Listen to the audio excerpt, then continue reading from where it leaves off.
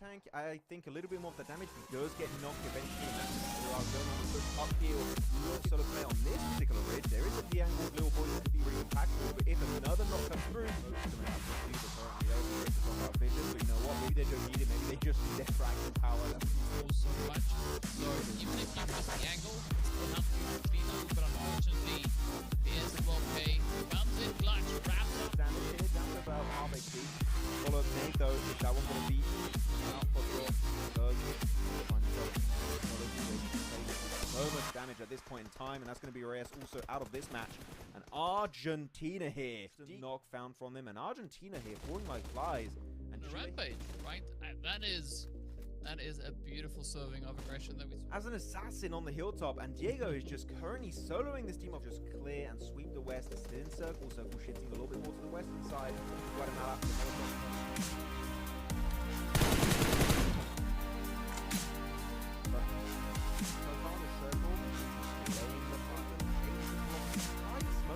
Here we go, little boy to the forward, spots it now, he's thrown and he's checking his own utility. So that's going to be an instant headshot connected, nice. He's going to have a hot shot, but he's going to be over here. Okay, always saw them engaged in this fight on either side of it. So far, Molina looking pretty confident, but unfortunately, well, those mollies are looking pretty great. Let's see if Diego can find it. When they know what they can bring to the table. Armor each here. Amazing. Have that ridge right. Uruguay is moving up towards them, but it's now Chile coming through with the flying hits here. Ooh, Molina looking to aggress on the edge. I mean, could we have predicted this to be everyone on the squad of Argentina? And now they're pushing forward on low HP. I've seen one just phenomenal utility usage coming through from the side of Uruguay. Make it to run away. The tail stuck in tight. Time almost to leap. One bullet to you already need. You're going to be forcing the push, gets thrown, but the prone play does not. The blues are now going to be engulfing the entirety of this compound, and it seems like it's going to be Chayok left in the solo situation, but that nade is perfectly cooked. That's a good start. Oh, there for Octi as well. Send it now in Diego. Picking up the nade. Ooh, spots on Diego. Down goes.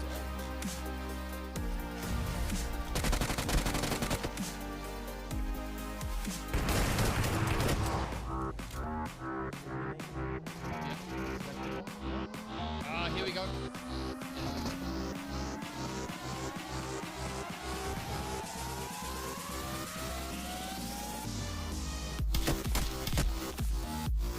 The compounds, but they are going to be fully put in this.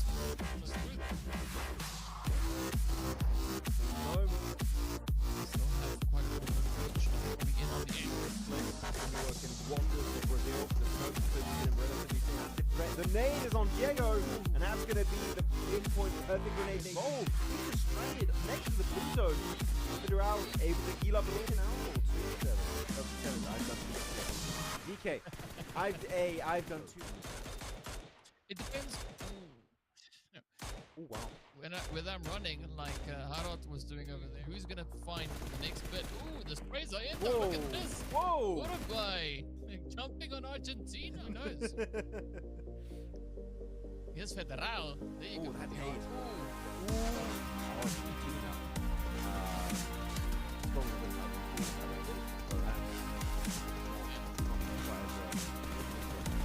Here we go, they're watching this one out. NT3 and B90, okay, they got all well.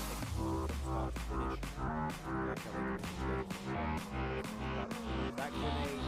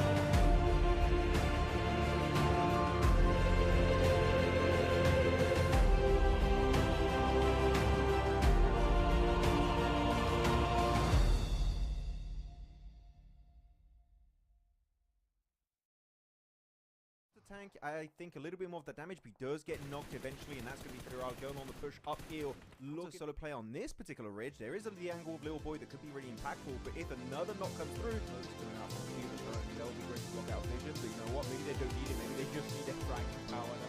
So much. So even if you miss the angle, it still helps you clean out, but unfortunately, here's 12K. Comes in clutch, wraps up. Damage here, down to about half HP. The follow-up nade, though, is that one going to be the now? Potro does find himself in a solo situation. Plays in so much damage at this point in time. That's going to be Reyes also out of this match. Argentina here. Not found from him. And Argentina here, 4-5. Right. That is a beautiful solo progression. As an assassin on the hilltop, and Diego is just currently soloing this team. Clear and sweep away. The west side, Guatemala.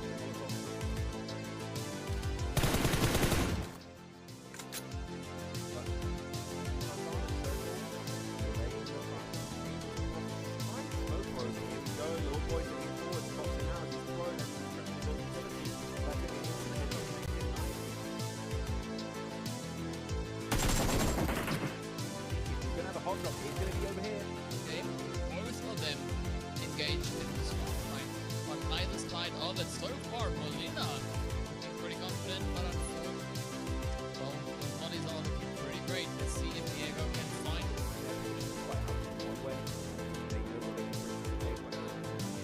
an armored beach chair. Amazing at the ridge right now.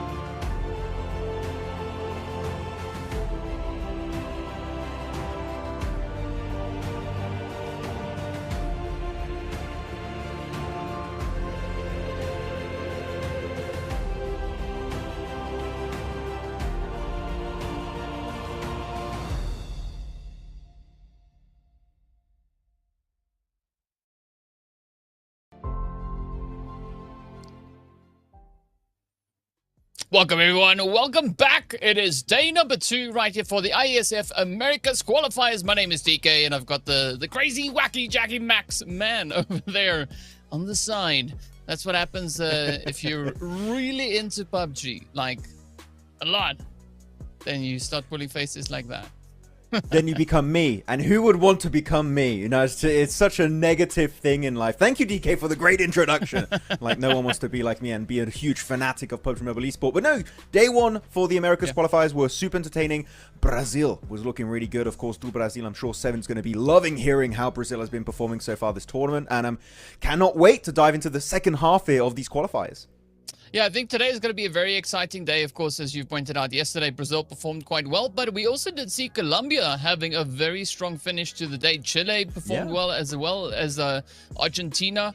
Right, we did see 3 of the squads, of course, walking away with the main share of those winner chicken dinners. So I'm curious as to whether or not they are going to be allowed to do a little bit more of that here today, or could we maybe see teams like Uruguay or Panama, maybe even Cuba or Guatemala step up and come in with a bit of a surprise. Of course, still being with the 6 matches that we have left, I think there could still be an opportunity for some changes to come with regards to those points. But as we'll see in a bit, Colombia, Brazil, they've got quite a bit of a lead ahead of the competition.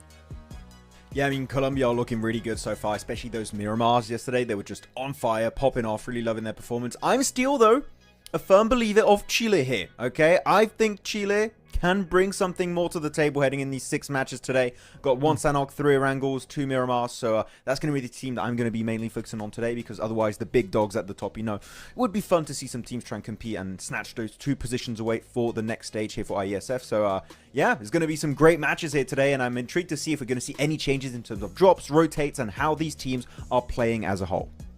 Yep, and of course, in case you were curious as to which countries are participating here, you can see the beautiful list of all of them. It's Argentina, Chile, Cuba, Panama, Uruguay, Brazil, Colombia, Guatemala, and of course, Suriname as well. I'm curious whether or not we are going to be seeing that full roster come out onto the battlefield.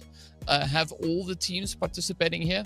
Yesterday, we didn't see exactly all of that all the way through, but so hopefully today we have that be a thing here again. So I'm excited for what these teams can do. And of course, Max, they are going to be utilizing the living goodness out of the point structure, right? The tried and tested method, at least for the time being.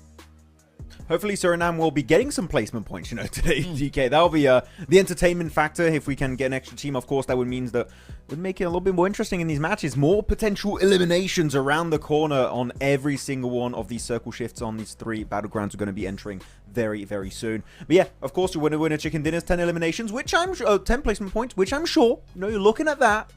Brazil, they know how the point system works, DK. I'm pretty sure they had a good game plan to work with that point system yesterday and getting also a bunch of eliminations. And actually, it was quite intriguing yesterday. When we looked at the teams getting those chicken dinners, despite the lobby being relatively small in size compared to your typical competitive lobby with 16 teams, 64 players, here, actually, they were still getting around like almost double digits, which in a lobby half the size is quite interesting. So it seems like when a team is in a position to win, when you don't have that many squads in a lobby, actually you just start obliterating everyone around you, because guess what? You don't have a major threat of third parties. So you can just go even guns blazing in this one and get a ton of elims. So I feel like that's still going to maintain a lead for these top squad. If they do go for another win, they're just going to stay like 10, 20, 30, maybe 40 points ahead. So this point system, with when you have less teams, is actually quite to the advantage of the teams at the top. Yeah, it makes it quite difficult to catch up. But I gotta give a shout out though to the performance that we've seen from Colombia so far, right? Because in the previous qualifiers, right, back in 2024, Colombia finished in 5th place with 74 points. Now, after the first day, they have 70 points. Right, so already I'd say a very large improvement in the way that they've just stepped up their game and how they kind of just came out onto the battlefield looking to bring in as much heat as they can. But also then we see a very consistent performance going through from Brazil, Chile, and Argentina. So the door is still open for, as we said, the rest of the teams to utilize that point structure to really bring what they can to the table here. But for Brazil, I'm curious, are we going to be looking at them performing well on the even maps again like we saw yesterday? Or do you think they might be changing it up over to the odd numbers? Maybe odd numbers, but they're definitely going to try and keep it, you know, uneven. It's going to go like a loss, a win, a loss, a win. Every odd game, they're going to be able to get themselves a win. I don't know why it went that way. It was very odd because they would take early game fights. If the fight happens before the 5-minute mark, they would go out. If it happened after the 5-minute mark, they would just start obliterating everyone on these battlegrounds. So there's like a little bit of a trend, you know, maybe a little bit of a Brazilian meta here going into it, that the more they survive, the higher the likelihood of them getting a win. But I'm hoping we see wins here for other squads, because of course every single one of these countries have got amazing players here, all trying to compete for the top 2 slots to make it to the finals after that for Iesf. But man, top 2 right now, and he's still, again, you don't have that many teams, but top 2 in a lobby like this with Brazil, with Guatemala, with Chile also. I'm hoping for a little bit of a comeback. Like, it is going to be tough to make it at the top, so the competition is going to be harsh, and I think we might even decide a top 2 team here, DK, in the very last game on Miramar. Yep, I think it's all going to come down to the wire just based on the performance that we've seen so far. So I'm really going to be looking forward to seeing how all these squads are going to be performing and if there's going to be any change, right? Because I honestly want to see a little bit of an adjustment, right? For the teams that didn't perhaps get as many points as they wanted yesterday to come back a lot stronger. Argentina, they showed some good consistency yesterday. And of course, as we know, they also got their hands on 2 winner-winner chicken dinners. So they've set the standard for themselves, right? Are they going to kind of look to maintain that momentum or look to step it up as we move into the final day here? Yeah, I mean, we'll see if they can try and maintain their rhythm they set for themselves on day one. Going on to all of the other squads here. Of course, the big boy team here in Brazil with Law, Lil Boy, Federal, and Diego.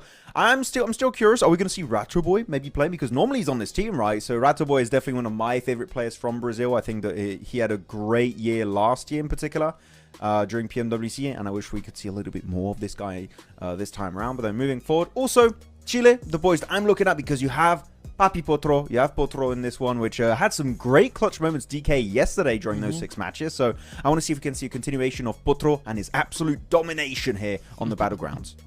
I mean, you can include Elite in that shout out as well, right? A very strong performance coming through from them, as well as Eureka. But we have to move over to the top of the leaderboard, which is rather going to be Colombia, as we can see Reyes, Madion, and the rest of the crew holding up here. Victex yesterday, first match, unfortunate start to the play, right? Getting left behind over in Quarry. Curious whether or not Colombia is going to look to maybe change that today and have the whole team move up into the zone.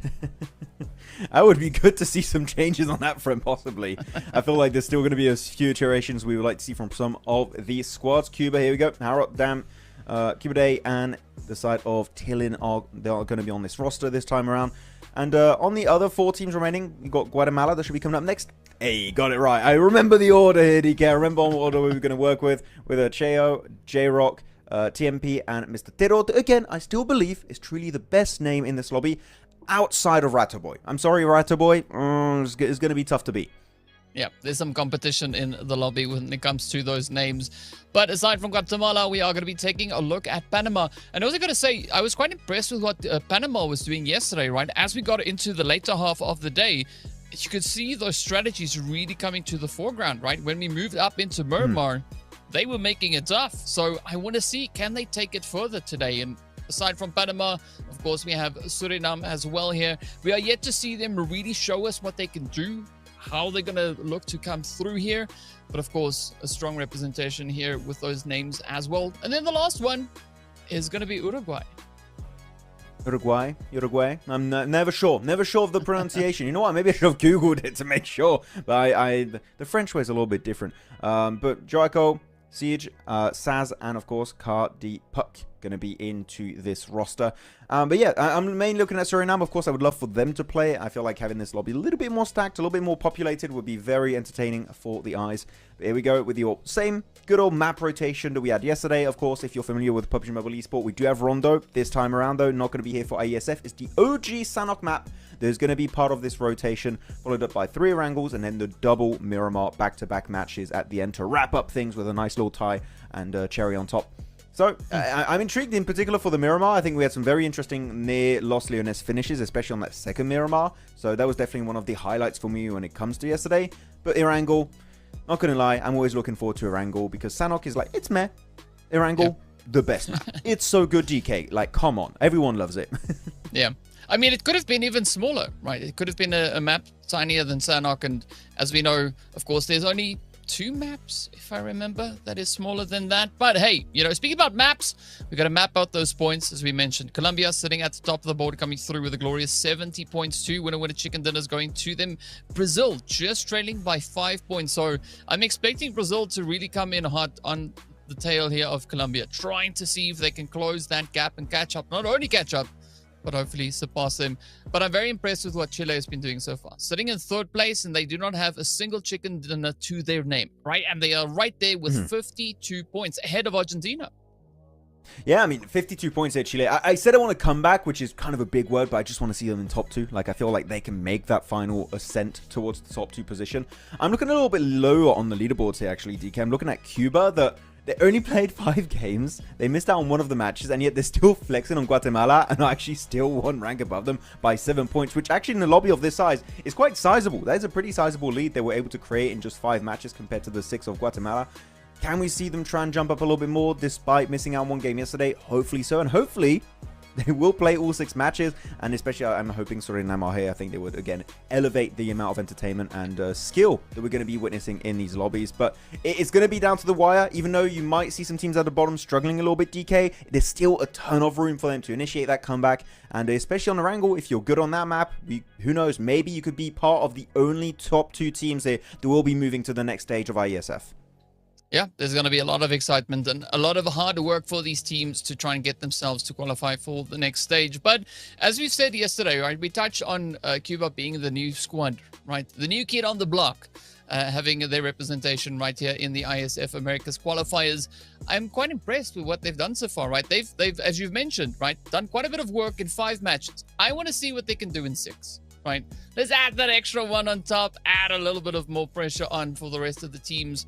But I think especially looking at how the teams performed throughout the day, especially as we got to the later stages of Erangel moving over in towards Miramar, I saw a little bit of a change up as to how the teams were approaching these matches. So I want to see that evolve even more then when we come into today, right? Because yesterday, Sanhok, it was the icebreaker, a little bit of nerves, a few teams not necessarily performing the way that they did in those later games. But I think this Sanhok could be the exciting one, right? Really like solidifying and putting down the foundation for what we could be seeing for the remainder of the day. Like, the first Sanhok was fun and everything, don't get me wrong. But in terms of analysis I would like to make about it, it was a very straightforward, very bland Sanhok game because it went to Argentina's compound and no other team really attempted anything out of the ordinary to try and wrestle that position away from them. So I saw some teams go for breaches without really using too much utility. Smokes in particular, that was heavily lacking in that one Sanhok game. So I want to see a change on that front. Hopefully that'll be the case. But outside of it, just a more fun circle maybe also that doesn't just favor one central team would be very entertaining to me to see going on Sanhok because we have it once per day. So at least let's try and make it good. But you know what, DK, I feel like looking at these amazing teams and players that we have playing today, we can do a little bit of a fun prediction game here before we do dive into the first game. Who do you think is going to be crowned the champions here for the American qualifiers? Ooh, who's going to be the one to finish at the top?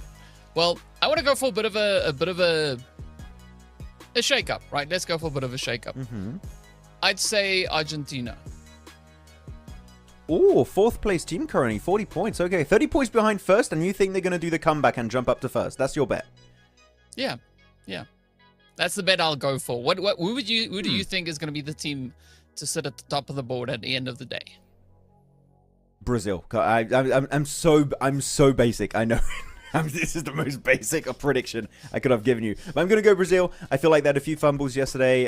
It is a bit of a different lobby compared to what they are already used to. So I think that maybe that took a little bit of time to adapt on the different maps when it comes to drops and especially the rotations. Maybe some early clashes they were not really fully prepared for and they got caught with their pants down.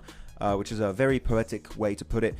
So Brazil, I think that here they know what to expect going into this second day, and they've done this so many times before during PMSLs or other regional tournaments, and especially these players have played globally before. So if they can't secure first place, that would be genuinely surprising to me. So for me, they're just the obvious prediction here, DK. Well, we'll see how the day plays out, but also remember at the same time, Max, you have this special ability. Right, that some teams are not necessarily always too happy with. Oh no, the curse. Right. No, okay. Yeah. Hey, I predicted in Ninja's tournament recently, okay, the top 3 teams in order, DK. I don't know if you saw that. I did it, okay? I got all 3 of them. Is that going to ever happen again? Probably not, to be completely fair. And actually, I kind of failed in CSA right after where I picked in a circle and they had the worst finals imaginable. Like, it was bad. Yeah, I think for this one, I can't curse a country. Teams, orgs, yes. Countries, never done that before. So don't worry. I believe Brazil's going to be A-okay, DK. But I can't believe you bring that up. That's just throwing dirt in my eyes. We got to cover all the bases. We just got to make sure that we get all the juju out of here, so the teams can perform the way they want to and, show us what they can do whether there is or whether there isn't, a little side order coming through from Maxman over there. So we'll find out soon enough, right? We'll see exactly what these teams will have in store for us. But of course, we are going to be getting into the action pretty soon. If you agree with our predictions, let us know in the chat. But of course, just tell us in the chat who you are here to support, right? Light it up, let it go crazy. We did see quite a bit of support yesterday coming through for Brazil. We did see Guatemala getting a lot of support, Chile getting quite a few shout outs coming in as well. So if you're from any of the participating countries, give them a shout. Even if you're not, support a country, right? Pick one, give them a big shout out, and let's see how these teams perform. But yeah, Max, I think today is going to be a very big one because it is the final day, the last 6 matches. And as we know, they are playing for those 2 top positions to move forward to the next stage. And I think you've also touched on this yesterday, right? There's also a beautiful level of just pride coming through from here, right? Being able to represent your country and go out there and say, you know what, I helped get that play, or, you know, I helped ensure that we were able to finish decently within those standings. Yeah, I mean, I've done Iesf also tournaments in the past. I did actually one of the global finals in Riyadh. It was, 2 years ago? And they also gained these really cool medals. And, you know, I know, like, normally people talking about prize pool and stuff, that's the best. But, like, that medal was so utterly sick that that was the one time I was like, I kind of wish I was playing instead of, like, being a talent for the shows. Because, oh, my goodness, like, having that, winning a medal like that when you're playing again for your country, there's a lot of pride in that. We mentioned a lot yesterday, DK, you already talked about. But I would like a medal if I can make it the entire way. That looks sick. If you want to know the embarrassing thing about me, so I'm British, right? But I live in France, and I went to school, and we have this national competition, which is like, how good are you in English, and you would win a trophy. Of course, me being English, I signed up. I wasn't allowed to because I'm fluent in English, and I won a trophy. And that's the only trophy to this day I ever won, is because I could speak English, even though I speak it all the time. So that's so I cheated for the trophy. So I would like a proper legit one, like here in IESF, what these teams are currently competing for. I'll make you a trophy, Max. I'll build you one. Yeah. What would I get it for? Like, what would it be for? Just like, what have I done to deserve this trophy? Well, I mean, I'll have to keep an eye on you in a non-creepy way, but I'll have to kind of monitor what you do on broadcast. Hey, you know, if there was maybe when you called out a team and they did not suffer the Maxman curse, you can get a trophy for a job well done. The Bless. Yes. The Bless trophy. Or the medallion, or medal, or whatever we're doing. You know what? I'll take it. I'll wait for it. Okay, I'm expecting you to find like some scrap metal, and you're gonna be smelting it yourself and making the design. Okay, I'm waiting for this. I'll be waiting for it in my letterbox, and if it's not there, DK, I'll be coming for you to South Africa or wherever you are. I'll deliver it to you. Oh, you're coming to me in person. Yeah. Why send it in post? Great service. Yeah, you know, door-to-door delivery. I don't know where you live though, but I know a guy. We can make a plan. We can make a plan. But speaking if you about ever come to France though, for any reason, yeah, who knows, right? Maybe the winds of chance turns in my favor. I don't know. We'll figure it out. But anyway, so speaking about the wins though, I'm curious to see exactly where we are going to be going with regards to this first map, right? So as we know, moving into Sanhok, of course, flight path doesn't matter all too much. It is a little bit more focused on what that zone is going to be bringing in. And I'm actually surprised with the zones that we got yesterday on Sanhok. It wasn't that outlandish, right? Because sometimes Sanhok loves to be quite upsetting in the beginning. It usually is. One trend you see a lot on Sanhok is it goes Northwest Island on this big mountaintop location. I don't know why. It's just like a circle magnet a lot of the time. But actually, looking at these these Sanhok teams, like how they're going to be trying, well, these teams playing on Sanhok, they're not only in Sanhok, but these teams playing on Sanhok, how they're going to try and play it out. Of course, we had some pretty spread drop locations. I didn't really notice any hot drops or early rotational clashes, except for Brazil. They got completely caught off guard by that. I want to bring the question to you, usually, because we talked about Erangel. We talked about also Miramar in terms of where we like to drop. What would be your drop location as if you were like a pro player or coach analyst? What would be your location like on Sanhok? That's ours. We're taking that. Ooh, okay. So that's an interesting question. I would say it would go to one of 2 places, right? I'd either drop Paradise or maybe even go Bootcamp, because Bootcamp is not as hot as it used to be. It's cooled down a little bit, right? So, yeah, I would go for one of those 2 locations. What about yourself? Have you played Ultimate on Sanhok? Because it is not called off. I mean, it's as hard. In that mode specifically, I'm telling you, you're in danger if you go there. No, so I'm gonna do the opposite, DK. I'm running the hell away from boot camp. I'm not getting into like a 500-meter radius of that thing, and I'm just gonna try and play usually Hattin. Or I like to go for one of the camps, Northwestern camp, Camp Alpha. I like to go for that position. Northwest Island in particular is just the one I like to play most of the time. Decent car spawns too, mostly. So that's mine. So that's why when I always look at teams that drop Northwest Island, I always like favor them a little bit because I'm like, that's me. I do that. That's my spot right there. We're gonna go into that spot. Yeah. Oh, I see how you get to that conclusion. But of course, we'll find out soon what these teams are going to be doing. Getting ready to hop right on in. We can hear that plane overhead, and here we come. Ooh, the Northwestern Island is right where we're crossing over. So, Max, we might even have the zone potentially maybe moving in this direction. Oh, hell yeah. Give me a Maxman circle on game one. Let's go. We're going into the action. Here we go. Plane path is going to be from Hattin down to southern western side of Sarme. As you said yesterday, DK, at one point, the plane, Sanhok, I don't really care too much. You know, you can make that drop. You can stretch that parachute path if you want a little bit, and you should be able to make it to pretty much any POI. Maybe Camp Bravo, Lakawi, Kampong, Docks would be a bit of a stretch here, and even then, it's still technically doable if you really, really give it your all. So looking at the drops, here we go. Hattin going to be for Chile. Panama is going to be going over to Camp Alpha location. So overall, those are my teams that I'm looking at. They're my homies, Northwestern Island homies. You like to drop in the same spot. Brazil, as Brazilian teams tend to do, which is going to boot camp. So that is also not out of the realm of, like, you know, the unusual. And then Colombia are going to be taking their Tapmok. And Mong Nai split, it seems. They have one player that's going very far to the eastern side. Molina, how far are you going to go? Are you going on Erangel? That's going really far away from your team. Holy. I mean, if you land on Miramar, I'd be worried, right? Because one, how, and two, why? We're playing on Sanhok. Come back to the map. But yeah, we do see some interesting drop locations coming through. And of course, you mentioned that zone is going to be magnetized up to the northwestern side. Hattin is almost right there, dead center zone. So it's going to be interesting with only 7 squads up in the lobby right now. Cuba, unfortunately, we don't see them in here just yet. Hopefully, we'll see them as we return to match number 2 a little bit later on.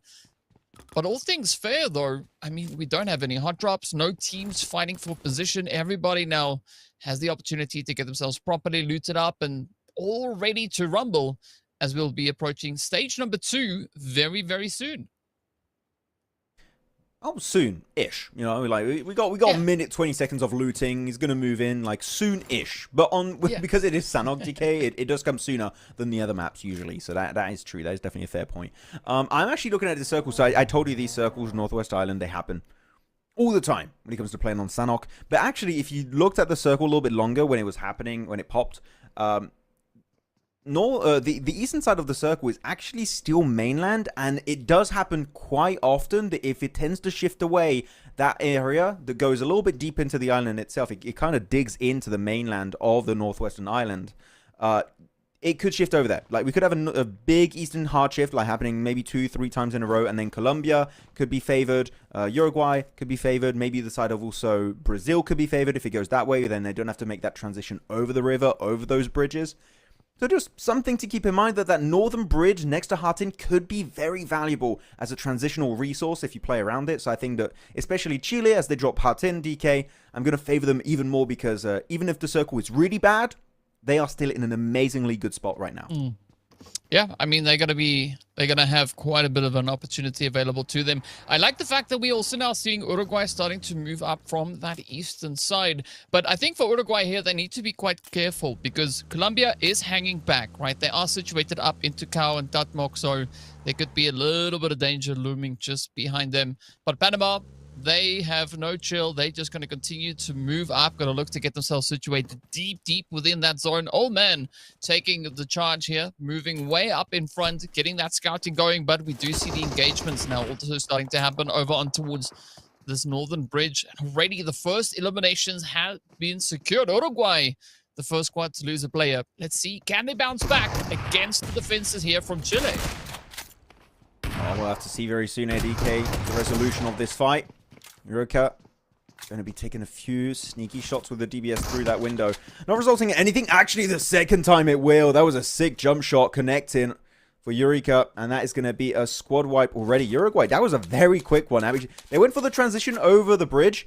And I thought that was a good one. But Chile are not interested in having neighbors right now. They instantly sent it outside Hattin. Their looting stage was done entirely. And now they already got 4 eliminations for themselves. So they were full aggression mode. And we talked about it, right? Like, some teams seem like they are willing to play more aggressive based on what happened in day one, because you don't have that many teams. When you see a squad, full send it, because that is a straight up great opportunity to get some early eliminations. And look at Brazil. Talk about them. They're driving by 4 players in 1 car, which that one's a bit risky. And they instantly regret it and start moving back. But unfortunately, Lil Boy will get picked off. I mean, Chile, they just on the money here, right? Quick with the reactions, quick flush as we saw already. Now, Brazil feeling a little bit of that pressure being applied onto them. So things are looking pretty good here as Lil Boy does get wrapped up. Potro with the pinpoint accuracy. Love this for them. But now Chile, Eureka trying to get a little bit of elevation, right? It's, you know, it's like thrusters, but it's DBS. You just aim down and see what you can get. And look at that spray down, Colombia. Now regretting the rotation. Okay, Potro and Eureka are just on fire this game, it seems. They're even looking for Elite, though. Elite will take a severe beating, down to about half HP. Gotta be careful. Currently looking at the minimap, DK, every team except for one team right now is going to be in the circle. And that team that is not going to be there is going to be Guatemala. They are taking it slow around Same. They're going to set up a very slow rotation. Again, if you guys used to watch Sanhok Esports back in the day, the strategy was very clearly heal out in the blue. And so far, that doesn't work anymore. So hopefully that's not going to be their game plan. But as we see, another team got eliminated in the process. Guatemala out of the picture entirely too. Like, what the hell is happening here for these guys? Well, Guatemala. Not Guatemala, sorry, I was talking about them. Colombia and Uruguay going to be out of this game. I'm still getting used to the flags, DK. I'm learning. I'm learning. It takes me a time. But when I'm there, you'll know. You'll get it eventually, Max. I know. I have faith in you. But speaking about faith, though, this is going to be an interesting one to see whether or not Argentina can pull it off, right? They're all the way up at the temple. It is a very strong position, I'd say, to try and defend from. But it doesn't seem like they will be having any threat that could be posed to them just yet. They do, however, spot the angle over on towards Panama, so there's going to be a little bit of a risky play. And I mean, again, right, that elevation just going such a long way. But I think this is where Power needs to be cautious, because Power very much removed from the rest of the team, and we do have Chile as well as Panama could look to respond to these plays. A few little one taps, one of those connecting onto Power Zada. Very nicely done. This would be a great spot to have a long-range kind of weaponry. Here, you have yourself a DMR, even a bolt action if you want, even though I wouldn't personally recommend it in competitive. You normally would go for those DMRs having multiple shots. 2 1-taps in the head. They're done. Maybe a Mini 14, maybe a QBZ, especially on Sanhok. Used to be the OG DMR on this map. Now it's pretty much on any other map. But they're not going to be doing much with it. And just staying on that northern western side of the island. Yeah, I mean, they're just going to be keeping it chill. I think for Power, this is, well, we can call it a Power position almost, right? Because it is looking pretty good. It is right in the center of the zone. I'm curious, when looking at the side here of Chile, how are they going to look to respond to this, right? Because they do have Elite all the way up in towards Hattin. So the rest of the crew kind of just hanging back a little bit, trying to get a good read on what the situation could be. But if Power is left up on that hill, uncontested, I think Power could definitely look to be quite a bit of trouble for the rest of the teams. Well, there could be a big pain in their side. But the main issue is going to be if the circle shifts away from the mountainside, which it does quite often here. It does go not straight up on the top of the mountain, but it goes on like the lip of the mountain, which means your kind of play space is heavily reduced and you've got to be in a very small area. And the moment you start shifting away, guess what? You become instantly super predictable. No way Power Zada gets knocked there on that mountaintop. Luckily enough, his teammates are nearby. They're going to be easily able to go for that res, but that's still going to take a lot of time. They're going to be wasting resources. Power Zada, you cannot afford to over-peak here, or otherwise you're really going to be slowing your team's assault on these other squads quite significantly. So Power Zada hopefully is going to learn this lesson that you don't want to show your heads to enemy teams just yet. Just gather information and take a shot if you're 100% certain you can get something out of it. No, I have to agree with you on that. But hey, big up on the teams in the surrounding area for managing to get that play in, right? Taking a little bit of that power away from Powerzada. And of course, opening up the opportunities. But we still have a minute and a bit of change left on the clock until we get to the end of stage number 2. Stage 3 is going to be the big reveal to see whether or not that mountain is still going to be in play and just how these teams could look to compensate for that. But though, hey, Brazil, yes, they had a little bit of a bumpy start. They did lose one player along the way. So far, they are going to be looking to bounce back and come in even stronger. They've not yet found any eliminations. And Chile, essentially the only squad with the elims, right? 9 eliminations already. I mean, yeah, Chile. The fact they've done that, DK, without losing a single player is kind of wild. I am looking in the circle. Phase 2, by the way, did shift completely in favor of the island. So mainland shift, nigh impossible unless you have the most crazy eastern shift in a row. Which, fair to say, quite unlikely. Though, yeah, Chile had elite over to the western side of Hattin.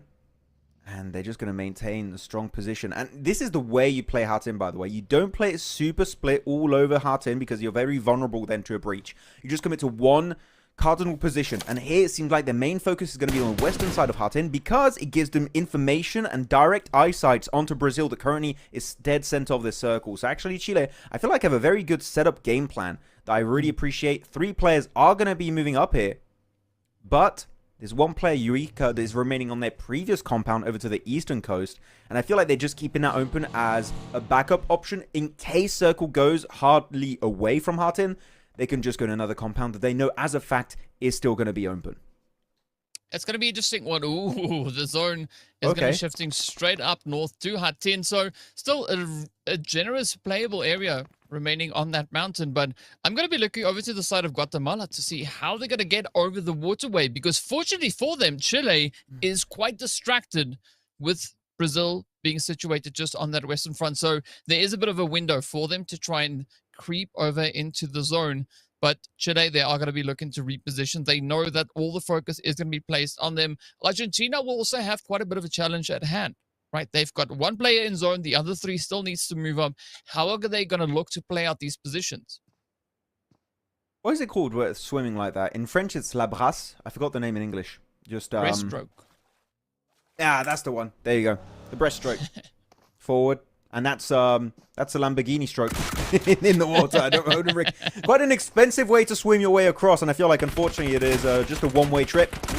Here, though, Guatemala able to find himself Cheo. As you said, like, they weren't really aware about it. They have no idea a player was going to be just out here swimming across, and Cheo able to instantly capitalize on that opportunity and snatching away a free elimination. So we did say Chile, you know, looking pretty much unscathed from those 2 previous fights. But now they are wounded. They lost a player in Eureka. They had 3 eliminations. So now as a trio, they got to start thinking, okay, we can't split apart too much and away from Hattin because guess what? You might have some sharks in the water just ready to strike when they do smell blood in the water. And the opportunity is there. So it's now going to be in the hands of Guatemala to see, can they push it all the way through? Can they be the team to take down Chile? Brazil's going to be happy about that because they can actually then move out of their compound, right? Because I think for Brazil, the pressure point comes through with Panama moving in from that western side, which we'll see in a little bit, as well as Argentina now starting to also go for a very aggressive western play.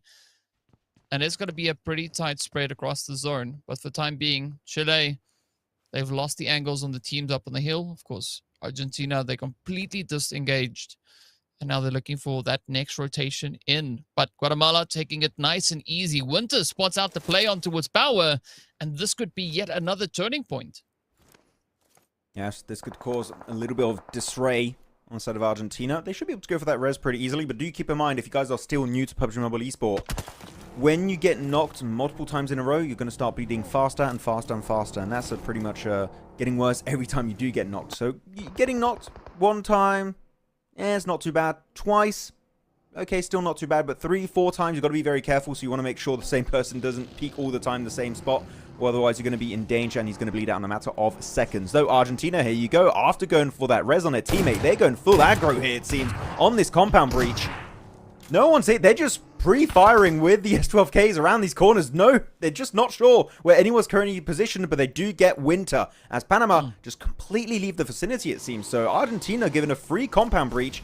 I don't know if they were looking for the compound or the eliminations, DK. I feel like maybe the elims were truly the goal for them in that compound breach. I mean, you got to give it up to Power, though, right? Because Power got taken down by Winter. And then Power got the play back onto Winter and came through with the wrap-up to claim that elimination. So it came full circle. So power to you. Now let's see what the rest of the team here from Panama is going to be able to do. We got Tekim just holding it nice and quiet, patiently awaiting the decision here from Argentina. I think for Panama, though, having that wide split between the final 2 remaining players is not necessarily all too ideal, because there's nothing that All Man can do if something happens to Tekim and vice versa. So if anything was to happen to their squad, their fate is kind of sealed. But for Brazil, though, Max, I think they're quite happy with their setup on the edge of that zone. I think they're more than content right now. They're just eyeing out this fight. And you know what? Knowing, genuinely, knowing these players, they see this fight happen. They see the elimination feed light up. They're like, hey, you know what? I see 3 eliminations right there, and they're just going to crash it. I feel like we are going to be seeing a third party the moment we start seeing knocks coming out here, especially if Argentina start taking casualties. If it's just a solo player taken out, they might just not go for that one. The door bait, open, close, just to bait it out. He does a little bit of damage, but not able to find even a singular knock. Puts them low for one of them, but that is all they're going to be finding in the process, so that is going to be game over for him. As now Argentina up to their 2nd elimination, still looking for a 3rd, but actually you can see on the minimap, Old Man, 77k, is just out in the water next to the beaches, and he just does not want to fight this. So he's just going to be aiming for the placement points, which, to be fair, because you have less eliminations in the lobby, aiming for just placement points as a solo is a very, very smart strat, even more so than your typical esports competitive lobby. Yeah, I mean, Old Man now becoming Aquaman as they take that more... you know, the more fluid approach to get themselves into those later stages of the match. Brazil seems like they're getting a little bit restless, starting to move backwards, looking for angles. They know that there's somebody in the vicinity. You can see the thing coming through here from Chile, very, very attentive over towards that western side. But I think Potro is going to be the deciding player on the edges. My God. Erangel, out in the grass, and down they go. A very quick pickup coming in here. Oh, the cheekiest double nade from Federal. That was such an unexpected angle. Going for the solo drive-by, but the punish, he comes through instantly. And that is going to be the easiest breach going to fall apart. It was such a good initial breach too, right, in that wall. Like, so far I was not really seeing any issues. It was such an easy breach for them. Maybe not winning it versus the side of Brazil, but I mean, the way you breach this compound is pretty straightforward. But that one angle out in the grass, like, who would expect Federal to just be there? Like, come on, man. He was cosplaying as grass. Like, I don't know what to do at that point. I mean, but Argentina almost had it in the back, right? As we saw, Law was super low on health. So if Power landed any hits when rushing in, swapping over to that back seat, that could have been the end for Brazil right then and there. So I think Brazil, they had a very fortunate play there. The shots just narrowly missing them, at least for the time being. But of course, all the action now has drawn the attention of Chile. You can see Potro now abandoning that northern post, moving over towards the western front. And now Brazil has to kind of breach by themselves. They now have to try and fight to get themselves resituated back in towards the zone. And I don't think Chile is going to be as kind with them as Brazil might have been with the side of Argentina rushing forward.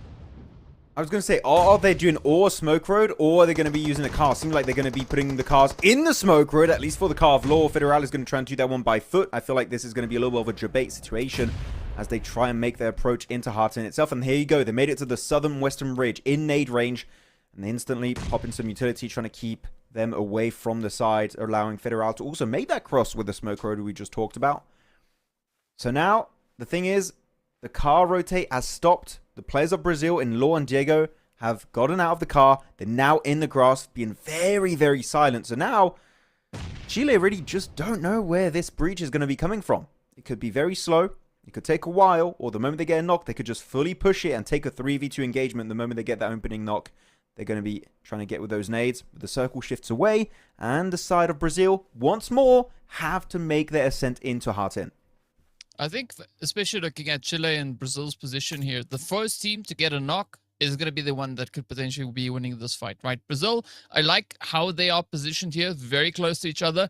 That does put them in a little bit of danger when it comes to the throwables, but it also presents them with a bit of an opportunity because Chile doesn't know where they are. They don't know where Chile is. So if either side is able to land that opening play, it's going to be a beautiful snowball effect coming through from that front. In the meantime, though, looking at the teams up towards the north, so you can see just in the back there, it's got to be Guatemala trying to inch their way forward, looking for that opening. Old man from Panama also just steadily kind of creeping closer and closer to the zone. Doesn't want to draw too much attention to them. You can see Federal is warming up, though, right? Look at that strafing. It's like, oh, yeah, I'm ready for it. Let's see what is going to happen. And now it's going to be Elite and the push coming through from Brazil. Oh, that nade. Good try. Oh, he got scared by the grenade. Elite, by moving, making a few footsteps, he gave his position away. They're very close quarters here. One strong grenade, or even a Molotov like that, actually doing some decent work on some of the players, is going to be carving up some space. Elite, big damage, half HP. But look at Potro's angle. That's going to be one that's going to be kind of unexpected. Here, Brazil don't really know where Potro is, actually, as he does spray with the AUG. They now have full information on his spot. And even an extra player of Chile on that rock is going to try and have an orthodox off angle. So Brazil actually here kind of fully surrounded here. They got to pick a fight and just commit to it as a full team because Law's taking a 1v1. Diego and Federal's taking a 2v2. I feel like they could be forcing and using all of their man advantage on one area in particular, but no, they want to try and take it split. Ooh. But I mean, they look spread a little bit too thin as we do see Diego now getting picked up. It is down to Law and Federal to see if they can maybe pick up the last few pieces. But Federal, though, so close on the edge. Fortunately for Elite. Oh, the shot lands. And now it's Law, the final player surviving for Brazil. Yeah, that was a bit of a fumble in my opinion. That's 2-1 split was just not the answer. Law here trying to just get the hell out of dodge. And so far it's been successful because keep in mind, look at the minimap. We're going to be having Guatemala here trying to third party this fight.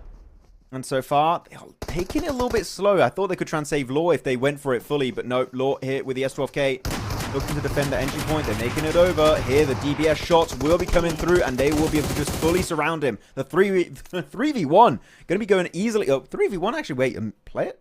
Oh, no, he's still alive. I was like, wait a minute, he doesn't have any more health. No, Elite is still alive in this match. 3v3v1. And Old Man, 77k of Panama, is going to be surviving in that building on that top floor. So actually, a second place for Panama here, DK, is just not out of the question whatsoever. Yeah, I do think that there could be a golden opportunity here for Panama to come in with that clutch save, as you've mentioned. But Guatemala, they also just patiently waiting in the wing. Got to watch out for these mollies, though, on the wooden floors. They are going to spread out like wildfire. But this is Chile with 0 chills. They now come pushing on forward. They want this elimination. They want to come in blazing into this first match of the day. Already 12 eliminations up. I mean, Panama, they've had none. Yeah, I mean, when it comes to placement point, you're going to get 5 here, so it's still going to be looking very, very solid for this game of Panama. Actually, really good Molotov here, really good grenades that came out initially from Olman. Going to try and delay that ascent into his own building. He's going to try and make the jump. He misses the jump entirely, and that is going to be punished. Very nicely done. Panama out of this game, 3rd place, and now Chile still remaining as 3. Potro going down, and actually they're not even going to attempt to go for the res here. They're just going to abandon him and put their focus entirely onto Guatemala. As they do that, they lose an extra member down to only Elite hit seems in the distance. Maybe going for that res would have been a good option. A big choice that's been just completely fumbled, it seems like. And now they go for the angles. They take the fight. They take the shots. And Guatemala will be taking the chicken dinner after one of the widest rotations, making it from Same into Cao up north, across the river, taking down a solo of Chile and claiming the chicken dinner in Heart-In itself. What a great showcase of your amazing IGLing skills. And that is why they're going to be taking home these 10 placement points and all those extra eliminations on top. I mean, what a way to put all the pieces together, right? Absolutely phenomenal comeback here from Guatemala as they came in and just blew us away with such a phenomenal start to the action here for day number 2, the final day of the Americas qualifiers. A very well-deserved victory, but a quick look back at how they got to this position. I mean, Chile, right? They just brought so much heat onto the side of Brazil. As you mentioned, there was a few instances where things maybe could have gone a little bit better for them. Old Man, of course, unfortunately missed that jump out of the window, but Guatemala choosing the exact moment to strike, and they walk away victorious. 4 eliminations up, only 300 damage going over to the side there of Mr. Tero, but hey, still locking in exactly what they needed. Tero, of course, picking up half of the eliminations for the squad. No, a really good conversion ratio for him. He's going to be able to do some big plays in this match. But quite a few teams getting a lot of the eliminations in this game of Sanhok. So it's going to be, I believe the leaderboards here should be very, very top heavy. And then the middle of the pack is going to be kind of plateaued off. Maybe a few bottom teams here and there. Here we go. Mr. Tero, 2 eliminations, 2 knocks, 300 damage. Actually, really good conversion when it comes to damage into those knocks and, of course, eliminations. So very, very precise. And when he does get those knocks, typically able to instantly convert it in those juicy, juicy points. Mendon Tempo able to get himself 1 elimination with only 90 damage. So he's going to be able to get some assist from some of his teammates, I'm pretty sure, in that one. And then Mercheo getting 200 plus damage and 1 knock into 1 elimination. So also a decent conversion here. Getting 1 elimination in a lobby small like this, DK, again, that's a lot. So when you get 1 elimination, technically, if we were in a normal lobby, we would have had 2. And 2, it's really good, good as an average. So we can't complain too much. Yeah, no, you definitely can't complain too much at all. And I mean, you got to give it up to Chile, though, right? They just came in so aggressive. I think they wrapped up the match with 13 eliminations to their name. So also a very, very strong start coming in on their end as well. But at the end of the day, right, Guatemala, they pulled it off. They got that victory, and they did it with only 3 players in their squad. They didn't even start with 4. They started with 3. And Mr. Toro didn't even take a single drop of damage, right? 0 damage getting sent over to them. So very, very well done. And of course, quite a bit of those throw balls being utilized here as well. But we have to now have the 2 big machines compared to each other. Guatemala and Chile. Look at that damage, though. Holy moly, guacamole. Chile here, over 2.1k damage. That is an impressive feat to make. Again, I know I keep repeating this point, I sound like a broken record, but the fact that in a lobby this small you still get 2k plus damage is truly incredible, and you convert that into 13 eliminations, most of those actually in the first 2 circles, if I'm not mistaken, DK. So they were right out of the gate just shredding every single team they encountered, and I feel like this is going to be a trend moving forward, because here Chile clearly showcasing that this is a successful playstyle in a lobby like this for Iesf America's contenders, qualifiers contenders. And you know what, sometimes contender can be a qualifier. But no, I feel like this is going to be a trend, and maybe other teams are going to try and catch on. Maybe Brazil in particular, that didn't have the biggest game this match, could be attempting to do something similar, as 19 points here will be secured and taken home by the team of Chile. Yeah, I mean, that's a really good serving of points coming through for them. As you can see, Guatemala also then walking away with those double digits. But, I mean, the points that they were able to secure just then was essentially, I would say, pretty much half of the points that they had. Well, no, it's 2/3 of the points that they ended the day on yesterday. They were able to do that in 1 single match, the first match. So a phenomenal bounce back coming through here from the Guatemala side. But as we can see, of course, Brazil also then picking up their 8 points. Again, the 5s coming through here. Panama, Argentina securing the 5 points each. And Uruguay, of course, going to be the team walking away with that 1 single point. Unfortunately, no eliminations going their way. Colombia also picking up the 2 points. But let's see how this weighs up onto the overall standings. Yeah, unfortunately, Cuba and Suriname not playing this first game. Hopefully, we'll see them in the next few matches. That'll be great. But here we go, overall rankings. And yep, the first place has been snatched away, and it's Brazil going to be crowned your temporary champions right now until we have the next 5 matches played out. Be at 73 points, 37 eliminations currently. Not even highest in terms of elims. That is going to be actually Chile. And after a game we just saw here on Sanhok, not really too surprising. But yeah, Brazil putting on a clinic. 2 chicken dinners, same by Colombia, 2 chicken dinners, 72 points, only that 1 singular point difference. And actually, wait, I just realized looking at it, 73, 72, 71, and then it goes down to 45. It does seem like this is a 3-horse race, DK, and there's only 2 horses that will be able to cross that finish line. So one of these guys, they might have a little bit of a tough ending here on this second day. Yeah, it is going to be quite tough indeed. But hey, Guatemala, They jumped 5 positions. Not 5. They jumped into 5th place just after this match. So a beautiful 3-slot move coming through there from them. But hey, right, first match, that's done. It's dusted. And now we got to see what the teams are going to do with all the information they've been able to gather after the first match. Is that going to translate into some beautiful Erangel action? Are they going to try and go absolutely crazy? Or could we see some teams that we have not really seen that much of really showcase all the amazing talent? Of course, we only find that out in one way. We're going to have to jump into a break, and we'll be right back in a short few moments.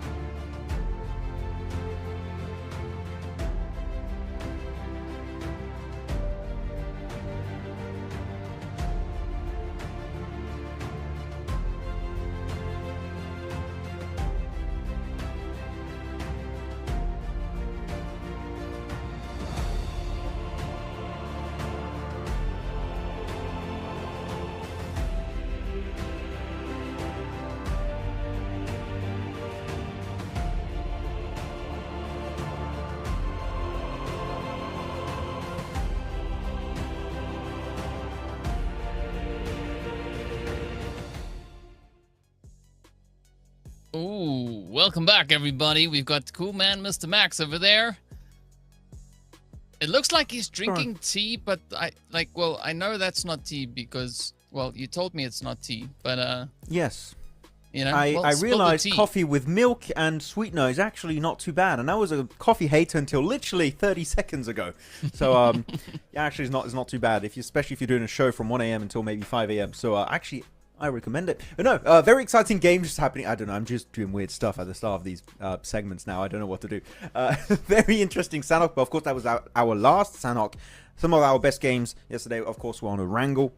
Yeah. And I'm going to see if Chile are going to maintain this kind of momentum. Just seeing teams in the distance, getting on a catapult and just flinging yourself into their compound and taking the fight. I feel like that was a very fun game we saw on Sanhok. And I want to see it continue, DK, because you know what? Seeing people die in-game is hella fun.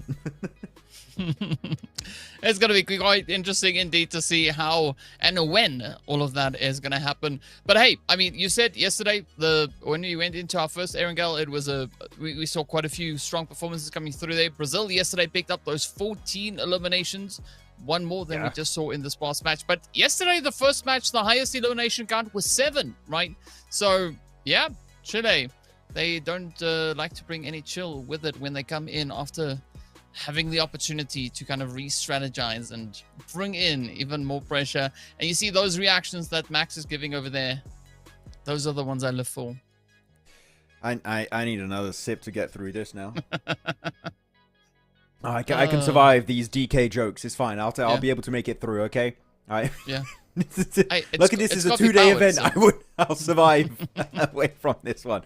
Oh my goodness. But no, I'm still looking at potential teams at the bottom that would like to see duel. Of course, Cuba, as we saw. Yeah. Not really playing that first game. Hopefully that's just going to be the only map they're going to be missing out on.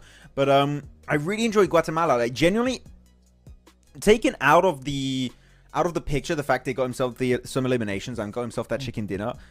The rotation path was genuinely something I would expect to see in, like, you know, an 8-tier event. I'm talking like a PMSL, maybe a PMSL qualifier. Like, that is a very good rotation. You're avoiding a big cluster of teams on the edges of the circle. You're going for a swim, which typically people would say is a little bit of a risk, but next to Cao, west of Cao, is not that bad of a transition point because mainly, as we saw with Chile, you know, focusing most of their attention and their forces into Hartin itself. So they just took that position away. Then one straggler just came in. They got that solo elimination, weakening Chile technically right after that. And then they just start moving into Hartin, third-partying that fight between Chile and Brazil and that one solo from Panama. And they take it home. So Guatemala, genuinely, rotationally speaking, that was some of the best we have seen so far in this Iesf Americas qualifiers, and I want to see that converted into possibly even more top 3 podium finishes, because if they can do so, maybe a comeback from 8th place into top 2 is on the cards.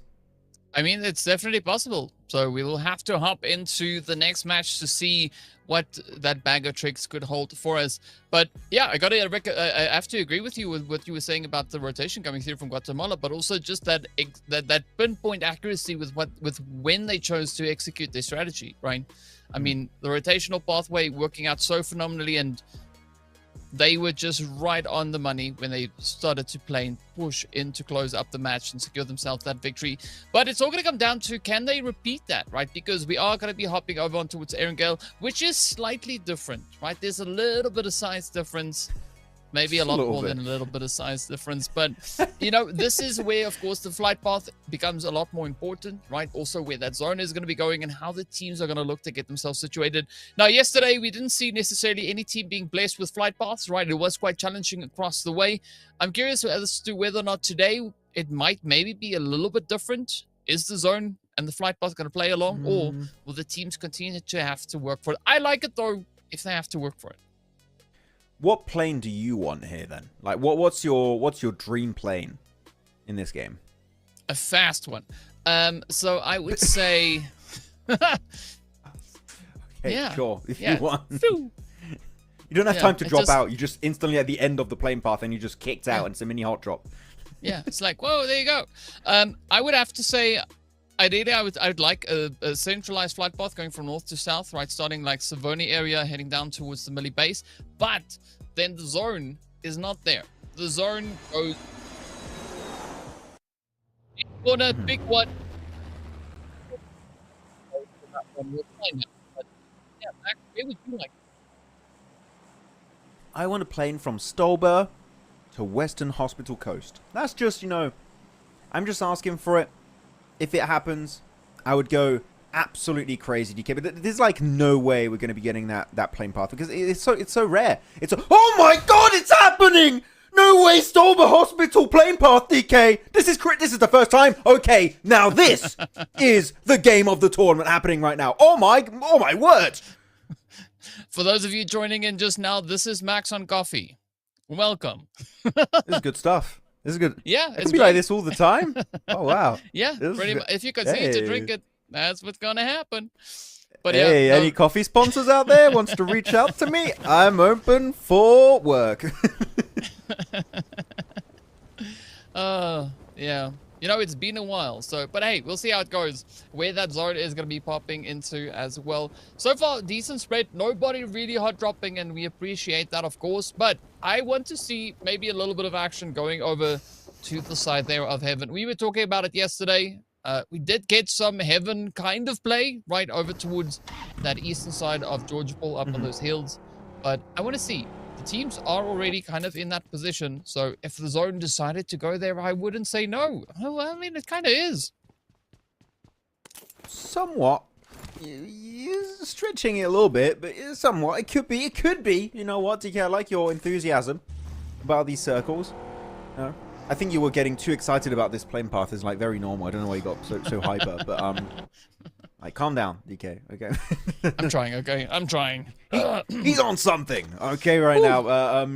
No, this is going to be an interesting one. Mainly northern side is going to be occupied by these teams. Got Brazil. I just like saying it like that. Brazil, Chile, going to be into that position also, making actually a very quick dash towards farm area, it seems. So they're going to try and take that position. I'm wondering, are we going to see any team trying to take Potato Hill? I'm sure Inner Circle /4 Thrives, if they were playing here, they'd be instantly making it from Ferry Pier over to that spot because it's a great scouting ground. The thing is, it's too big for a full squad. So are we going to see anyone willing to take that risk? That's the big question that has to be answered in this match. Otherwise, everyone made it to their main loot location.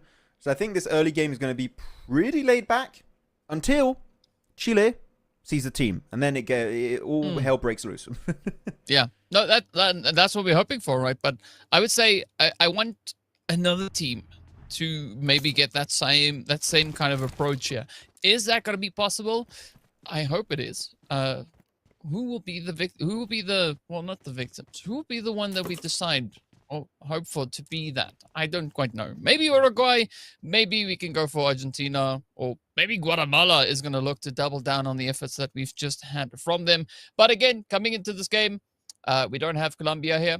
Cuba, rather. We don't have Cuba in this game. So it is unfortunate. We'd love to see Cuba out here. I mean, they had such a good day yesterday, right? Really backing in quite a few punches and actually finishing well within the top 4 in a few of those matches. So, yeah, it's unfortunate, but it is what it is. Of course, Cheo here trying to stay fit, right? You got to go for a little bit of that cycling, save a bit of fuel, keep on moving. And it's a healthy way to go. And also, it's a beautiful surprise attack if you are fortunate enough to find somebody in the vicinity. So, you know how usually based on what vehicle you're using, we give it a name, like the name on the rotation. Like you have botations, Yeah. Cartation, not really. You're just rotating because cars are kind of basic. Glider, glidation, or skytation, we like to call it. Do you know what it's called if you're on a bike and you're rotating? Recycling. Oh crap! That's actually kind of good. I might have to change that one. No, we call it the ecotation. Because it's good for the environment in game. Yeah, and you rotate. Yeah. Damn, yours is better. Yeah, you came up with it. Damn it! Yes, I slammed my chair. That makes me so angry. We should next time we're gonna have a meeting because we have meetings. We don't invite you, DK, to discuss these things. Yeah. I feel like we should get you invited. I mean. Yeah. You're going to have a lot of random stuff being said. Yeah, and last time Nitro was like, we don't want DK on this meeting. He has like weird ideas. I'm like, okay, fair game. She was wrong. Yeah. I'm going to talk to her. I think she has an issue with you. I don't know. Yeah, it could be. I mean, I don't know, right? I've not spoken to her myself about it. So, who knows? You might be right.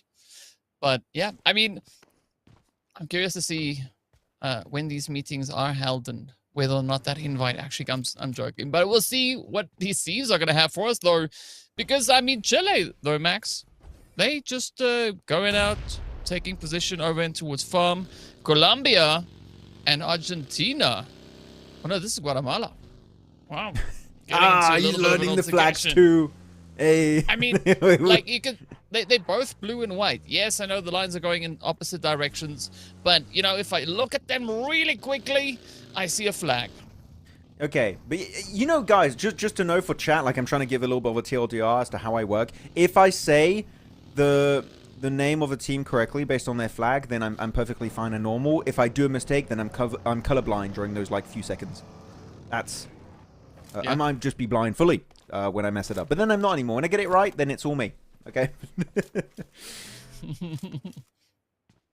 And why not? Chile. Right? Yeah. No. Hopefully I won't do a fumble again. Today, I did one. I mixed it up once. Yeah. I'm telling you, it's going to happen twice. No, hopefully it won't happen anymore. That's my hope. There you go, actually. Guatemala going to be going for some more car spawns, it seems, next to the garage. Going to try and claim that for themselves. Rozok is going to be... Actually, this is a very interesting spot for Brazil. They have a 2-2 split. 2 players in Rozok, 2 players in Sunken City. By the way... Did we talk about the Sunken City update yesterday, DK? Did we bring it up? I feel like we may. No, we did not then. Okay. Update 4.1, which this is going to come into play into future Iesf tournaments. The area next to Rozok, which in Sunken City, if you guys know, it's the little sunken compound in between Rozok and Ruins, actually where the western players of Brazil are. You can see low on a minimap. That's the compound I'm talking about. And that, in next update, 4.1, that's coming out actually, I believe, next month in November, is getting changed entirely to a new city. Like, they're redoing the map there, and it's going to be called Boatyard. And it's like this big shipyard. Well, it's called Shipyard, so of course this is a shipyard. With a ton of containers. It's very flat terrain. It's very industrial looking, which is not very much the vibe that you'd have. It actually kind of looks like Novo, but next to Rozok. Ooh. It's a slice of Novo next to Rozok. And actually...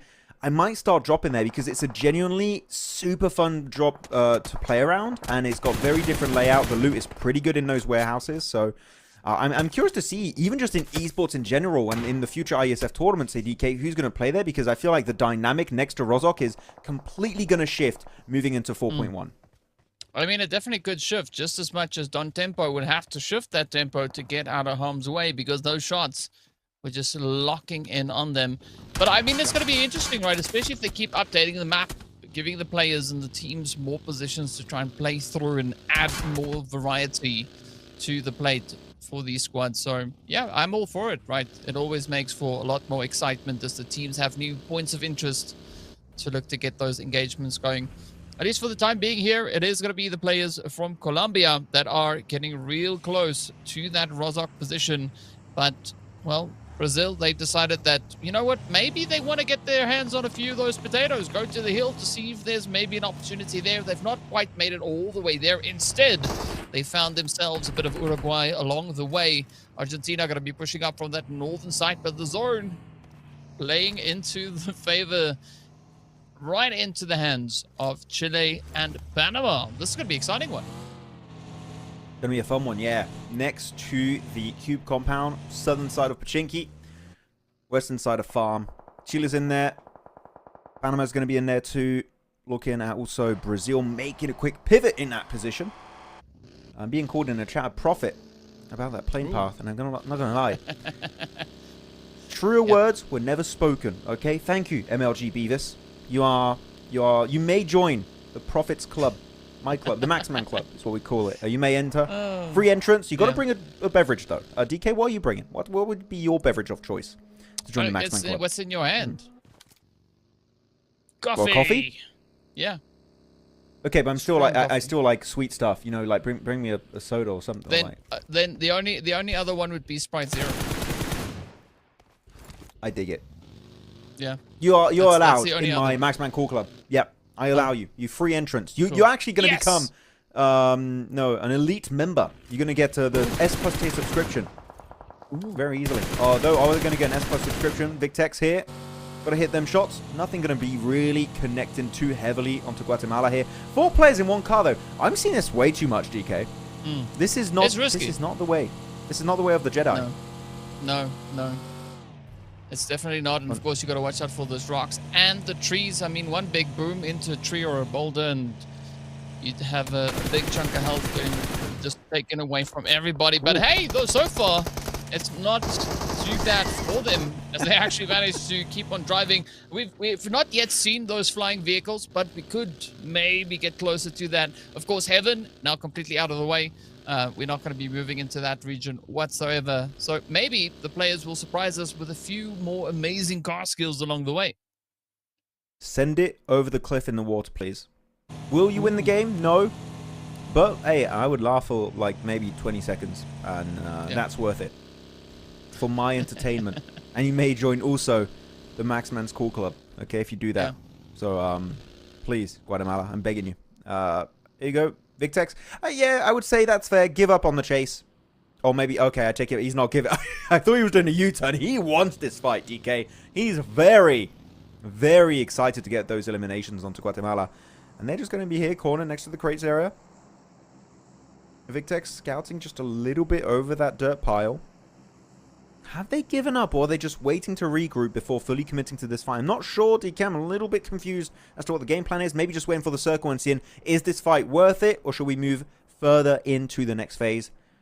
But here, taking things slow, circle pops, and it centers up perfectly onto that 2-2 split of Chile. And here, the double warehouses next to the cliff is going to be literally a game-winning position in the circle.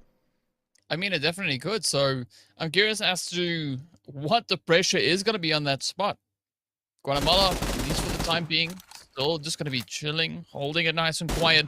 Colombia, though, that position, we saw Victex in, not fully committing to anything just yet. But Federal and the rest of Brazil in the same spot we saw them yesterday, right? This was the way that first match ended yesterday as well, just over on those hills where Federal is currently positioned. So this feels very familiar for them right now. Winter, though, could be heating up as we can see those mollies just getting lobbed in the window. And for Panama, this could spell disaster. Oh, here you go. Fully committed to that nade from Diego was truly beautiful. Getting so much work done. Very happy with that one. And that is going to be done in the bag. And Brazil getting themselves 2 eliminations, claiming this compound, and especially not losing a single member. Diego, Law, Federal, Lil Boy still up and running about. And still in an amazing spot west, not just northwest, west of the circle currently. And they have access to so many good POIs. So I'm looking at Brazil. They have 50% ownership of the circle with that one compound alone in the circle. They're big chilling currently. Though, who's not going to be chilling is going to be Argentina. Power here. Alzada had a bad time last match in Sanhok. And here, make it on this Erangel. He's also going to get peppered pretty heavily. Doesn't get knocked currently. And he does actually get a knock of his own on Molina. So actually, that's going to be a really good re-engagement. And Argentina, again, they need eliminations on these leaderboards if they want to rank close to the top 2. They need to do something. And it seems like here, they're going to be looking to push that fight onto Colombia. Yep, and they need 30 points just about to try and catch up to where Colombia is. So Colombia, essentially kind of the gatekeepers, but they are getting gate kept. Argentina trying to deny them that access into the zone. I mean, this is good for Argentina, but they're going to have to land those hits, right? Because letting Colombia fall to the blue, those eliminations are not quite going to come over to them. But with Marion down, things are looking quite hopeful now for Argentina as they still have that full squad up and able. But where's the final player from Colombia? It is going to be Molina just holding on the edge alongside Victex. The shots are in. Molina takes a lot of damage. Up comes the full send, and that is Argentina coming in clutch, closing it up. Colombia getting sent away. But now comes the tough part. Right now, they have to rotate out of the blue, back into the zone, and make it in on time. Because once stage 4 hits, the damage is going to start ramping up out in the blue. Hell yeah, but you know what? I'm happy with Argentina showing signs of life finally in this Iesf America's qualifiers. So very happy to see that happen here on this second game of the day on Erangel. Of course, the best map for that to happen. Hopefully they can do it again twice in a row on the following Erangel maps that we're going to be having today on the second day's worth of action. But here we go. Circle over to the northeastern side, taking all of the water out of the equation, so this is going to make it just a little bit easier for these teams to maneuver around. But I love this 2-on-1 split from Chile here, actually claiming control of the ridge, of the coastal line south, and also the 2 double warehouses we talked about earlier. Though, Brazil, their compound, not in play anymore, and it seems like they're already going to sending 2 scouts up to get information in Diego and Law. They spot out Argentina So is that going to result in the full team regrouping and looking for a clash? Because again, Brazil, they're very aggressive. If a SEA team is there, they might want to try and commit to a full-on fight out in the open. But currently I'm looking, it doesn't seem like Brazil is fully interested in committing to this fight. They may be just gathering information and seeing where the next circle is going to go. But actually, as I say that, Jago finds an opening, meaning they might just full send it on this fight and look for those 4 eliminations. Well, out comes the nades to try and put the cherry on top. Let's see, will they be able to secure that play? For Argentina, it is looking a little bit tough, right? They've now been able to kind of get out of that blue, but they're going to have to continue to push on forward. They still have 3 pieces left, so it's not too much of a devastating blow coming into the side here. But you said earlier, Max, that if Brazil gets into a fight in the first 5 minutes, things go a little bit south. But it's been more than 5. Right, we've been at this for at least 16 minutes now, so, you know, Brazil might be on the up and up here. Meaning, 100% chance of a win. Number. Oh, true, actually. Hey, it's all lining up, DK. The theory crafting, it's all coming together. We should open a game theory channel just for Pubg Mobile Esports. I'm telling you, we'll be good. We'll be good. Matt, Pat, we're coming for you. But, yeah, good fight overall for Brazil. Able to claim that northern edge. Get a few limbs here and there, so they're going to be happy knowing that they've weakened one of their opponents this match. The Sonic car not going to be able to make it out, a little bit too thick to make it between that car and that wall. Otherwise, very, very slow now. Everyone kind of stopped. Everyone at a halt, waiting for the next circle to pop, because so far, everyone is going to be in a POI. Except for maybe Argentina, that have to think, do you really want to delay it in that compound? Do you maybe want to go and clash on Guatemala? I don't think they know that Guatemala's over there. Right, so... I don't think they do, but they're scouting. Yeah. Yeah, they definitely are. I mean, we did see that Sonic skin also coming into play here again, and that kind of made me think of a very important question. If you hit the NOS, the boost, are you then going supersonic, or what's happening?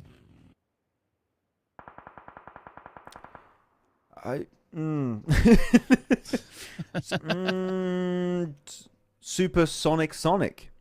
Ooh. I think would, because you're adding the branding to the Supersonic, and then you've got Sonic because Sonic collab. And so if you hit a tree or a boulder, is that then a sonic boom? You're hurting my brain. I need another coffee. Yeah. I'm gonna well, I mean, we'll see soon enough exactly whether or not anything is going to come from these Sonic skins that we have. Brazil, though, for the time being, starting to get a little bit more mobilized, as the zone is going to force them to move inwards now. But I'm looking over to Uruguay, right? Also locking in on the compound. It is going to be pretty tough for the rotation now coming in between Guatemala and Argentina over towards that eastern side, right? Only one team can make it into the compound. The others will get denied. And with Elite sitting on that coastline up on the cliff, they could be quite an interesting strategy just about to come through. Sick angle from R, as we called him yesterday, 99. Yeah.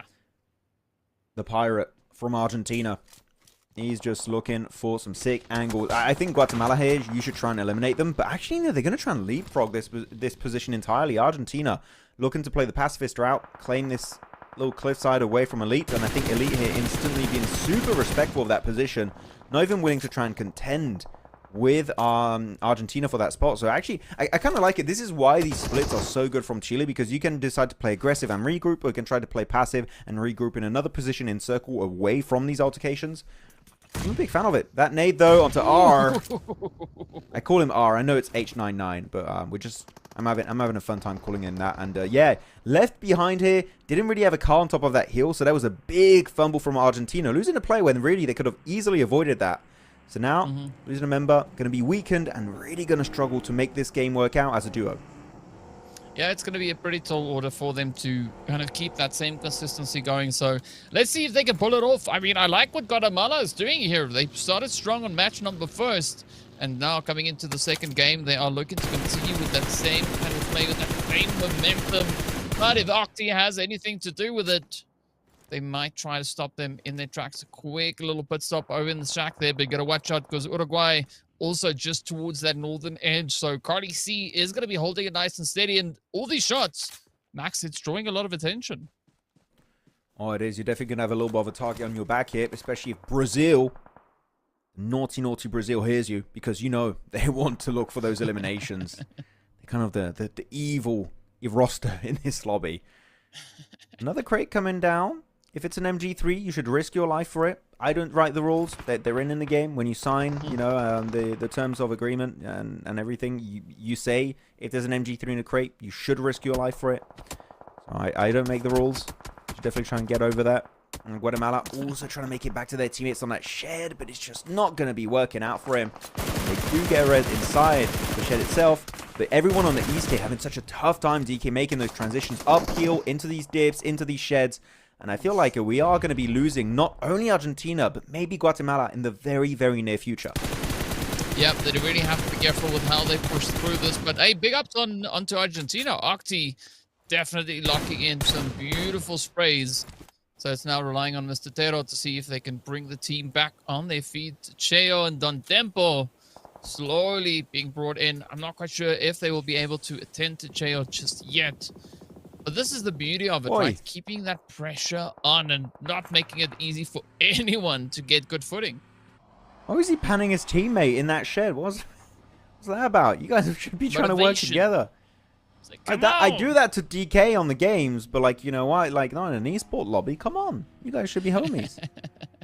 That's me trying to hit you, DK, when you're like taking too long to loot. I'm like, you're done? Looting. Yeah. Bonk.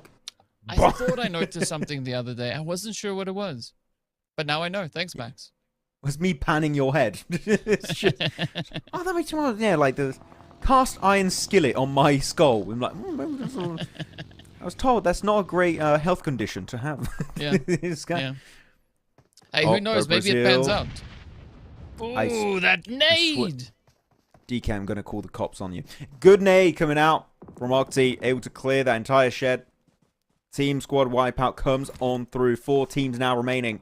Chile, Brazil, still into this one, of course. Uruguay and Argentina. Uruguay, actually, looking at this match, have been relatively silent. And are going to be looking for an opportunity to leave this compound. They still have 4 players alive, which, of course, is going to make that transition way smoother to execute. But you need the cars. And especially, you don't want to have the major focus of Brazil just kind of breathing down your back. Because, down your back. Or breathing down your neck, right? Not your back. It's a bit too low. Yeah, I mean, it's down your neck. Yeah. Yeah. Yeah. In the middle of the back, it'd be like, that's kind of a weird spot to breathe out. Okay. Why would you do there? Yeah, coffee does strange things to your words. It's quite interesting. It's not... Actually, no. It's not. I'm not going to blame the coffee. Actually, the thing is, because I've lived my entire time in France, people use English sayings. And I had to learn the English sayings, and I still get them wrong sometimes. And I like miss-say it. And I'm like, oh, no, it's not that word. It's another word. Because I have all the French sayings. I don't have the English ones. I had to learn them. So I'm not just like... I don't say them naturally. And yet you still managed to get a trophy for it. Yeah, but it's like, no. Grammar and stuff, you know. No, that was... Hey, again, that was Giga cheating. Yeah. It's a slight technicality, but we won't get too much into that. Now it's going to be Chile. Also waiting to see if they can maybe upgrade their eliminations because they only have 2, right? Argentina, though, leading the charge coming through here with 7, as you can see at the top of the screen. But look at that spray. Beautiful leading shots coming in. But now Brazil, again, right, playing that big old waiting game as we saw them really capitalize on yesterday. Yesterday, they were also on a hill. Not this one, but not too far away from here either. So there could be some exciting things coming through on the Brazilian edge. Ooh, that sounded nice. That's the orc skin, I think. That sounded satisfying. I want more of that, please. Give me more of that.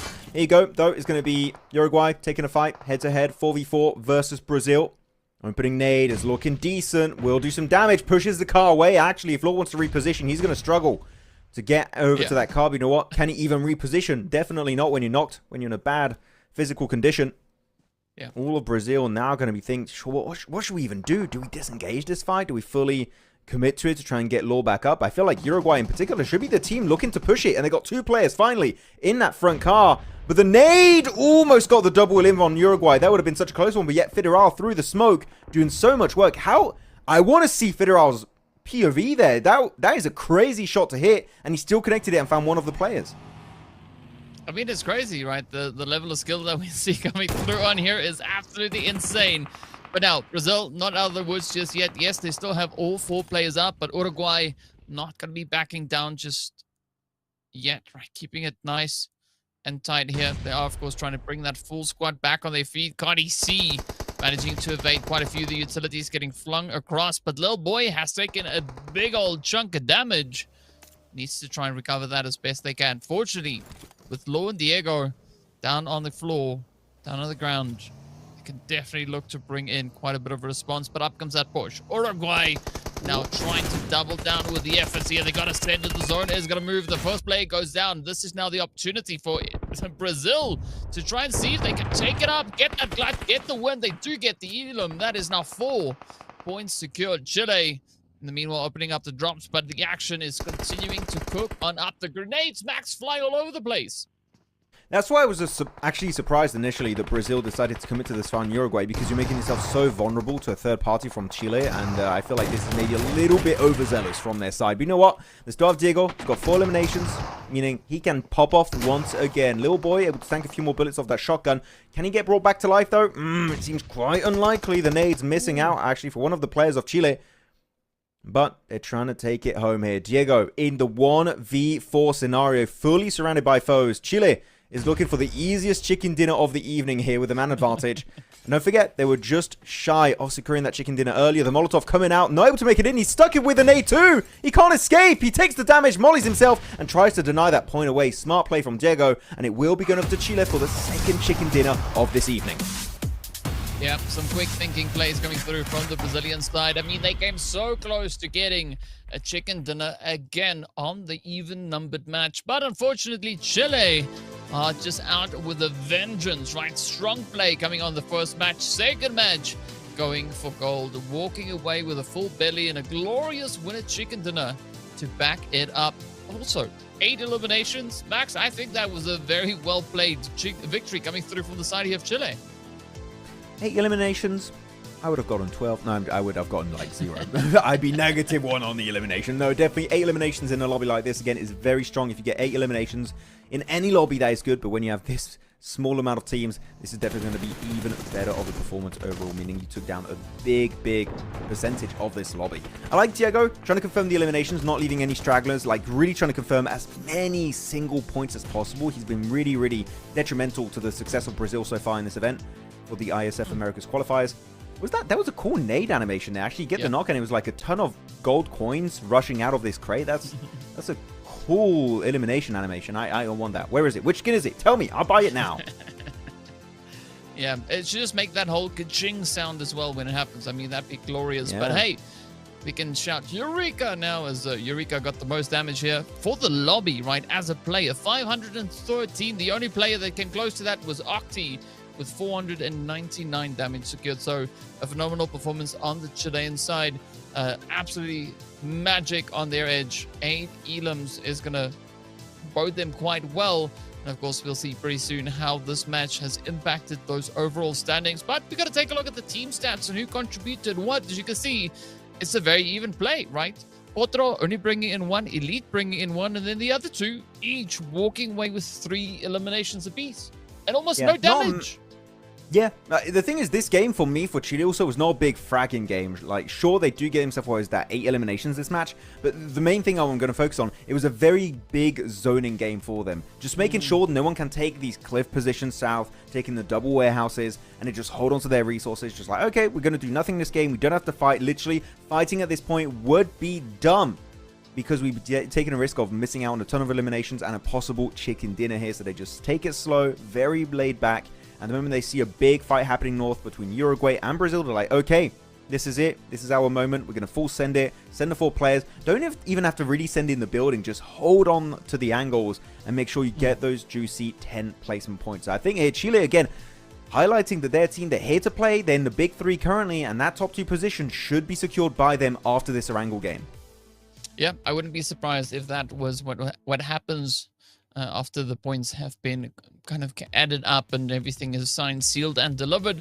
But we are going to get into that very, very quickly as we now take a look at the head-to-head. Argentina and Chile, both teams very similar with regards to those eliminations, only 1 point difference. But Chile, well, they did back a little bit more of a punch. You can see the 1,300 damage versus the 1,100 for the Argentinian side. But, I mean, Argentina, they were just playing a serious game of knock-knock, right? Getting 10 knockouts, imagining to convert 7 eliminations out of that.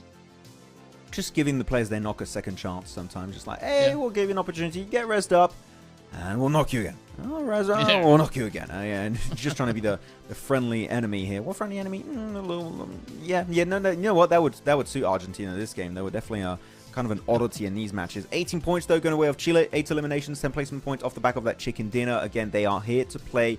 They're not here to make friends. So far, Brazil also looking really good. But Argentina jumping up in the rankings. I'm really, really curious here with those 11 points. What position on the leaderboards they're currently going to be occupying. Because they were looking really strong. And Colombia getting only 2 points. It was so close early, right, DK? As we saw in the previous game, it was like 1 point between second and first. And then between second and third, it was also a 1 point difference. So technically between first and third, it's a 2 point difference. So Colombia getting only 2 points when Brazil and Chile are doing so good. They're going to be starting to fall out of this three-way race at the top. Yeah, it's going to be a pretty tough race, and I think we might be adding even more teams into that into the three-squad race, right? The three-horse race, as you said. So we might be going for all fours. We'll find out soon as we get over into, well, the overall standings. And here we are. It is going to be Chile up in pole position with a glorious 89 points. 5 ahead of where Brazil is. Colombia not too far away, only 10-point difference, but Argentina slowly trying to close that gap. We did see, of course, the gap between third and fourth was, what, like 30 points earlier? It is now closed to only 18 points, right? So it is really starting to get there. And, of course, Uruguay, Guatemala, not too far away from that. So the pressure max here, I would say, is definitely starting to get quite intense, right? The teams really trying to lock it in as best they can. The pressure is at its peak, at its summit right now for some of these squads, especially if you're at the bottom right now. I'm looking at Panama, Guatemala, Uruguay. Like, you need to start to initiate something in these next 2 Erangels if you want to have just even a slightest of opportunities to try and make your way into the top 2. But Chile currently are going to be crowned your temporary champions with those 89 points. Brazil currently going to be having 84 points for themselves. So I feel like we're still going to have a lot of situations, DK, where they keep swapping ranks until the very last game. So I genuinely believe our top 2 is going to be decided in that final match. But as you called it, it is seemingly going to be seeing other teams having an opportunity to climb into that big 3. That 3 horse race is going to be maybe be a 4. 5 is going to be a little bit of a stretch, I think, but I believe we can have 4 teams contending for that top 2 position by the time we're heading into Miramar. Well, we'll find out pretty soon, but of course, first we have to play 2 more Erangels before we get over to the desert. And of course, that means we are going to be heading into a quick break, so stay tuned, and we'll be back very soon.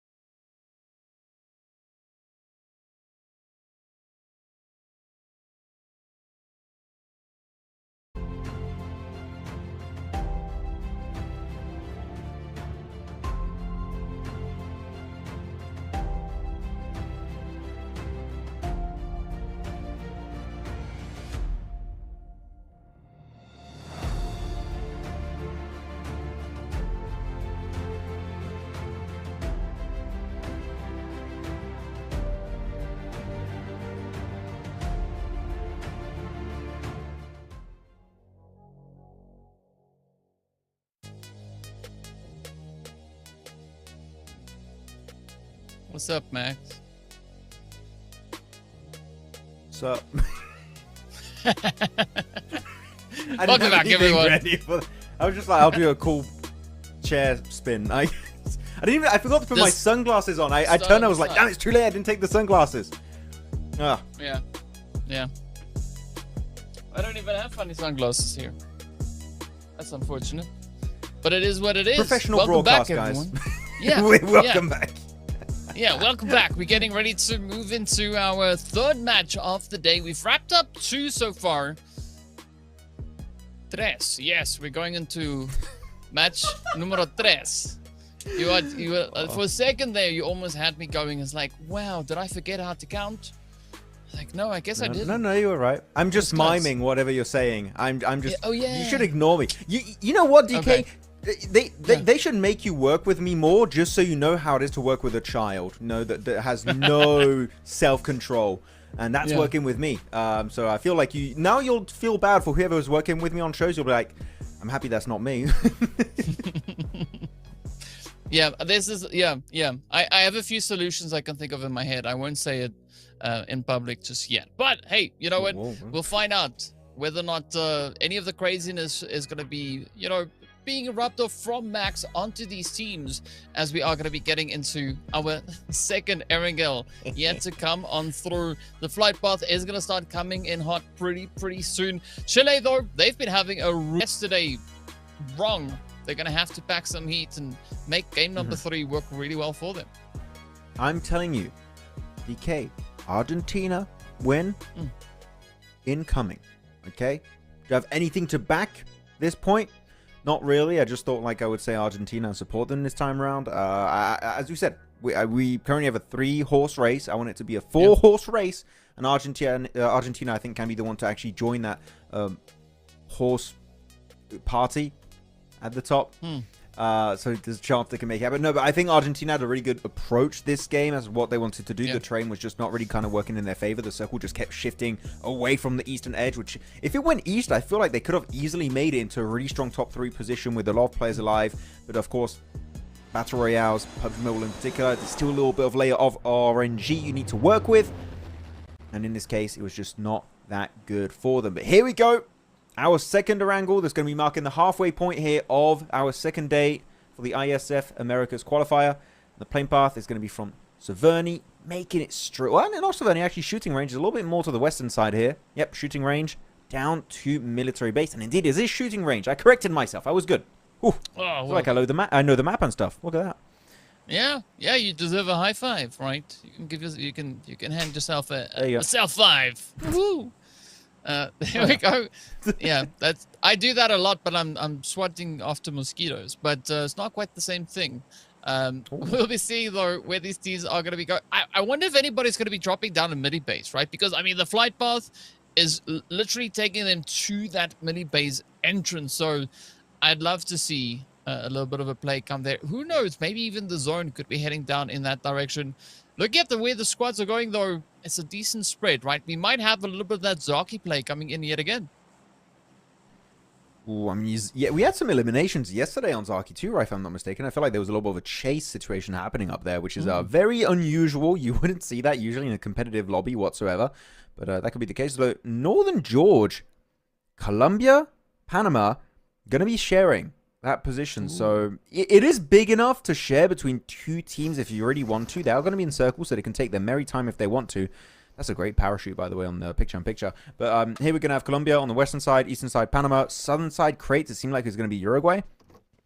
And then Brazil over to their typical, what should be their typical 2-2 split. 2 players in Sunken City, 2 players in Rozhok. Here, actually, they do have a player in Rozhok and a player inside of school itself. I think they know the entire area around Rozhok, DK, is just theirs. No one is even willing to try and contest a small portion of that away. So like, okay, you know what? No one's going to contest it. No one's going to come and fight us. We're literally going to have 1 compound each. and then so far, clearly it's successful. I think it's really well structured for them, right? So they can get their looting sorted and make sure that... I approve of that kind of drop location, right? Because I can go about and loot and I don't have to worry about somebody else taking my weapons. Or my loot, or my ammo. Talking about me? The ammo. No. Okay. Our other teammate sometimes does that. So you know, I shan't name names, but we know I know who I'm who it is. referring to. Yes. In the meantime, though, the looting phase is going to go. I mean, Argentina also, right? You want to talk about an opportunity to loot? Like, I want to be Power right now because Power is going to Nova Repnoya and nobody is joining Power over there, right? You got that whole place to loot up and get ready to go. And like, if you compare that to what we have up here in North George, it is going to be some slim pickings, right? Because we got Panama in here, we got Colombia in here, and then, of course, we got Uruguay just on that southern side. So whatever happens here, if these two squads start engaging, they could also potentially maybe draw in Uruguay to come through for those third parties. You could try and draw them in. I mean, Uruguay, I think, are going to be pretty relaxed on crates. They're going to have all the loot they're ever going to need in this one. Otherwise, it feels like the early game is really well kind of sorted out between these squads. Not really looking for anything major, no big crashes, no big chase downs. They're just loot stage. Let's get our optimal loot pool. And once we have that, maybe, really just maybe, we'll do something about it if we do see someone in the distance. Especially if you're Chile or Brazil, the two most aggressive teams in this lobby very clearly. But I'm actually looking at Argentina. You talked about it, or we can have a team dropping on Military Island. That is going to be the side then of course, Argentina.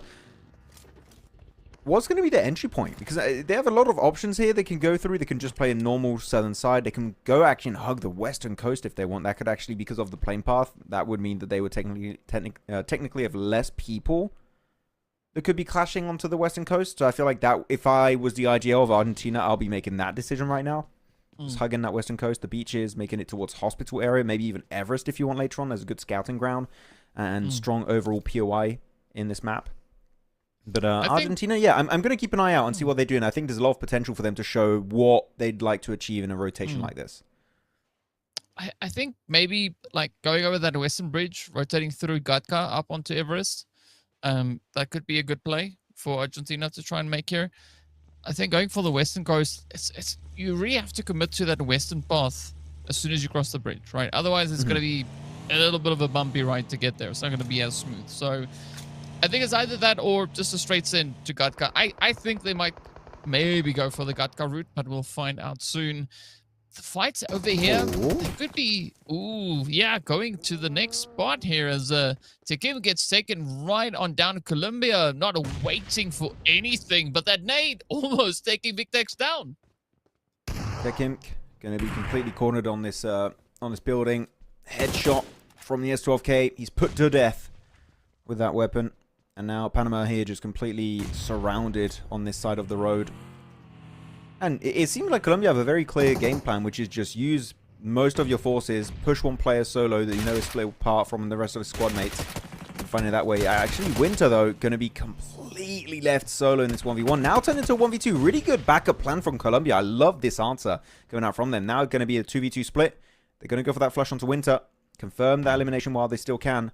Now, oh man, they saw that nade coming in. They're going to try and go for that 4v1. Does get a really good shot over that ridge.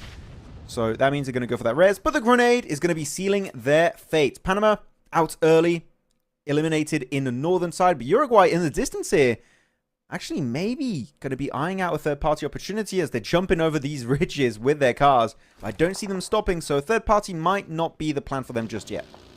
I think they are going to attempt it, right? Because we do see Saz coming in on that eastern side and the rest of the crew moving up towards the north. So I think they're probably going off the callouts coming through from Saz to see whether or not they could actually look to aggress on this position. But for now, with Colombia being in the situation they do find themselves, I don't really see an easy path for Uruguay to get a successful breach here. So, you know, I think maybe at the end of the day, looking to disengage and maybe look for an angle elsewhere could be a good strategy. But I think, again, right, if you look at Uruguay, there's a beautiful little cliff where we saw the match end yesterday as well, right? Just a little further up ahead. If they look to get themselves set up there, I think that could also be a fairly decent position to try and play from. Because, again, they get that information of teams rotating up from the eastern side, but they can also, at the same time, keep a very close eye on what Colombia is doing. No, I fully agree. I think that would be an amazing position for them to claim for the time being. And they are kind of like, you know, looking at the option, but I feel like they're currently going to be trying to hold on to the side next to the water, next to the river, to, again, facilitate their transition. Because if you really go back to the phase on circle, it's a 50-50 split because of the river. So these bridge camp positions, these compounds next to the water are always going to be a really, really good position to hold on early on. Because, well, yeah, if you want to transition across, you're there pretty much. You can instantly just get in your cars and you're already over the road in a matter of like not even 10 to 15 seconds, which is a very, very big advantage in positions like this. Though Brazil seems like now thirsty for blood. Have been able to eye out a play on the roof, and that's going to be an instant pickup for Lil Boy. Not only just finding that knock, he finds the flush, he finds the elimination, and he gets that point. Instantly response from the opposing side. Guatemala just not interested in this fight. Going to try and survive as a 3-man. But it's an interesting strategy coming through from Brazil because they're hunting these players, right? As you can look at the tactics that they're using here, they find an isolated player, they move in, they get the play, and then they kind of use that same player to pull them back to where the rest of the team is situated. So I don't quite know if the blue zone is the ideal position to rotate into, but I mean, they're trying to survive, right? Guatemala trying to get the heck out of Dodge, and sometimes it works, but this time wasn't one of those times. And confirmed.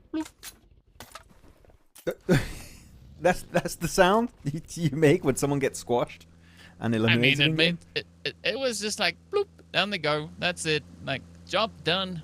Next.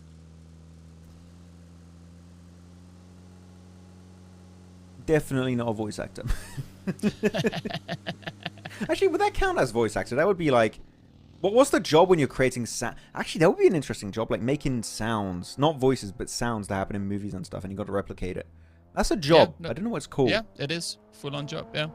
Yeah. Noise doer. It's a sound producer. Maybe sound producer actually. Oh, that sounds sound producer-ish. Sound producer, I think. I don't know. I'm just theorizing. I keep seeing this YouTuber that makes, like, you know, takes clips and he just replicates the sounds with just random items around his house, and I really like that. So I think that could be, hey, you know what? Cool career path. If you were like interested in getting in Hollywood, that could be a way to do it. We're here for Pubg Mobile Esports right now, anyways. I don't know. That was a tangent I went on. It's called a Foley artist. That's Foley artist. Yes. Even cooler. It looks like it sounds like a class you could play in a game of D&D. Yeah. I dig it. Yeah. Yep. Yes, they please. make all the sounds that you hear on the shows because they don't record those sounds, right? So like the footsteps, the wind, all those sounds that you hear, they make all those sounds. That's so cool. Someone has done that for PUBG Mobile, by the way. Like, you know, when you do footsteps, when you shoot weapons, everything like that. It was a Foley artist. Hey. Ooh. Thank you. If you're a Foley artist in the chat, respect. We fully appreciate. We fully appreciate. Oh, no, you ruined it. Can't do. Unbelievable. Everest still in circle. Uruguay going to be claiming that position as their own. Colombia also making their late transition away from George Paul, it seems. Still looking to make that move, but just waiting to have as much information as possible, seeing what the circle is going to be doing heading into phase. I believe there's going to be phase 4 coming up. Maybe phase 3 or 4. Yeah. And actually, you know what? I've done these games since 2019, and just looking at the circle, I'm still hesitant. Like, is this phase 4 or 5? I'm always like almost there, but I always mess up by like 1. I don't know why. I should be good at this, but I'm not. Well, the nice part is if you squint your eyes a little bit, you can see on that picture-in-picture that it just went to stage 3. Oh, oh. Yeah. It's on the screen, right? It helps a little bit. You just exposed me in 4K, GK. I don't like that. I don't like that. I forgot it was going to be over there. I was looking at the map feed. Yeah. I'm the guy with the laser pointer saying, well, if you look over there, you'll see that there's a little bit of a something. But hey, Everest, it's going to be a decent position to play for here. And, oh, I like this up towards the edge of chopsticks as well. Chile and Argentina are getting right down to business. Let's see who's going to be the one to pack the punch. Chile, though, surprisingly enough, they've not had any eliminations yet. Well, now they have, but up until this point, there was none. Oh my god. H99 kind of just ram that hovercraft in these buildings. It's not a tank. Okay, it's not going to function like that. It kind of is a poor man's tank when it comes to Pubg Mobile Esport on Erangel. But there you go. The fight is going to continue going down. The off-angles of Chile are going to be somewhat successful initially. Elite will fall. So will Patifotro. Now it's down to just a duo. Yuriko left now as the sole survivor of the team.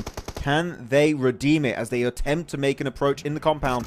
I feel like at this point, this is way too late. You should get the hell out of Dodge. And indeed, that is just what they're going to be doing. Getting into the car, finding another POI to hold on to as their own. As Brazil now, they spill blood in the water. And again, looking for an early fight and looking to get those eliminations. Argentina losing one, losing the second. This is going to be the full-on breach, working greatly in favor of Brazil. And this is just a gameplay in easy mode, it seems, DK. They're having such an easy time making that push. Did I just jinx it for them? I thought they were doing great. How did it get reversed? Did they get third-partied by someone? What? No. Oh, wait, Colombia Argentina. from a distance also fighting. Argentina with the DBS in the face. Holy, Shotgun okay. to the skull. Like, and then boom, done. That was amazing. Boom. Well big done. Man. Yeah, Big Argentina, like, woo. I love that. Give me more of that. But yeah, look at this though.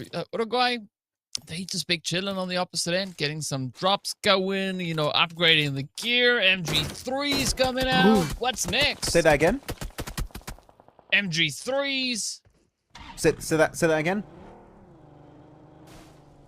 The max gun. No, say MG3 again. Say MG3 again. MG3s. Thank you. I just like that weapon, so I just want to hear you say it multiple times. It makes me smile. It makes my day instantly better. When I hear the MG3 weapon is going to be used by someone, but here you go. Crate picked up. Going to be up in the northern side for Uruguay. And might even try to use it versus Colombia, but it does move away from Everest. Ruins also not going to be a part of this ending. Joaco in this area here, underground and completely surrounded and overwhelmed. He's going to be using that fight and actually stuck with the buggy. They're going to be forced to stay in the basement. Victex, they're going to have to find another exit here. There's going to be actually an exit point inside the building. They're going to have to explode that wooden board to make it out. They seem like they're able to jump over the buggy, and there you have it. Colombia up on a killing spree. 6 eliminations, 5 of those elims, by the way, for Victex alone. So he is on an absolute killing spree, maybe looking to be MVP of this match. Yeah, I mean, definitely in contention for that play. And I think the only thing for Uruguay with that buggy is if they had blown it up, Colombia wouldn't have been able to get out of that position, at least not on that entrance. But here we go. Colombia now closing it up as they come through and they get the wipe, and they've not lost a single player in that exchange. Absolute beautiful gameplay coming through from them. But now, Chile, Eureka is going to try and take on the hovercraft here. As you can see, Argentina now rolling up with the reinforcements. They're going to look to close it up. They want that elimination. They want to call the southern side of the zone theirs, and they do. Good attempt there. Jumping out of the window. That could have been a really good surprise. But for that to happen, you got to hit your shots. And unfortunately, that was just not how things were working out for him. Argentina going to go for the 2-man fully reset. Heal up. Hopefully get back to 100% HP. Piscot and H99. And actually, currently, looking at this, the only team really in the circle. We're in phase 4 right now, DK. This is going to be possibly one of the, quickest endings to a match, because there's only a duo of Argentina, a duo of Colombia. Oh, wait, it's not a duo. No, sorry, you've got 2 cars. A 4-man squad of Colombia, but in 2 separate cars. And then in the southern side, you have a solo of Guatemala. I want to see Colombia just be full aggro here. Like, you see where Argentina are positioned. You look at the fact that it's 7 enemies alive. Even if it's a 4v3, I feel like you should take that chance. You should take that opportunity and send it. And end a game in what could be maybe phase 4, which would be so quick for competitive lobby. Wow. Yeah.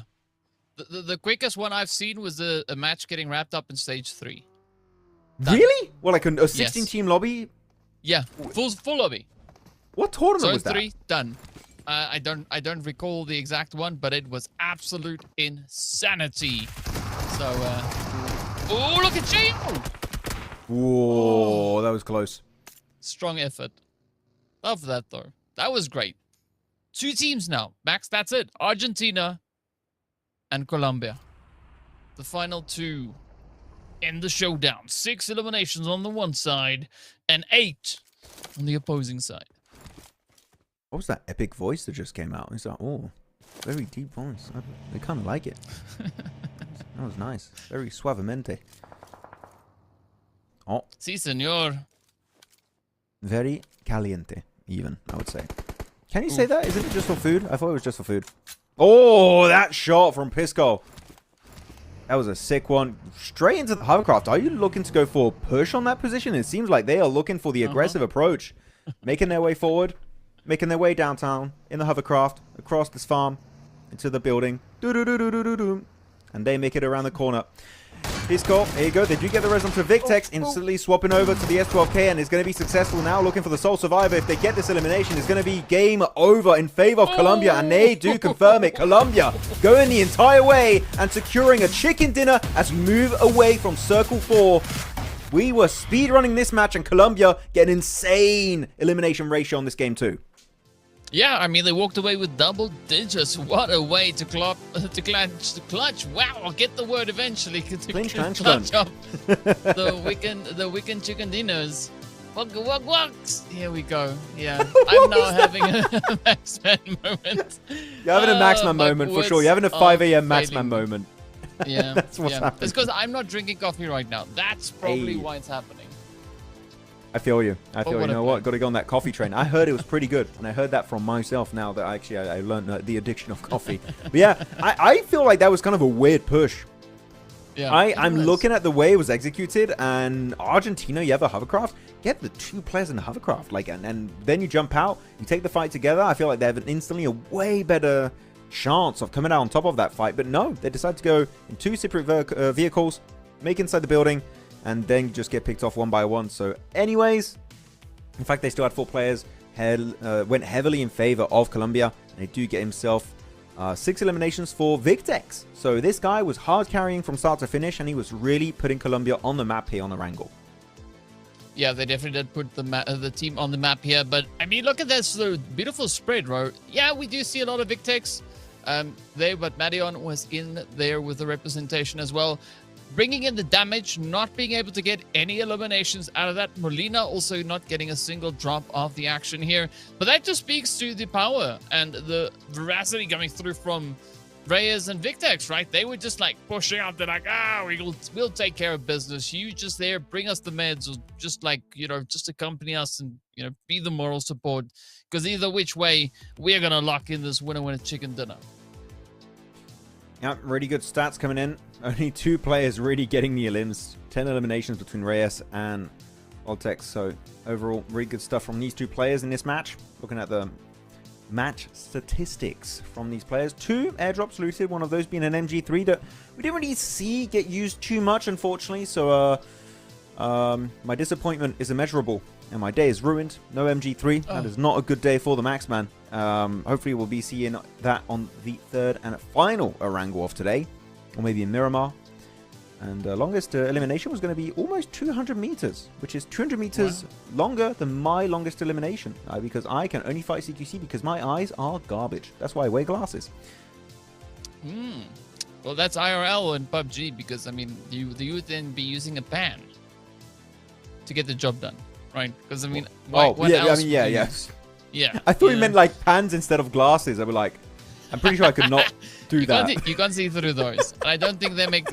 I don't think they make pans that small. But maybe plastic ones. Who knows? Speaking about pans, though, there was a lot of gameplay coming through here from Colombia as they were just cooking up this lobby. 10 eliminations and 13, almost 1,400 damage getting secured.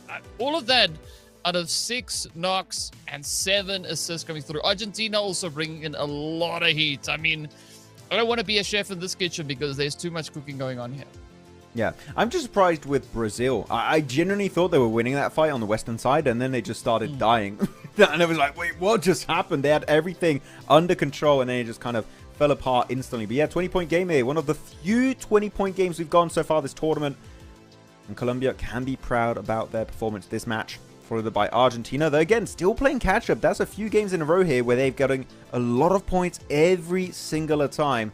As then we're looking at Chile, also part of the conversation. And Brazil also bringing 6 points on board, just like their brethren of Chile.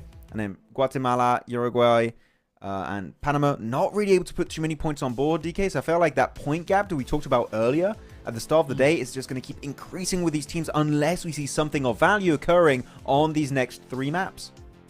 Yeah, well, we'll take a look at it and see exactly how much of a gap there is between these teams. But I think I might be agreeing with you on, that it's becoming more and more difficult for anybody to catch up to this 3-man race. I mean, I was rooting for Argentina at the start of the day, saying that they would be the ones to kind of climb their way up here. So far, it is proving to be somewhat challenging. There are 21 points away from Brazil's position all the way up in 3rd. It's interesting to see Guatemala and Uruguay both tied then on the 44 points. But if you also look at it, all the teams that have been able to secure themselves those winner chicken dinners are in the top 5, right? Everybody else is situated just outside of the top 5. So the pressure is going to be on here. But again, right, if we look at the performances that we've been seeing so far, it's no surprise to see why Chile and Brazil were the 2 teams to finish in the top 2 slots last year. This time around, Colombia also had a little bit of something to say here, and I love this, right? Keeping that guessing game going. And I mean, there's not a lot of points currently separating the top 3. Yeah, I mean, thing is, even in 4th position, Argentina technically have a chance. Is like, what is that, 21 points away from Brazil. So I'm looking for Argentina. They could make it, but you would need a perfect setup where you literally have games where you get points as Argentina and the teams above you get literally almost nothing. Which, right now, the trend is those top 3 teams, especially Brazil, Chile 2 games, so a lot of eliminations, they keep getting points every single match, it seems like, which means that you don't really have that golden opportunity of making that comeback, because even if you do get a good game, well, guess what? They might still get a few points, which makes it so much harder to catch up. And when you have only 3 matches remaining, the time is kind of disappearing for these guys to make that comeback. So I feel like unless we see another big chicken dinner from them happening now, it might just be over for the top 2.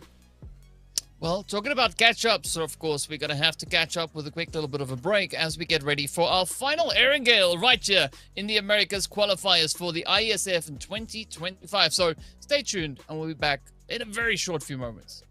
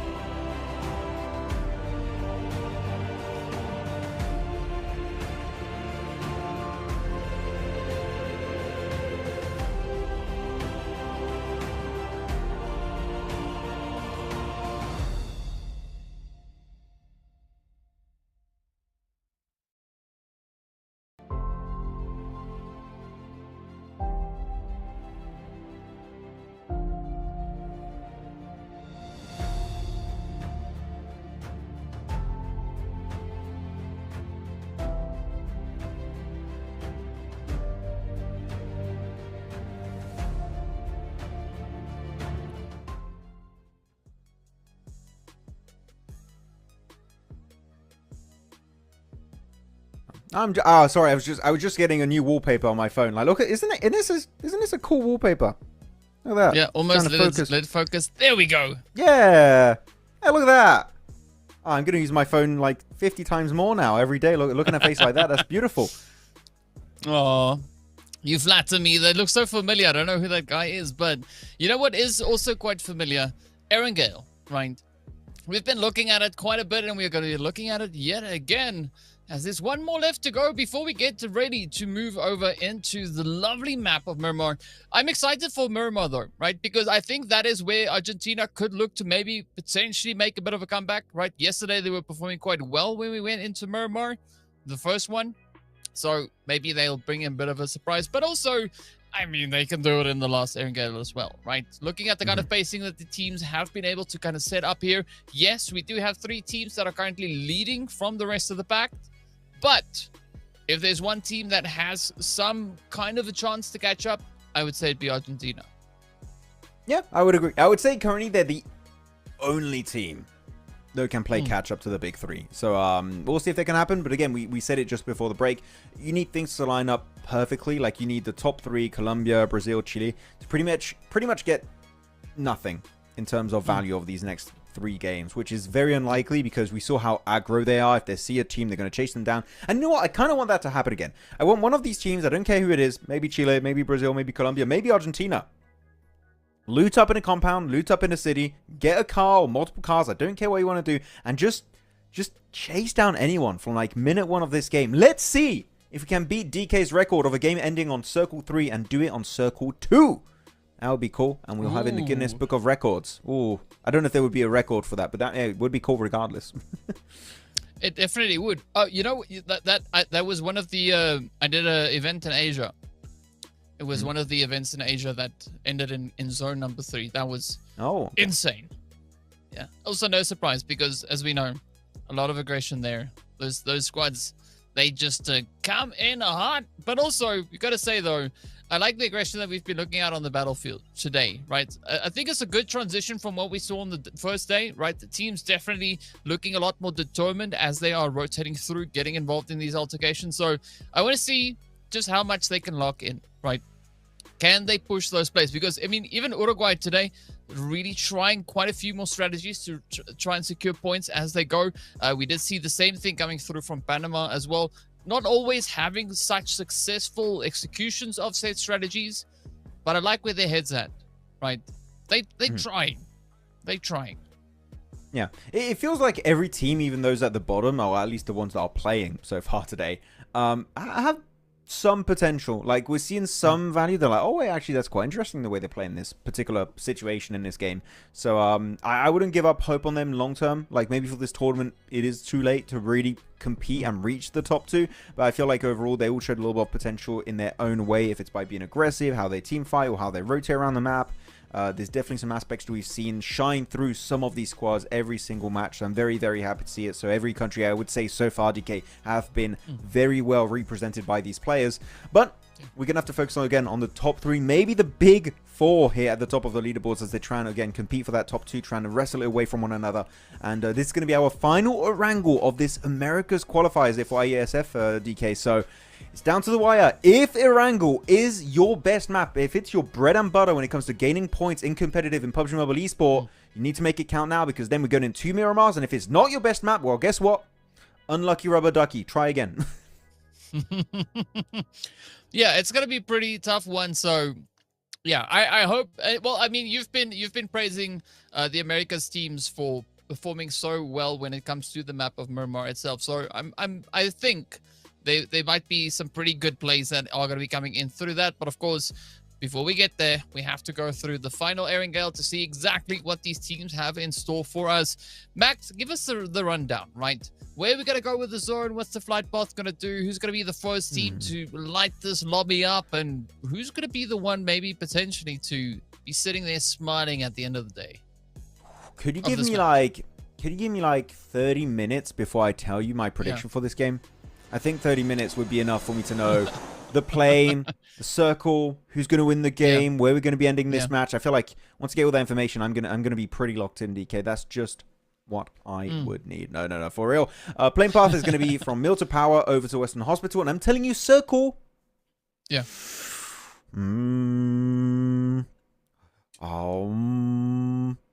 Military base. There you go. I've had a mini conversation with the circle gods right there. You know, I was able to connect spiritually to them, and they told me military island, but not only military island, DK.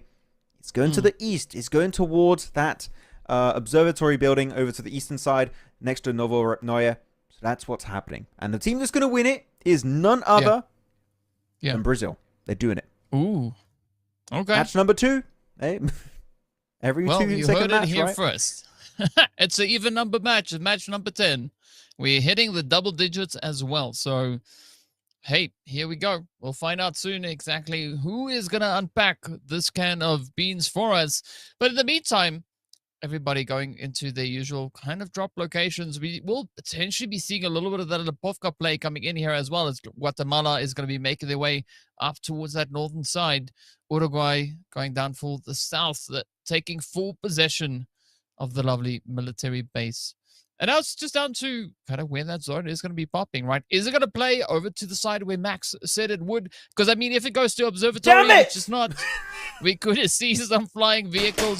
There's one spot where we could maybe have it. They lied to me! Max is so happy. Why would it do Oh!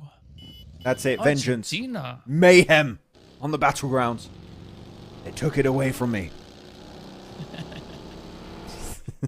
I hurt my hand a little bit there for the bit, actually.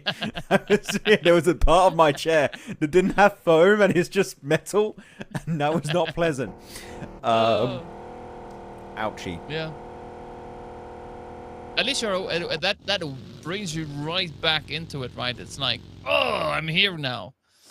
Let's see. Just in time, though, because we could have some action here between Panama and Colombia. It's like clockwork. It's just tradition. This Northern George Pop fight. They're like, you know what?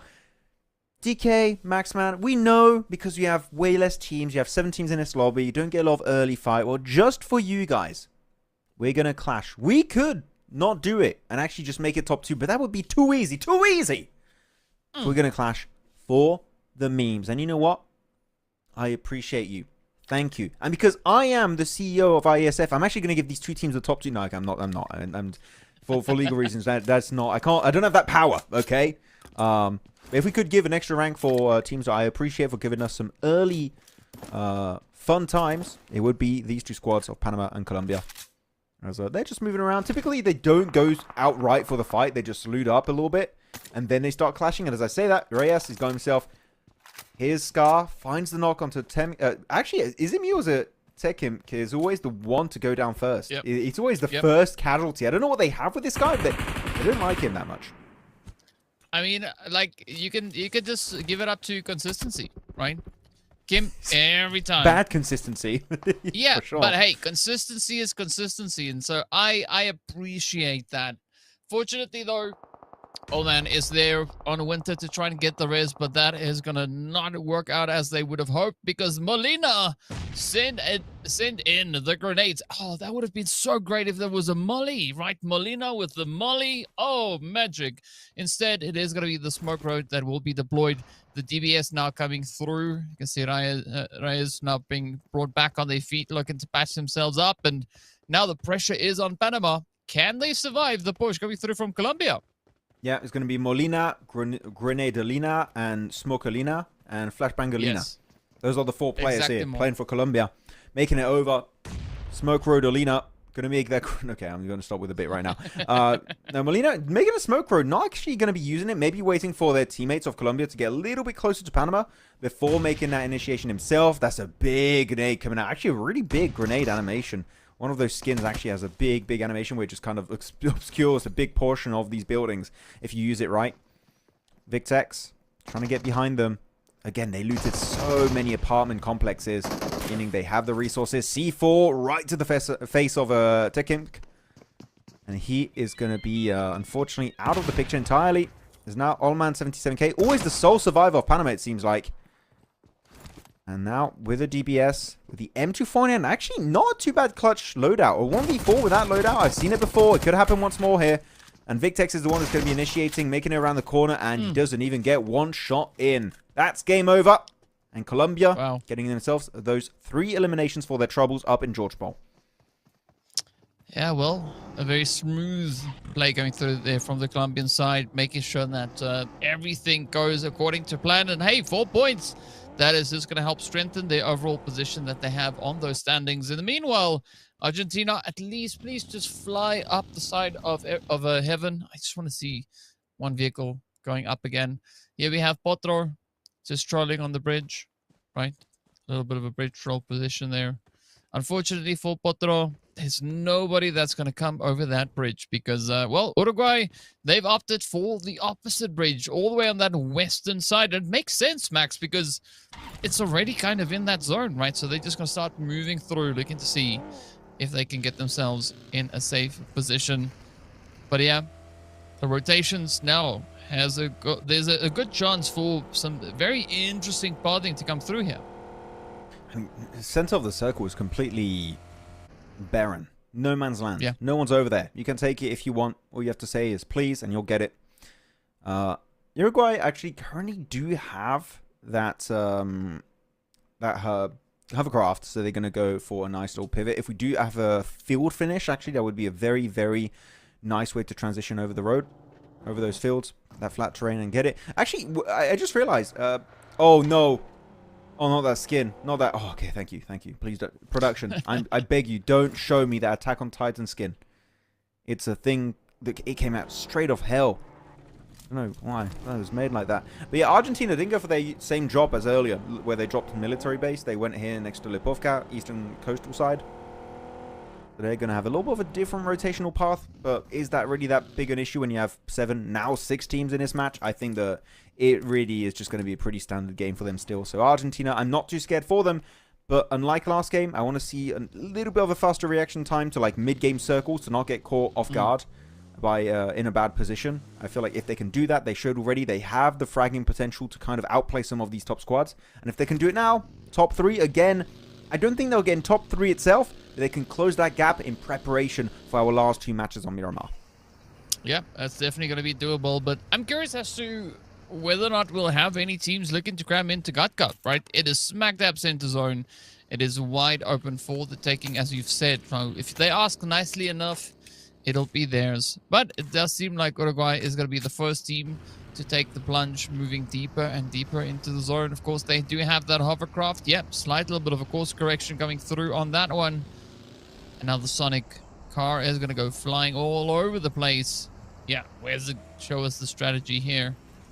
Climbing the hills, it does seem like that's where they want to take it. We're patiently awaiting the phase pop to come in. That is going to be stage 2. That will be revealed momentarily. Argentina and Chile out there sipping on some blue juice. Ooh, they're gonna have to be quick because now center zone is very close to being occupied. Yep, Uruguay going to be on the move. Same for Brazil, already in the circle. All the other teams here going to have to make a very quick transition, a very quick change of plan. Argentina in particular, I'm looking at them. If you want to enter into the circle, you might have to clash directly with Brazil, with Uruguay, unless you do a cool little trick, which I call scouting, which I think would be very necessary, especially because they're going to be making it to Potato Hill very soon. You go up there, scout with whatever good scope you have. You see Brazil, you see Uruguay, you don't clash. You can go for a wide southern rotate or even a wide northern rotate. I don't really care. Just avoid these early fights that don't really help you out too much in these situations. As actually here, the hovercraft rotation into Brazil. Are they looking to commit to a fight on Pubg Hill? Pubg Hill in this circle is an amazingly strong spot, DK. Is it worth it to fight phase 2 for it, though? I wouldn't say so, but you know what? In Iesf, it seems like the only limit is how many bullets you have in their chamber. And right now, they all have bullets in that chamber of their weapons, so they are ready to fight right here, right now. I mean, you said you wanted to see a phase 2 finish, right? This is where we are. We are right in phase 2. So is the match going to finish right now? We'll find out in the next minute and a few seconds to see exactly what these teams have in store for us. So far, Uruguay trying to block Brazil, but they say, no, dude, get out of the way. We want to move. We want to get those hits going. And so far, Uruguay are going to be paying the price for pushing on and trying to get ahead of Brazil. Did someone say hovercraft on sale? Yes, thank you very much. Oh, I'm sure Brazil's going to be loving having that hovercraft for free. And actually, they don't... Oh, what the hell happened there? Why? I think a little bit of a misclick situation happened here for Federal. That was a little bit awkward. Don't want to look at that on camera. But he'll be making back into the car. Yep, committing to this fine Uruguay. I was going to say, no, they're not going to do it. But again, I'm looking back to this Brazil. I'm like, they might do it because it's Brazil. And they like fighting. They love fighting. They're born to fight on Erangel, on the grassy pastures here. And actually, I'm looking at Chile also on the minimap. They're quite close to this potential engagement. Let's go over to the northern side, out in the blue in George Pole residential area. And it's going to be an instant crash. Victex finding one. And now, Colombia looking for the stragglers. For these solos that are spread all over the place in George Pole. And they do find one onto Cheo. And that's going to be their 5th elimination so game. On to a killing spree. And we still have 7 teams alive. Oh, 6 teams alive currently.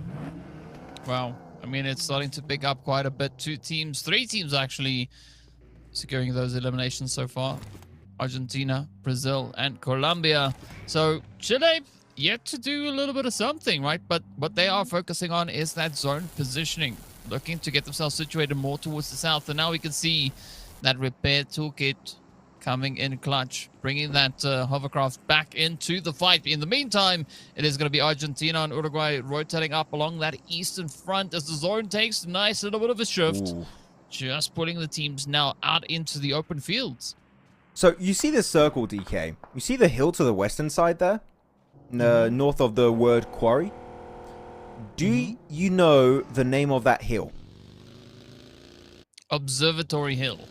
No. Like you won't know. You're supposed to be like, actually, Max, I don't know, and I'll be like, oh, actually, no, I don't. Okay. So it's actually called Cat Hill, and look at the position on the right is like the head, and then over the little compound north of the road is like 2 legs, and you got a little tail top left. Yeah. It's called Cat Hill. Yeah. That's the in PUBG PC. That's the name the professionals were using for that position when they wanted to go there, and it's also bled into PUBG Mobile, and it's also the name people use normally when calling that. POI. So yeah, Cat Hill. And currently they would be on the tail of Cat Hill right here. Wow. Meow. They go. Let's see who's going to be the ones to get the jump. Why would you do that? Hey, no surprise. Oh, the second-hand cringe I just felt was crazy. Why would you make me go through this? If you've not had a serving of cringe today, you are so welcome. But let's see what's going to happen, though. Chile, they are not going to look to find any cringe. Instead, they want to get right down to business here with Brazil. And, I mean, Brazil kind of just keeping their distance here, but taking a very wide spread with their players. No of a split here. Chile holding down the warehouse compound. I think, yeah, Brazil. Little boy, he's scouting with a McLaren. I have that skin. No flex. No, yeah, definitely flex, actually. I want to flex. I have a McLaren. Screw you guys. I have it. It's mine. You won't have it. Mine is orange. It's even cooler.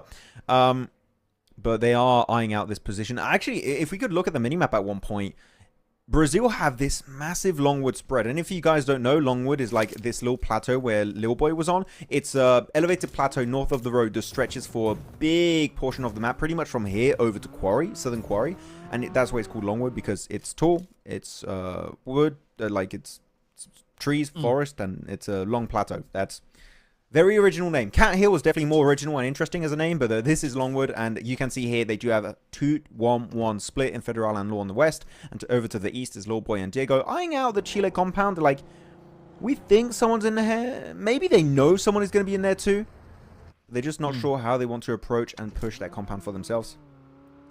Yeah, I mean, Chile, they're just becoming one with the position, right? They're like remaining motionless. They can sense that there's something just waiting for them. But this could be also then a golden opportunity, potentially maybe here for Guatemala to bring in a little bit of something. But Chile, they are zone blessed, as they are the only team holding on to a decent compound on that southern side. And there's only 2 other compounds that we can see, more big compounds that are spread out throughout this map. So this is going to be go time, right? Brazil, Colombia, as well as then Argentina are going to look to get themselves situated. They have to pick a spot, right? They have to move in.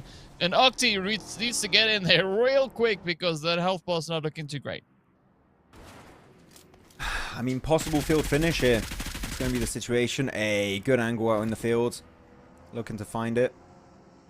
Not going to connect on the flush just yet. The knock will not be occurring. Brazil demanding the respect. Does lose a wheel on the back end of his buggy. But his teammate Diego is going to be there, backing him up in the fields. And here is time to strike. I think here Brazil should be looking for the opportunity to crash on the buildings. Finding those early eliminations on Argentina. Eliminating a possible contender. As they do find Federal. That's going to be an even trade. P90 though in the hands of Diego. That one is going to be a deadly. Is now going to be putting their focus onto Pawazada. And there's... That was not even a fight, DK. I'm sorry to say, but that was just so one-sided in favor of Brazil. Federal is going to get rezzed. That was so easy, it looked like. Yeah, they made it look effortless. So, yeah, big ups going out to Brazil for that play. But now it's going to be Chile, the next team feeling the heat. Eureka! Almost getting dropped near instantly. Uruguay also going to be feeling the heat as Colombia takes aim at them. Sends them backing, off they go, down to only 4 remaining squads. And it is just carnage and mayhem all over the place. So Argentina and Uruguay both getting wrapped up in very close succession. Woo, of course, there's something in that box. I don't know what it is, but I wouldn't rush up on it. Gold. R. H99 would love that. Yeah, they would have. Where's the booty? Give it to me right now. Ah! On the loot. My pirate voice is so terrible. And Nitra does a really good one, actually. We need her here. She would do a great impersonation of Jack Sparrow. Yeah? I've never heard it. Yeah. No, me neither. I lied, actually. She never done it to me. Now I want to hear it. We'll have to ask her next time. But here's going to be Brazil looking to, again, go on the offensive. Looking for Guatemala. Guatemala is just a solo right now. The nade is good. The flush is good. And again, there's going to be some treasure dropped in that shed. I'm sure they'll try and get that extra loot if they can. But it seems like Brazil are now just fully chesting down enemies. They're looking to end another game, possibly at Phase 4, going into Phase 5. They want to speedrun this match. Yeah. I mean, they have the capability of doing that. And, you know, I like this for them because it's an even-numbered map. So, match number 10. This could be the lucky number for them. Let's see. Is it going to work out in their favor? Colombia, you got to watch out, though, because, I mean, they've got 8 eliminations, right? And last time I checked, 8 slightly larger than 7. And Chile, though, what's happening? Not a single elimination that they've been able to secure so far. And one of their players is just MIA, but at least the angles are getting played out. Teams are going to try and back as much of a punch as they can find. But you got to watch out because Brazil, Max, they just didn't all the drops. And here, Circle moves away from Chile, so they're going to have to make a pivot too. I think that Chile would love for a fight to break out between Colombia and Brazil, and then you can just, again, third party that. Situations like this are very good when you have 3 teams. The name of the game is don't fight until the 2 other teams that you're fighting up against engage each other and any third party, and you instantly have a massive advantage. And I feel like that should be what Chile tried to go for. The thing is, as you can see here on this plateau, Colombia, Brazil don't have a straight up clash just yet. At least not one that should result in a knock or a flush. So they're going to be taking it safe, a little bit back and forth. But actually now with that hovercraft gone, maybe Colombia are going to feel a little bit more confident to commit to a breach. But I feel like they've seen outside in the fields one of the players of Chile. So they might think, oh, a third party could be happening. Maybe we should take this one slow, wait for the circle, and see if we should take this engagement.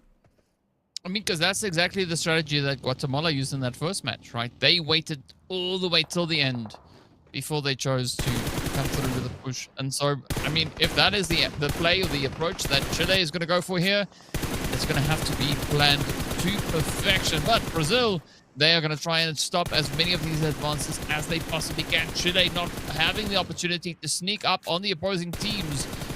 Federal just locking it in, trying to cause as much chaos onto these vehicles, trying to halt those rotations. You can see Chile, they're like, it's looking quite challenging. Colombia coming through from the opposite end. Oh, Chile now caught in quite a bit of a sandwich. Oh, the big surround play from Colombia. I love this 2-1-1 split we're seeing from them. Well, actually, you know, I don't like the northern position of Marion. Like, he's not really looking at Chile. I think he's just trying to make sure they don't get backstabbed and surrounded by Brazil themselves. Which, in that sense, that's a very good insurance play. To make sure you don't really lose full control of this northern plateau area. It does make your position a little bit weaker when it comes to holding it down. Potro, out in the fields. Elite. over to the southern side of that plateau I've been talking about a few times already. So I feel like the name of the game for Chile is just get those placement points, make it to top 2. If you get lucky, you might get chicken dinner as a solo with a few low eliminations. But Chile have clearly given up on this chicken dinner this match on Erangel. And will be putting their focus on the next 2 maps of Miramar to maybe get chicken dinner of their own. But here, it's very clearly going to be between Colombia and Brazil. And this just keeps happening. Brazil and Colombia. I was going to say Brasilia. That's a new country. In between Colombia and Brazil, Brasilia.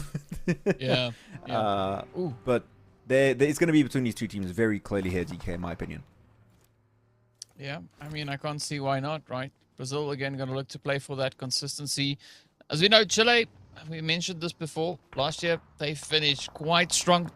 This time around, it's looking a little bit more challenging, right? Colombia just coming so aggressively, but the accuracy coming through from Federal is going to make it quite challenging for Colombia now to follow through and get that rush. But again, it opens up the opportunity for that third-party play to come through from the Chilean side. And I mean, Diego, P90 shots continuing to fly, just mowing the lawn as they drive past. Very good sprays from these cars. Brazil just trying to get some information, waste resources of Colombia in the process. But look at the minimap, actually. I'm seeing that the circle also does move away. It's actually kind of in favor of Chile. Elite and Potro pushing up, getting in a little bit of a slightly better position every single time, while these 2 teams are just so focused on one another. And as we do that, here we go. Chile able to actually move in once again. They do get himself an airdrop in the process. Could it be an MG3? If it is, they'll win the game. It's how it's written in the script. But here, Colombia just completely given up on this fight. They're not even there. So many nades coming out from Brazil. No one is going to be behind that tree because the 2 other players of Colombia left the vicinities completely DK. And as you can see on the minimap, they're in the fields now. And Brazil just got completely debated in that play. I mean, that's a beautiful strategy coming through from Colombia. I don't know if that was even intended, but a good repositioning coming through here from them at least. And now it is Chile getting ready for a bit of a play here. We can see Potro still holding over on the edge. Elite just keeping a close eye on the compounds. But little boy knows exactly where Potro is. So the element of surprise could get Uno reversed right onto them. Definitely. Uno reverse could be coming up very soon. Or they could be dealt a +4, which that would be deadly in PUBG Mobile terms. Yeah. Did you see? There was a singer, I forgot who he was, that made their own Uno game, and one of the cards is reveal your hand, which is broken. Like, what is that Uno meta? That's horrible. Don't do that. What the hell? Crazy stuff happening in Uno world. But that's why you do PUBG Mobile Esport. Way better than Uno. Yeah. Definitely more balanced. Here, Victex, though. Oh, he's waiting. He's holding the angle. He's waiting for the prime time to spray it down. I wish he had an Orm. That would be satisfying as hell. And he sprays. And he did. Sorry, Victex, you didn't even try that. He just had enough of waiting. He's like, I'll just spray and leave. Who knows? Maybe I'll connect him. Well, at least Law got picked up here as we saw the shots now coming through. Beautiful headshot making the play. Oh, Diego getting picked up by Potro. Potro, quite a bit of a reach from that southern side of the zone. I mean, the angles on this is insane. And there we go. Law getting traded as Victex comes through with the DBS. I love calling it the Don't Be Silly because, you know, if it's too close, there's a reason it's called the DBS. Aside from it being a double barrel shotgun. But, you know, Don't Be Silly just sounds better. Federal still going to be locking in on towards that northern side. Trying to see if they can make a little bit of a something happen over here. Little boy trying to keep the angle side, but Victex does get confirmed on through. Brazil still rocking that 2-piece, but double-digit elims now going their way. Oh, joining the party alongside Colombia and Chile. Still, we've not seen a single elimination come their way. And that's kind of bad for Chile because keep in mind that we're again in the top 3, competing for slot into the finals, making it into the top 2. That is their goal, and with only 2... no eliminations actually to their names. They got the big bubble right there, the donut, the goose egg. They're not going to be able to contend with the other 2 squads in the top 3 currently. So that is going to be pretty bad for them. At least they will get some placement points. Getting a second place would be huge. But it's still not quite the performance they were hoping for. Colombia 11 elimination, just going to create such a massive gap once again for themselves. And Brazil also looking pretty good in the process. Federal, little boy. Federal in particular, if you want one player alive on this team, it is going to be the man, the myth, the legend himself from Brazil. But they don't have the circle. They still have cars, luckily enough. I think they're just trying to see if they can find a few picks here and there. Make that transition a little bit smoother into the fields. But the smoke's actually coming out from Little Boy, which actually is going to kind of give his position away, which I'm surprised he's going to be using in that position. It's not even at circle itself. So Little Boy, I'm not sure what the game plan is here, but Federal himself definitely has a little bit more substance to what he's doing. He's in the car, sending it to the east, and trying to make his way down into the fields. I mean, Brazil, they might, if Little Boy can find that play over on towards Elite, right? They could also find themselves sitting with a glorious 11-team eliminations. But now, in the meantime, it's going to be Federal and Molina looking to get a bit of an altercation going. Beautiful reach with that Molly, getting right up close to Federal. Let's see, can that final one close it up, get the knock? Ooh, beautiful bounce coming in from the Federal side as well. Not quite hitting that little compound, but if it does, it's going to spell chaos. Oh, I love this for Molina, though. Absolute pinpoint hits with those nades. You might want to move back a little bit from Molina. Those nades are deadly. Does he still have... Oh, he doesn't have any more nades. Okay, so it's fine. That almost got rid of Molina. That would have been massive if they could get it. They could instantly move over. But what I don't like right now, I'm looking at the map feed here, DK. Chile, they're not moving in response to this. They're just letting the fight happen and not looking for a third-party opportunity. I'm a little bit surprised. They are not even attempting to do anything at this point. The nades coming out, going barely over. These smokes really helping keep Molina alive. But another one comes through, and that is the end of the line. Colombia getting themselves a podium finish here with, again, 11 elimination. What a performance from this team. Again, looking great. So are Brazil. But Chile, the 0-point match here. Would be great if Brazil go down to the blue zone. Would be a 0 elimination chicken dinner, which is rare. Rarely seen. Yeah. But here, they're making it behind this slight ridge for Elite. Again, if they do have grenades here on the shed like this, that could be so impactful. But so far, he has yet to throw any utility in the direction of Little Boy. Yeah, I mean, maybe Chile trying to play for that achievement in PUBG, right? Get a victory without a single elimination. That could maybe be the strategy they're opting for. No, I've tried, but I've not been able to get it just yet. Maybe Chile can show us how it's done. But now, yep, well, Potro does get the hit up onto Little Boy. So now it is down to Federal to see if they can close this one up. And I like the strategy. Yes, it's not necessarily the most ideal play coming through here from Chile because they might potentially only find 2 eliminations, but they're going to be still super careful with how they play through this because at any point, Federal could turn this whole situation on its head. And already with the damage now onto Elite, it does put them in quite a bit of a predicament. Quite the big predicament here indeed. Well, Potro is just setting it by foot. But you know, he's got that hay bale and he's trying to get himself in nade range. He's got 3 grenades. First one, kind of blind, but you know what? It's kind of looking good in terms of the angle. AM putting Federal down to about half HP. The second one should be dead on, but Federal dodges it and it puts him in a really bad spot and gets sprayed on down. Chile getting a low 2 eliminate. Oh, they jump scare from my face. That was horrible for you guys. So sorry. But yeah, chicken dinner going over to the way of Chile with the 2 players. Potro pushing it out in the open. That was definitely the game-winning moment. A low elimination win. How is that going to be looking like in the leaderboard, DK? That's my big question because, again, it's so close that, sure, you get some placement points, but that alone, is that going to be enough to keep you in that 2 top position race? It's going to be a tough one, but you know what? At least for Chile, up is up, right? Yesterday, they came in 4th in this exact match with 4 eliminations. Today, they get a winner chicken dinner with 2. So a slight little bit of a different approach here to it, but let's take a look at the final few plays that got us to the victory. I mean, Colombia, they brought in so much pressure, right? Trying to see if they can find the angles, but essentially then coming into these last few plays, moving on to Brazil, Molina had no other option, right? Just trying to survive, trying to heal up, trying to ride it out, but it didn't work out the way they wanted to. But you got to give it up to Potro, though, right? Just so pinpoint accurate with not only the grenades, but also that final spray to close it up. And there we can see Potro taking it all the way. 293 damage, the most eliminations for this squad.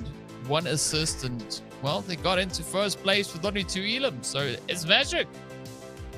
Top fragger, 1 elimination. Oh my goodness, what is happening? If this was in PMSL, the formula is that the MVP of the game has to always be on the winning team. So you would have an MVP right here, award provided through 1 elimination for 1 player for Papi Potro. So yeah, maybe we should change it so the MVP is always just the top performer in a match, regardless of if they win. I think that's the better way to do it. But here we go. Points distribution between the 4 members of Chile, Papi Potro and Elite, getting 1 elimination apiece, and actually taking really low damage here. 56 damage taken for Potro, Elite taking only 80 damage themselves. Really showing the moment they lost Eureka and also M2M19A, definitely not a mouthful, that name. They just decided to play the pacifist route. Okay, we're not going to get involved. We're just going to hope to get some placement points. And you know what? On top of the 10 placement points of that win, they also get 2 juicy eliminations on Brazil, which makes it instantly even more valuable because you eliminated Brazil, and that's always a flex and a half. Yeah, I mean, that is definitely quite a bit of a flex. So, you know, well flexed to you. But look at the nades, though. Max, we hit triple digits. So quite a bit of utility getting used up in this past match. No surprise. I mean, looking at these last few zones, it was just smokes all over the place, right? They almost made a smoke highway with the amount of smoke grenades that was deployed. So well done to them. Only 3 revives, though. Interesting change up in the strategies here. But of course, if we were talking about damage, right? So I think a strong contender for the potential MVP of this match would be between 2, either Lowboy or Victex, right? Of course, Victex from the side there of Colombia, who walked away with 11 eliminations, as did Brazil. And here we have those damage counters coming through as well, right? 1,700 damage to get 11 eliminations out of it. Amazing stuff. Yeah, Colombia, they're almost reaching the 1.8k point barrier in this match. Is definitely some impressive stuff. 11 elimination, double-digit elims is always great, regardless of the lobby size. And they're able to do it multiple times, actually, today, if I'm not mistaken. So Colombia can be very proud of their performance, for sure, making Colombia and their countrymen proud in the process. And here we go, moving forward here, going into the match rankings. Brazil, always, it seems like, top of these rankings. Sure, maybe don't get himself the actual chicken dinner here, even though it was an even number. It was match number 10 total. A little bit disappointed on that front. But you know what? In terms of points, it's still very, very good in terms of results from this squad. And 17 points on board, 11 eliminations, always taking home so many points. Looking at it, actually, 11 eliminations from Brazil, 11 elimination Colombia. And then you look at the other squad, 2 for Chile, and just 1 for Argentina. The other teams had to share 3 eliminations. 22 of those were only secured between Colombia and Brazil, which is just crazy numbers in this tournament. Now, what's going on? Well, I mean, so Brazil took out a third of the lobby. Colombia took out the other third of the lobby. And then it was like, well, you know, it's going to be Blue Zone gobbling up a few players along the way. So it was very slim pickings, you know. So only a few teams fortunate enough to secure those elimination points. But we got to see how all of this impacts the overall standings, right? Where these teams find themselves, who are those fighting for pole position. And look at that. It's a 3-way race. Colombia sitting on 110 points, and then Chile and Brazil coming in hot with 107 each. Whoa, this is getting intense here, DK. Last 2 matches, it's on Miramar. Talked about it. Brazil, in particular, tend to be really, really strong when it comes to playing on Brazil. I mean, are there desserts in Brazil? Oh, don't really think so. Don't think it's just it's very lush greenery over there. But no, 107 points here. Brazil going into Miramar could be looking pretty good. I would say Argentina here. Would you agree, DK, saying it's too late here? Like getting almost 40 points to just even catch up for the race and maybe contending for top 2? For me, it seems unreasonable at best.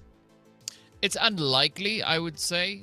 But I mean, if there's any team aside from the top 3 that can maybe look to play a bit of an upset here, power to them, right? I would say good luck, Argentina. Maybe they can pull it off. Maybe they can't. Who knows? But as we know, they have been able to secure themselves a winner chicken dinner on Miramar. They did it yesterday on the first one. So if they repeat that process twice, they could look to close the gap. Is it going to be enough, though, to get them up into pole position, to get them into the qualifying slots? I don't quite know, but there's only going to be one way for us to find out, and we'll have to see exactly what that is when we return after the break.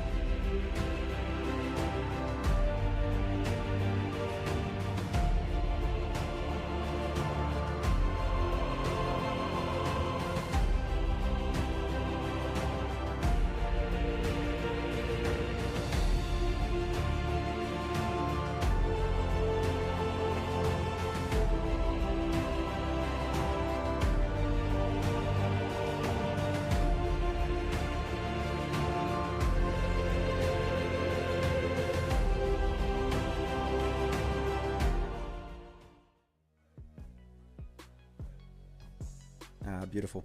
Beautiful. I'll pick up one of these and then I'll just sit here and read it. Yeah, sorry. No, I was just looking at my amazing signed Suk card from PEL that he gave me personally. I was just no flex, and no, it's just I own this. And it's I've got a signed card from the 2024 Iesf World Esports Championship. Yeah, but this is Suk, you know. Yeah, but this is related to the event, so it's even more of a flex. Bam! I don't have anything. Damn it! He beats me again. Okay. You know what? You're on the theme. You're on theme, so it works. You get me. You beat me. Yeah. Well done. You proud of yourself? Yeah.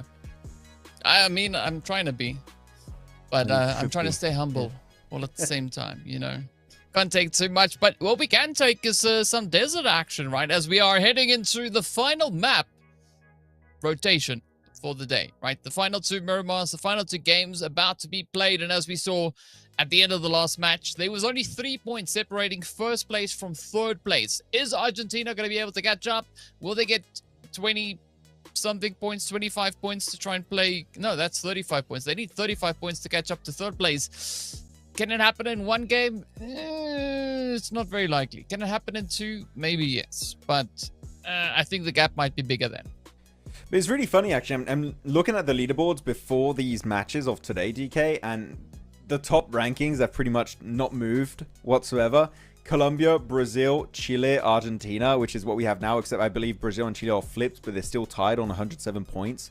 So it's literally the exact same setup we had at the start. So, like, if anything, that does show that the top four teams are currently very, very close to one another in terms of skill, and they're not falling too far away from one another, except for Argentina, that's a little bit behind, but they're still actively in the conversation for these last two matches in terms of, like, something could happen. They're not out, like, mathematically speaking, they're not out of the race, but theoretically speaking, it seems like it might still be game over. But yeah, Chile, Brazil, Colombia, I don't want to say goodbye to any of those three teams realistically, but in two matches, we're going to crown two teams that will be moving to your finals of Iesf tournaments, and one of those is unfortunately going to have to think about what they've done and sit on the staircase because they didn't make it to the next stage. And out of these teams, I don't know if there's one that stands out to you, DK, that you're like, oh, I would see them being in third compared to the two other teams. But as of right now, between Colombia, Brazil, and Chile, I can't pick. For me, they all are teams that have showed incredible potential, and I would like to see them all make it, but we know it's esports means that we are bound to have an upset here today. Yes, we are going to have a few upsets coming through. I would definitely have to say that if there was a team that I think could be looking to lock it in and finish within the top two, I think my top two is probably going to be Colombia and Brazil, based on what we have currently with the points, right? Okay. I think Chile, if we base it on what they did in the last match, I don't really see it going, but they still have the opportunity to turn it around, right?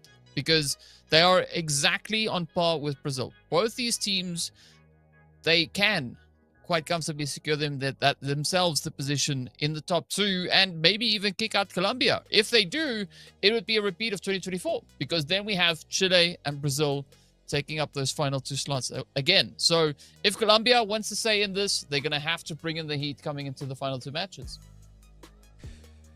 Yeah, definitely. I mean, I'm looking at also the teams that did well. If you're looking at Brazil, yesterday on Miramar, they got a second place, 5 eliminations, a fourth place, 6 eliminations. Then you look over to Colombia, they got a 6th place with 4 eliminations, which is like, you know, average in a lobby of this size. And then they got himself a chicken dinner on the final game of 11 eliminations, which that big 20, what was that? That would be a 21-point game coming out from Colombia. If they do something similar here, their position in top 2 pretty much locked in instantly right out of the gate. If they do on the very first Miramar, that's going to be coming up in just a few minutes worth of time. So Colombia, big focal point on them. Same for Brazil, they've been just so consistent on their map. My biggest fear is going to be Chile because their best game there was a 3rd place with 5 elims, which I'm not saying is bad, but in comparison to the consistency of Brazil and that big win from Colombia, it pales in comparison. So Chile, we need to see something a little bit more that we didn't see yesterday. And I know it can be a little bit hard to maybe change in such a small amount of time the way you play Miramar to try and actually convert those into chicken dinners. But we need to see it, or otherwise, again, that top 2 slot is just going to go right under your nose and you're barely going to be missing out on what could be one of the top events for some of these players. Yeah. I mean, there's a big opportunity available at that, I have to say. But we're talking about the top 3 teams now, right? I just want to give a shout out to one of the squads that we have in here that has been having a really good day so far. Aside from the top 3, Guatemala, right? They started off the day in 8th place. They are currently all the way in 5th place, right? They did that jump in the first match, and they've been able to kind of just lock in, just hold steady and just stay there. And I mean, Uruguay, they've been trying to play catch up. They are just 1 point behind Guatemala. So there's also, I think, still just a little bit of that pride play coming through for the teams situated further down the standings, right? Can they still finish in a good position? Unfortunately, those spots, they don't mean anything other than bragging rights, saying like, we finished ahead of this team or that team, and that's pretty much it. But I think it's still, as you said yesterday, that opportunity for the pride to be a thing, right? So for them to say that, you know what, we gave it the most that we could. We played the best possible game that we could play, and this is where we came to. Now, I always appreciate it when a team that doesn't have the best start just doesn't give up. I see a lot of teams that just they have a bad performance and they're just not in the right mindset anymore, and they just kind of, you could see they're not trying. Like even during PMSLs, again, like the A-tier tournaments, teams just give up. And I always appreciate it, like even on smaller tournaments when it happens, or like here on Iesf, or even during PMSL when a team, they're at the bottom. To be completely transparent, not having the best time in that tournament, actually struggling quite a bit, they still give it their best approach, their best attempt. And you know, a little bit of a comeback can be happening, and you know what, it may put their name on the radar, like, hey, actually got some real potential here. Like when you don't feel that pressure, you have nothing to lose, you start performing, maybe an org or like a bunch of players that are creating a team will come around and say, hey guys, we saw potential in your roster and what you were trying to do. I feel like all you need is just a little bit more experience and maybe knowledge being brought your way from people a little bit more experienced than yourself, and then actually start improving. So I think that mentality of never give up, give it your all, even when you're struggling, is the right mentality to have in esports. Yeah, I mean, we've had a few teams that have really shown that they are really trying to do something. Yes, sometimes the execution doesn't necessarily go the way that they hoped it would, but I like the effort, right? We did see a lot of that come through, especially today from Uruguay. Panama did a lot of that yesterday. We are still seeing a little bit of that come through in today's games. Guatemala came in hot. They were just like, you know, right in the beginning, they were like, just take it. This is Sanhok and we're going to claim it. And I mean, they did a phenomenal job. So I would love to see that opportunity being presented to these players, right, to represent their country, to get all that extra bit of experience and to come back even stronger when they move into 2026, right, to see just how far they can look to advance this and how much excitement they can bring out on the battlefield. Yeah, hopefully going to be able to build up some hype going into the next year. I mean, I'm so excited for the competitive circuit in general next year. So like some of these players, I'm hoping they better make it into the professional scene moving forward, because the potential of some of the players we mentioned many times is there, and it's just kind of capitalize when the time is going to be just right for them. Well, speaking about time, of course, we do seem rather to have a little bit of sand that has blown into one of the engines, so they have to quickly replace that with a new one. So while they do that, we are going to be taking a quick break. So stay tuned, and we'll be right back with more action.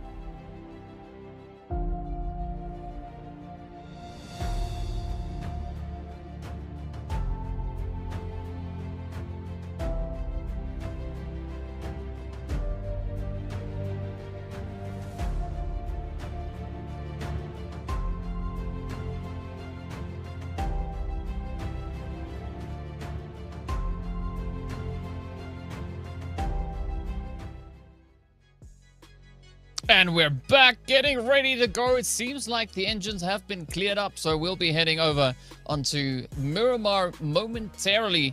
And now, Max, this is where I could ask you a whole bunch of interesting questions, but we'll leave that for later because I haven't thought of any. And so we're just going to move on. I thought you had a thing set up. I had no idea for this transition. I just had like some tape in my hand. I was like, I was like, I have a prop. Face. You could have done the whip. Yeah, I could have, but then I would have wasted tape. And I was like, I mean, I do have the scissors, like, and everything. I could have done it. I'm like, I would be wasting precious resources in my office. So if you did that, right, if you did the whole tape thing, then, I mean, it would have been simple because then I could have said, well, that's a wrap. And then, you know, we can get ready to jump on forward. Yeah, it's amazing, I know. Production, can we turn off his camera, please? Turn off his camera right now. Ooh, turn it off right now. Production, please. Oh, I'm going to look... Okay, no, okay, that's not working out. Are you frozen for real? Oh no! Yeah, no, oh my god! I really thought you they shut off your camera for a second. I was like, wait, they did it. I was like, oh, production, thank you. Oh, they didn't. Production. Yeah. Oh, they're not on my side. They don't like me. They like you, DK. They've got a favorite, clearly. I don't know. I'm just here. Doing what we're doing. We're getting ready to go in. But yeah, no, I think this first Miramar of the day, I think already this is going to be the decider, right? It will be the deciding match in the sense of whether Argentina can catch up or whether they can't, right? If they don't play a clinical match moving into this game, there's no chance for them to catch up. And of course, also, well, it's going to be the big one, whether or not Colombia, Brazil, or Chile is going to be the team to take home that pole position. It would be so great to have Argentina join the race for the top two. Like, genuinely, it would make this final game of Miramar that we're going to be having, not now, the one after that, even more entertaining and interesting to watch and witness and go down in history. But it's going to be a tough one because, again, we said it, if Argentina want to initiate that comeback, guess what? The teams above you, they need to have a really, really bad game. And normally, one team might have a bad game. Two of the teams up there, it's a little bit less likely. All three of them, it is quite unlikely indeed. So I'm not too hopeful for Argentina. Let's see if they can pull a trick out of their bag.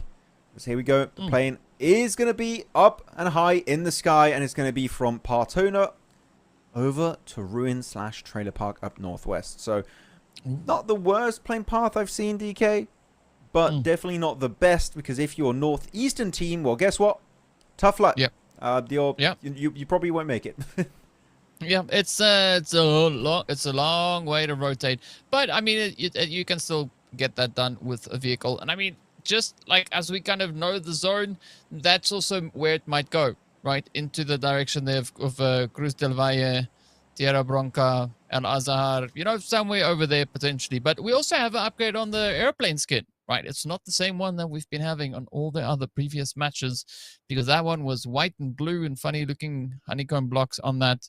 So yeah, also another cool skin coming in on this one.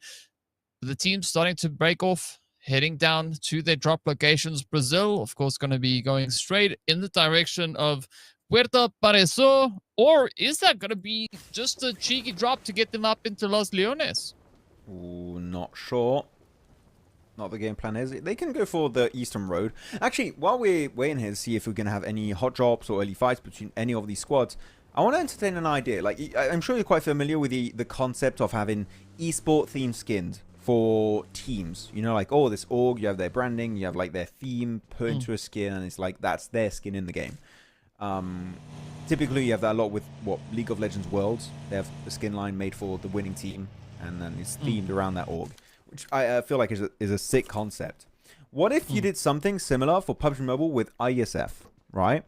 And instead of it being themed around an org, they have their own identity and everything, you do it based around a country, and you try in that skin to insert the culture, maybe also color of the flag or something, a cool design. Like, I feel like that would be such a cool thing to like celebrate these type of tournaments like IESF. Of course, without be possible. That would demand a lot of skins to be made. But I feel like in theory, even if you do it for like the champions country only, I feel like that could be a cool concept. Like imagine South Africa. They do one for you, DK. Your country won. Ooh. You know, you won Iesf finals. You know, what would your skin look like? You know.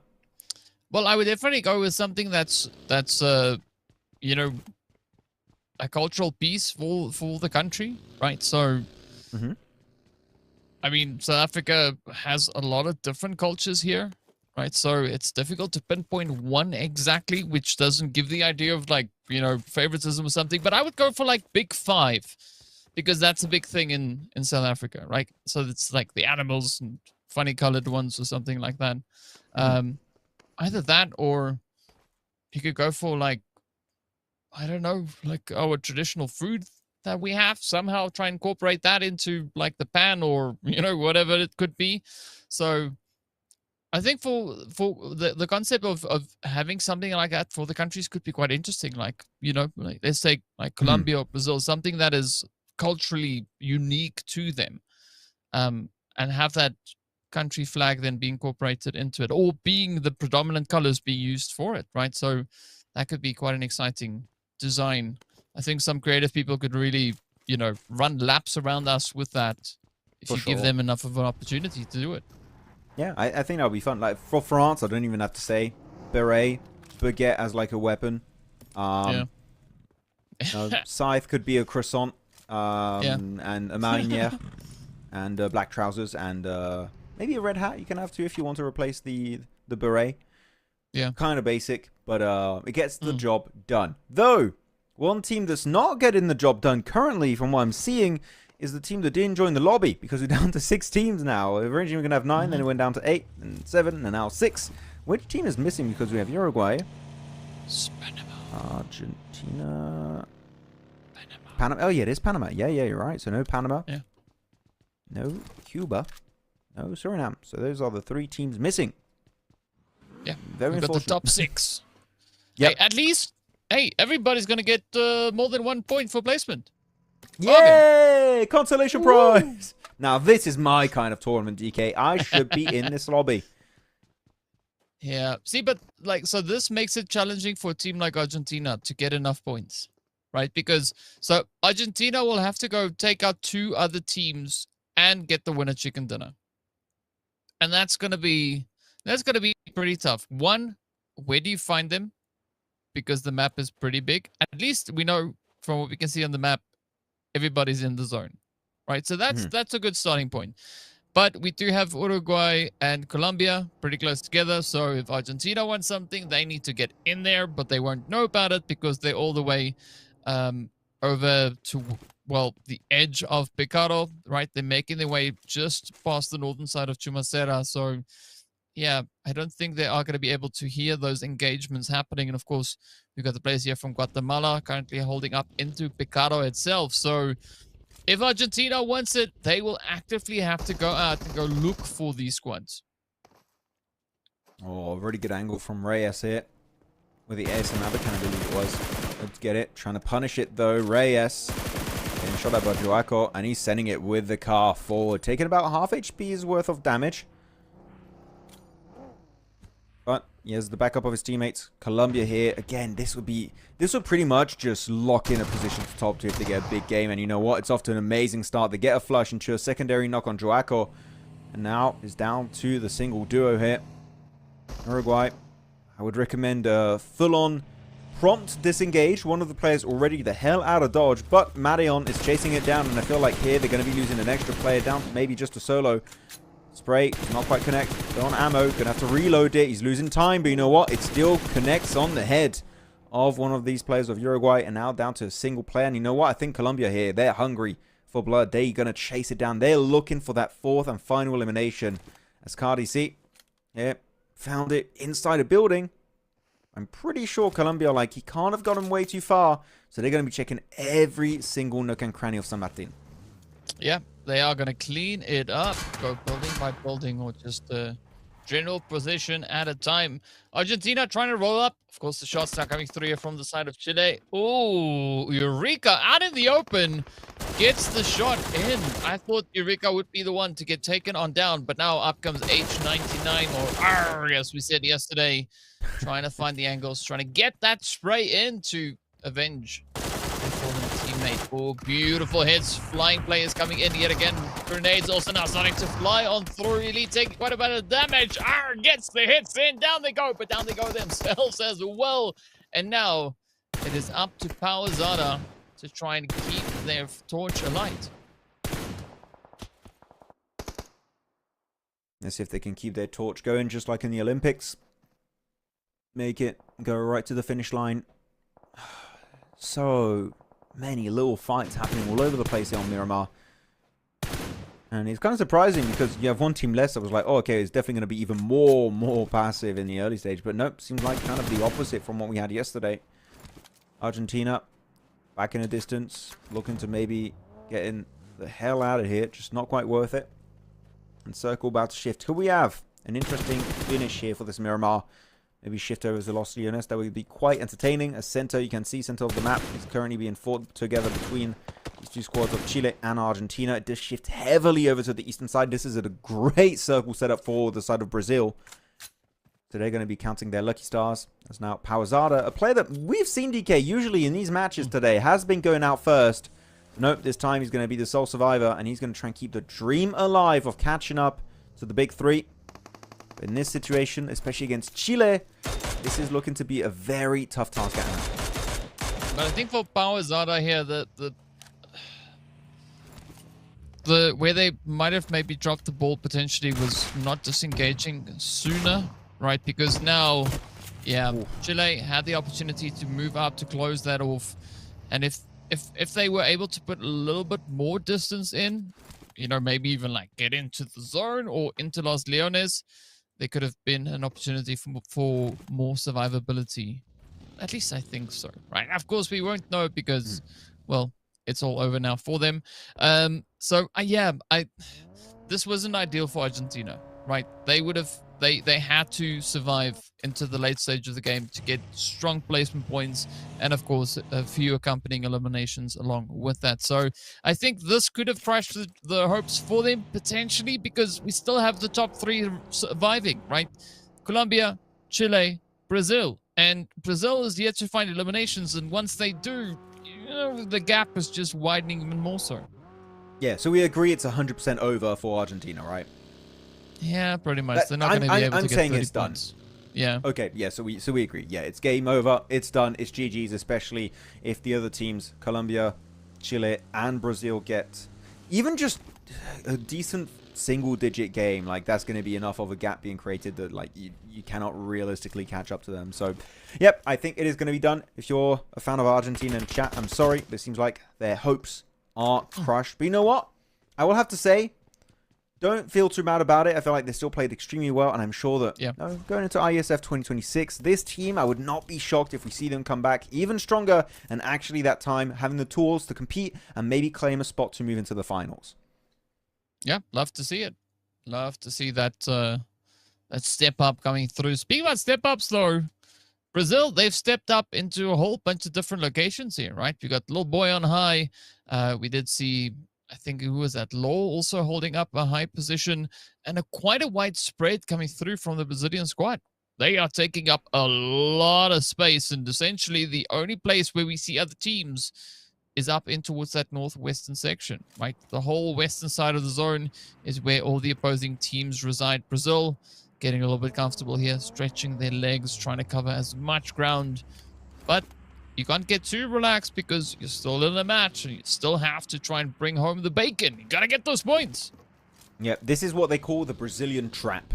4 players spread apart, and you know one of the players, if they hear or just have the slightest doubt that a player is going to be surrounding them, or even a full squad, boom, regroup on that team, and it's going to be an instant full squad wipeout going in the direction of Brazil. At least that's the best case scenario. Or they could just give 4 points to an unexpected team that wasn't ready for a fight, but you know what? They just hit their shots at the right moment. So, of course, that 2-on-1 split now going to be looking quite scary if you're Colombia making it towards that direction. The circle did shift on the center, south of La Bandita. as of right now, because we only have 4 teams, 15 players in this game, I feel like we're going to take a while before we see another team-wide clash. Why is Guatemala doing here in the blue? Okay. Oh, no, wait. Who was that? Who was that in the blue? That's Don Tempo, AFK. Oh, okay. Yeah, moving. Yeah. That's unfortunate because they're essentially a man down, right? Luckily, though, that elimination point's not going to anybody. It's just the blue zone having a bit of fun, you know, tickling down the health bars there for Don Tempo. So, yeah, there we go. Good night, goodbye. As, hopefully the rest of the squad that's in the match can look to make their team proud, because they do find themselves in, I would say, maybe an interesting position here up towards that northern side of the crater itself. But you got to watch out because, you know, Brazil, they're starting to move up. Diego is there. They may be caught wind of something. They might be looking to get in on the action. This is a sad view. The spectators know what they're doing. Whoever's doing the spectating here, go to Hollywood. Like, this is just... what a great setup. What a great shot. Slow pan out. Him against the world.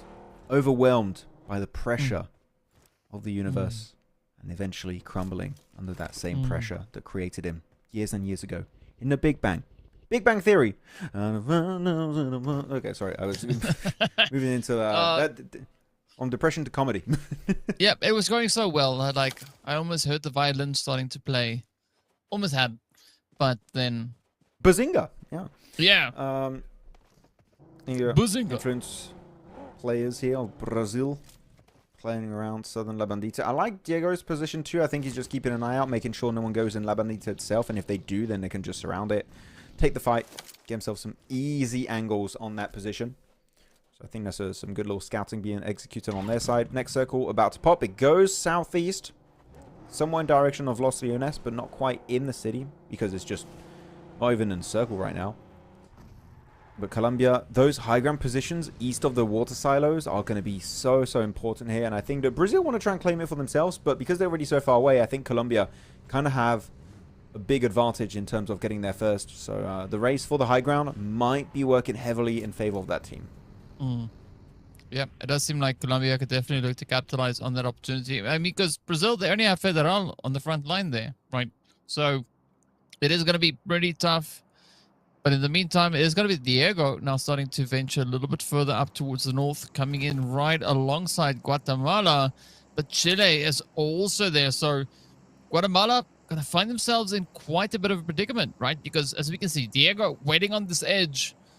And that Chilean pressure also getting brought through from the west. So this could be a very uncomfortable sandwich that Guatemala could find themselves in very soon. Mr. Toro going to try and outlast it. The nade coming really close to now. You got to move. Oh, is he going to get it? Oh, luckily, Mr. Toro just evading that nade.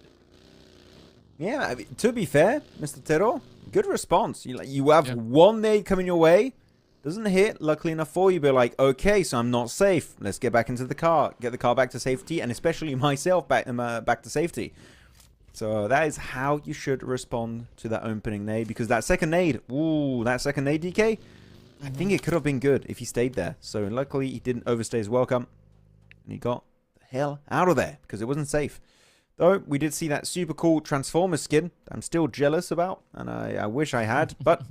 I didn't get it. I did get the Sonic Buddy. Again, that is my pride and joy right now. I've got a little Sonic following me around the map. But the Transformers one, didn't get it.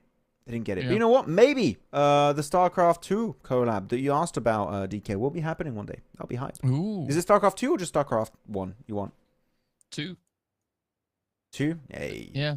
Yeah. Because it's newer. Right, it's been out for a while, but it's newer. Yeah, I was gonna say it's not new. It's just it's not a new newer. game, but like in the ecosystem of the series, then it is newer. Yeah. But like, and there was an update the other day as well. So, nice. Oh really? Is it still been updated? Oh, cool for them. Yeah. I wish they had as much content as we had in PUBG Mobile every few months, brand new update, new game mode, new updates to the main maps, meta changes, and new cool skins with new cool IP collaborations. Oh, my favorite. Yeah. More shiny things for Max to chase. Yes. If I have the money, I'll do it. Speaking about chasing, I wonder who's going to be the next team to get chased here, right? Because Chile, they're not moving. Looking at Brazil, they're kind of just exploring, having fun with the drops, upgrading some of the gear. Guatemala trying to figure out, should we, shouldn't we, can we, can't we, what's the play going to be? In the meantime, Colombia, they're like, you know what? While everybody else is focused up to the north, we'll try and maybe see if we can get a good setup here in preparation of that zone pop. It does go up to the north, so Colombia, they can just keep on rolling, and I think now it's going to be a fight for those hills, especially the hills up in center zone. It's not just hills, though. It's hills. You've got a lot of dips also next to the road that's going to be playable, so I think Colombia here still have a really significant advantage. Yeah. I think they're going to be the main threat, the main obstacle between these teams and their chicken dinner. Well, their chicken dinner. It seems like right now, I would still say it's Colombia's chicken dinner right now with the current setup. But over to the west, we're going to be seeing two squads here. It's going to be the side of Chile. Going to be trying to play around this exit point outside of this flat terrain. And also on the other side, it is going to be none other than Guatemala that are currently suffering from the damage output of Brazil. And I would say here, there's a possible third-party opportunity opened up right in front of Chile. You don't want to overpeak it. You don't want to overcommit because otherwise you might just completely collapse upon by Brazil. But they are moving up with the cars. And it seems like they are going to be taking a fight that's not really that greatly in the circle. I'm kind of surprised they're full sending it here. But Chile decide they wanted to go aggressive. They wanted to be aggro. They wanted to go with the speed and momentum on this fight. And you know what? So far, it worked out. And they are up to 5 eliminations this game. I mean, but so it makes sense looking at Chile doing this, right? Because Chile knows, right, they were tied with Brazil coming into the match. So far, they have more eliminations than Brazil does. So they are sitting on 112 points. And that is a beautiful increase for them. But are they going to be able to do enough to catch up to Colombia as well? So it's going to rely quite heavily on the performance coming through from that Brazilian squad as we do say goodbye to Guatemala. Out there go in a very valiant effort being brought here from them. I would definitely still say a very good day for Guatemala, even though this last match didn't exactly, well, the second to last match didn't quite pan out for them the way that they would have hoped, but still getting decent placement points coming in alongside with that. Unfortunately, no eliminations. Now it is going to be Brazil looking to kind of just keep themselves afloat here because they got Chile on the one side, Colombia on the other. And it's a fight for the top 3. Or top 2, actually. Yeah, top 2, actually. Yeah, right. And it is the big 3 fighting for the big 1 of this game. See if they can get himself the chicken dinner. 3 players for Chile. Otherwise, to show the squads for Colombia and Brazil can have every single player up and ready to go. At a moment's notice. All right, Colombia. Hey, one of the player there rolling about with the car. Marion in the center of the circle.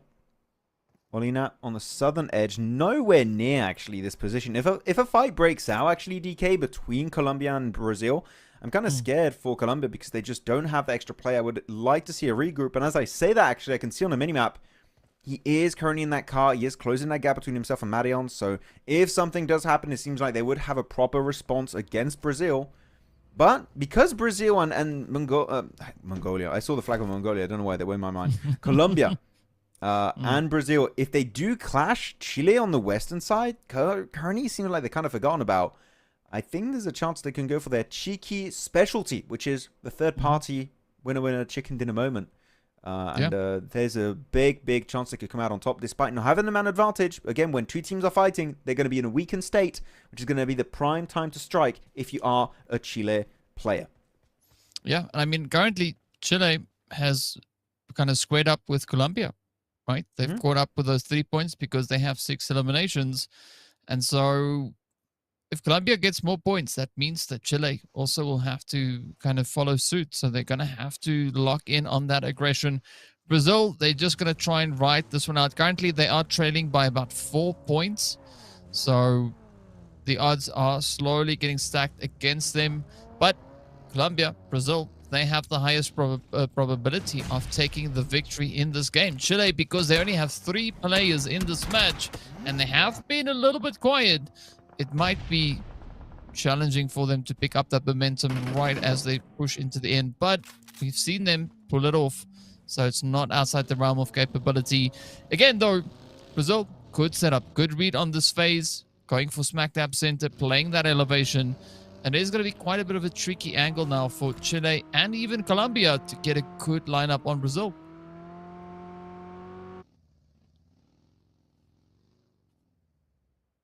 You can see all these teams kind of really trying to create space. They don't want to fight just yet because they know which team fights last will win this game. Which, actually, I say that, but Brazil seem eerily committed to this central position, which normally would be the team that would fight first, and means that you're opening yourself to a third party potential. So I don't know what the game plan is here for Brazil, but I would say currently in terms of the teams remaining in this game, maybe not giving it their best shot to go for the win. So here, Reyes, the drive-by, gonna try and spray his opponent down, taking actually a lot of damage as he gets out of that car. And now Eureka, 1 grenade there, down to the last 3 seconds. Could it get Reyes? Oh, goes out. Unfortunately, will not be able to find a target as Reyes heads into the blue, picks up his teammate once again, and it seems like Colombia have learnt their lesson on the southern edge and will be trying to find a better spot to play around as the car. Mobile coverage, but they are really trying to get the angle over the road. Victex, I would say this is not even in circle really for that much longer. You better get the hell out of here. Go towards your teammate once again and just hope that you can force a fight between Chile and Brazil, and again, third party that and secure that win. Yeah, well, that is going to rely on Madeon on getting in the vehicle so they can actually lock in that rotation. And they have to be quick because, I mean, Chile, they're getting a little bit restless, right? They've like, well, you've now disturbed our beehive, so we are going to look to get aggressive and defend our position here. So it is going to come down to the wire to see which team will be the team sitting at the top of the board at the end of this match, because nobody wants to be the team that loses the go at that position. Brazil keeping it nice and quiet, just waiting for the fight between Colombia and Chile to break out. I think that's actually a big brain strategy from the Brazilian side, right? They're just keeping a watchful eye on the situation, not looking to get too involved. They just want to keep their distance and almost try to be the team that's been forgotten about, right? And then trying to kind of play that Chile approach, well, over onto Chile themselves. Could be the game plan. To be honest, DK, I feel like we've been theorizing about what could happen for literally the last 10 minutes. I'm out of theories. I'm just waiting for the happening now. I want the happening part to go down. I want the fight to break out. I want something. I want a bullet to be shot and to actually hit someone. That is what I want. Imagine. Because I'm not going to lie, this Cold War situation, it ain't it. Yeah. The entertainment value, it's going down. But at least though, it's the consolation in that is that it's difficult to do something cold in the desert because yes, it gets cold at night. Well, it depends on which desert. That was my counter. You saw right through. That was literally going to be my counter. Like, damn, he said it. You got me. Yeah. There we go. It happens finally. when you work together a lot, right? Yeah. You get a good read on the play, just as Brazil's getting a read on this push. Ooh, that nade. It's looking good on Papi Potro. Followed up with a spray of the SM Abacan. Reyes will find that target. Potro out of the equation entirely. And I'm pretty sure that res is going to be nigh impossible to pull off. So yeah, the situation where you have to give up on it. Or just go back to the lobby. Elite was also spotted over that ridge side. And that is going to be Chile out in the big three. Now, down to the top 2 of this match. It's going to be down to Colombia and the side of Brazil. The 4v4 is going to be about to occur in front of our very eyes. As here we go, Colombia making it over to this ridge next to Longhouse. The nade onto Reyes. How is he? What? How did he tank that? He should have gone down like... How even... What? Molina?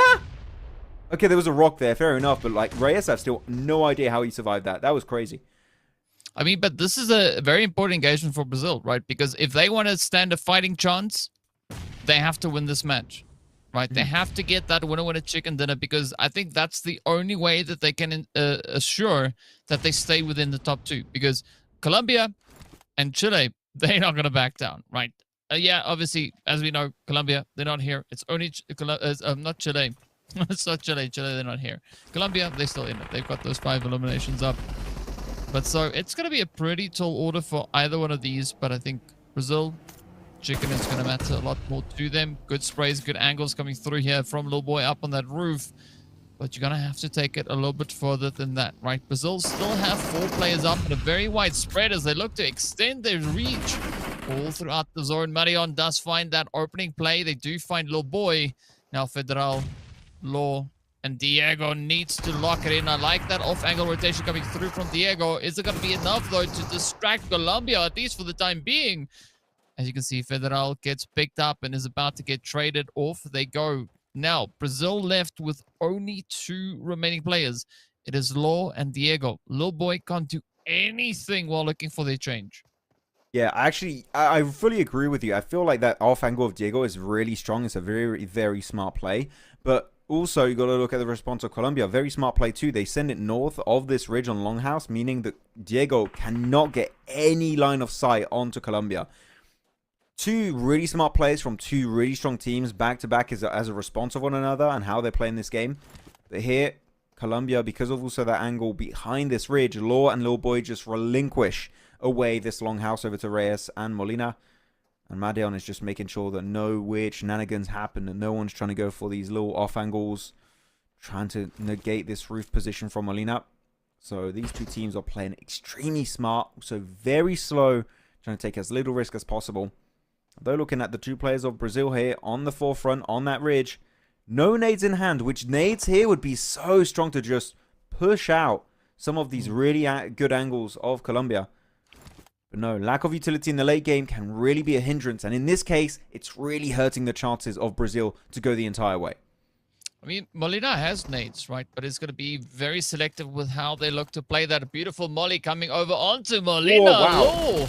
Cracking that door wide open. And now it's going to be Reyes trying to go in for the res. So all the pressure now goes over on towards Madion.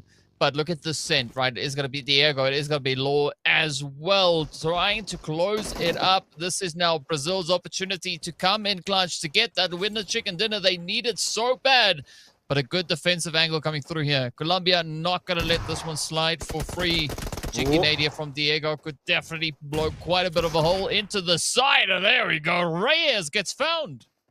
Oh, that was an amazing opener from Diego. Able to find himself another knock there with that nade. A double, actually. Able to get himself that flush and putting an extra player of Colombia down to super low HP. Molina and Madion remaining. And as I say that, they go down. And Brazil, the amazing push in that opening knock is exactly what they needed to secure that win. And now that's going to make it even easier for them to jump up in the leaderboards, get in the top 2, and hopefully maintain that lead after our last game on Miramar that will be happening in the upcoming few minutes. DK, we are just a few minutes away from knowing who's going to be making it to the Iesf finals here. And top 2, man, it's still up in the air to see who's going to be making it. But man, oh man, these teams were trying their damn hardest to make sure they got this chicken dinner and all these points on board. They brought everything to the table, and what a way to wrap it up. We're getting closer to the end of the day, but you know what was even better than that, Max? The final hit was done with the MG3. Yeah! Oh, what a beautiful molly. That Molotov, yeah. It was crazy, but I think this was the turning point, right? Diego finding that knock onto Reyes, then opening up the opportunity for the rest of the team to just come full sending, clutching it up. And with that, Brazil pick up 6 eliminations, 630 damage going over to the side there of Law. I mean, what a strong contribution this was from the entire Brazilian squad. Yeah, they took it really slow this match, which I feel like was the right approach for Brazil. Really taking it slow, making sure they don't allow any team to really get the man advantage upon them, taking solos away. So they just playing the split, taking it passive, keeping their resources until the very, very later stages of this match. And even then, they didn't really have that many nades, but they did have that one Molotov on the roof, and that was kind of like the entire setup they really needed to go for that final send with the cars. Having Diego regroup and then get onto the balcony and wrap up that game in style. One elimination for Lil Boy. Law gets 1, Diego gets 4, and Federal, as we did see, went out a little bit earlier this match, so just gets almost 100 damage. But you know what, Federal, we know what he did on the other game, so you know what, this one, you're forgiven, you're pardoned. I, myself, and DK will give you this one. It is completely fine. As here's your match summary also. And throwables used 71, so about 30 to 40 less utility thrown than we usually would be. But that also does make sense because keep in mind, one extra team did not show up in this game. So of course that number is going to be reduced significantly. Yeah, it's unfortunate, but it is the way it goes, right? That's the way the cookie crumbles. At least we did get a decent long-range hit. 303 meters being brought through here. Only 4 revives getting played out in this past match. And of course, it makes sense, right? Because these teams are playing for cleanup, not allowing for those reses really to be a thing this time around. Surprisingly enough, only 3 headshots getting secured in this game. Some interesting statistics over here. And of course, 19 eliminations secured across the board. But let's take a look at this. Brazil, Colombia, both teams bringing 6 eliminations to the table. Brazil finishing on a figure that I've never seen. 1,500 exactly. Not one more, not one less. Exactly 1,500 damage. Colombia getting really close to that, finishing on 1,465. But of course, the CEST exactly the same. The knockouts really close. So it was down to the wire between both these teams. 1,500 damage. So satisfying. Oh my goodness. You love to see a good round number like that one. Moving forward onto the next graphic here is going to be your match rankings. And again, DK, it just keeps bloody happening. Brazil, number 1 with the points coming their way. And that's going to be a total of 16. 6 eliminations, 10 placement points. They are just flexing on the lobby at this point. And keep in mind, if I'm not mistaken, DK, what was it? A 3-point difference between themselves and first place, and there is more than a 3-point gap between themselves, Colombia and Chile, meaning we should have a new first place team, and that team should be none other than Brazil. Yeah, but they also shouldn't be too much of a gap between them still, and we'll get an exact figure on that soon. But looking at the eliminations, it was essentially the top 4 teams bringing it in. Argentina picking up that elimination, and of course then Chile, Colombia, and Brazil each securing them a glorious 6 eliminations apiece. But yeah, it's that time. Let's take a look and see what the overall standing situation is.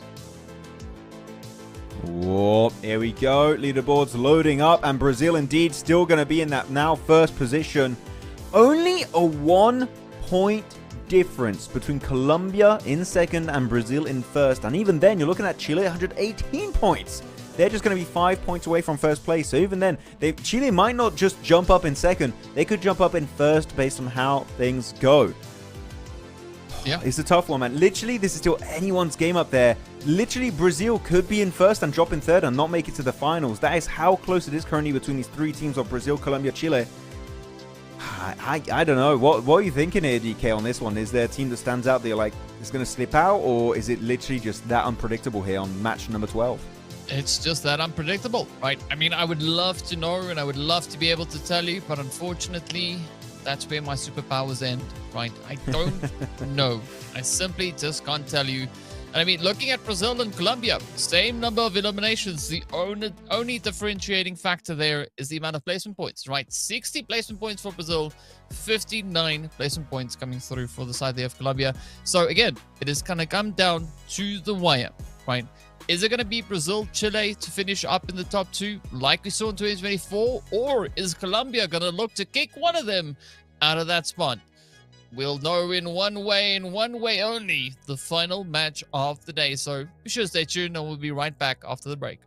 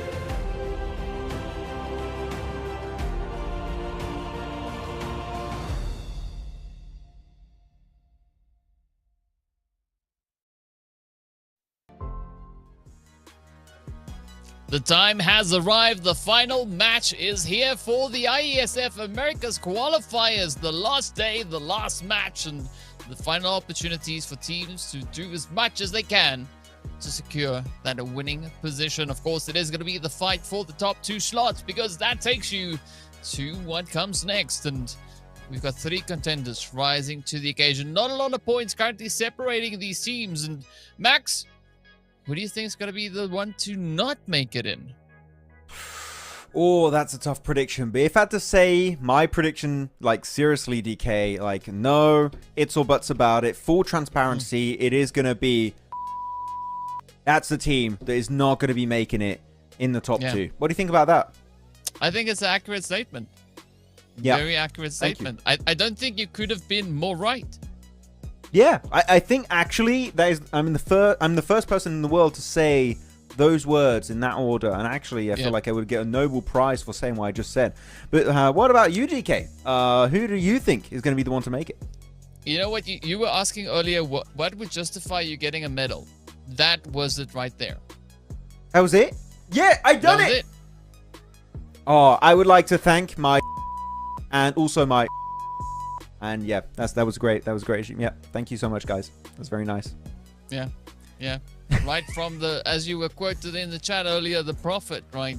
You were called the prophet earlier. It's like you just knew it was going to happen. What I know is going to happen is that, well, we'll be hopping over into Miramar pretty soon. The players are getting ready to load up. The engines are starting to warm. You can hear the distant sound of silence as the propellers are getting ready to go. Yes, because we can't hear the plane start. We only get to the spot where they're already in the plane. We don't see that whole animation, right? I want to see, how do they load them in? Is it single file? Is it 2 lines? Is it 3 lines? And like, how do they get everybody in the plane? Where do they sit? Do they sit at the windows? Do they sit in the middle? Do they sit facing the front, facing the back? So many questions. Of course, we'll never get answers to those because nobody knows. In the meantime, what we do know, kinda. It's a military plane, meaning that you would have the seats on the outside looking in, so you're facing each other. That's how military planes are usually. But not only, because some of the planes also have a center row, so they have in the middle a seat and it's facing the windows. It doesn't matter really at the end. No, it doesn't.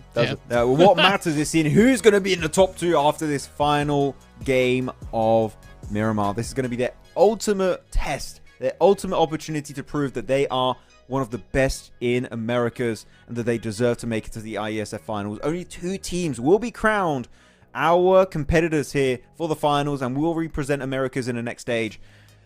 And it's a tough one. 3 big teams that have been fighting tooth and nail from day 1 to day 2. Every match onto Sanhok, Erangel, and now Miramar to wrap it up in style. And we said already, DK, my prediction, I'm sure I was memeing about, but genuinely, I have no goddamn idea. That is my prediction. It could be anyone's game, but unfortunately, after this match, in the next 25 to 30 minutes, 1 team will go home, and 2 more teams will be advancing and attempting to represent their country on the international stage.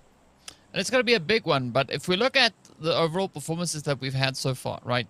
Chile, Brazil, Argentina, good consistency, right? All still within that top 4. Colombia, last year, we saw them finish in 5th place, right? So they weren't anywhere close to this position. Game.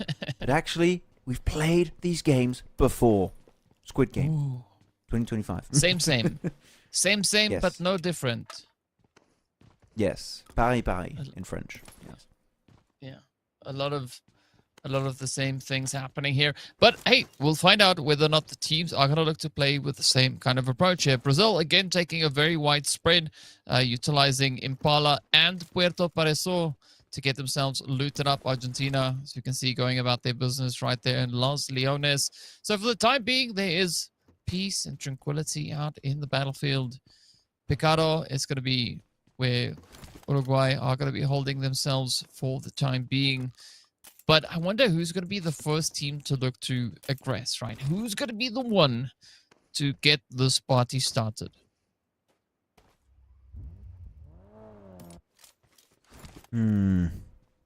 Chile. I feel like it's going to be Chile. Yeah, they're looking for Uruguay right now in Picado. They're like, we wait for the one guy to leave that casino or hotel room in Picado. We're gonna get the angle. Eureka's the one that's gonna get it. He's gonna strike. Easiest elimination of their career. Ooh. He's got that little overlook south of Picado, actually, so he's going to be able to have a great vantage point right into the city. There you go. Talking about Chile, looking at some of the players. Oh, really like that party bus. I have the same skin. Pretty sick one. They're on the northern side next to La Bandita / Graveyard. There's going to be a big 4-man split. Pretty much all over the place of Minas Generales. Yeah. And they are also going to be looking for a few car spawns. Like, car spawns, when you have this many teams in a lobby, you cannot blame cars, like, lack of cars, for not being able to rotate. Like, you should have literally 10 cars per team right now. Yeah, why not, right? If you can't get 10, get more teammates. Yeah, just hire more people. Yeah, right. And put as many people as you can into a 4-man team. Wouldn't it be fun to have a PUBG Mobile esport mod, like, or maybe not esports, but like in a mode for PUBG Mobile, and it's like, let's say 32 versus 32, and you have like a big map, and you have like a spawn to the west, a spawn to the east, and it's just like warfare. What's that other game mode which you can, like, I think it's like 8v8 or something? Oh, it's I forgot the map. It's based on Greece, the map. I played it a few times. I like it. It's a nice map. But it's like, it's an 8v8 TDM, pretty much. Yeah. Yeah, that's fun. I mean, but to make it 4 times larger, ew. Yeah. That could be an interesting one. You can add new rules and stuff. I don't know. I feel like there's potential. I'll go talk to the PUBG Mobile team. I'll say, hey, guys, got $1 billion idea. And I'll be listening to me and be like, no, that sucks. And they'll kick me out. I'm like, yeah, fair. You know, I tried. At least I tried. Yeah. It's a gamble, right? And of course, luckily we're over in Picado, exactly where the casino is. So it's just on time for that gamble to come through. But speaking of gambles, though, I mean, it's still up in the air as to who's going to be the first team to start this ball rolling. Chile, they really looking to get this one going. The first few shots getting fired there.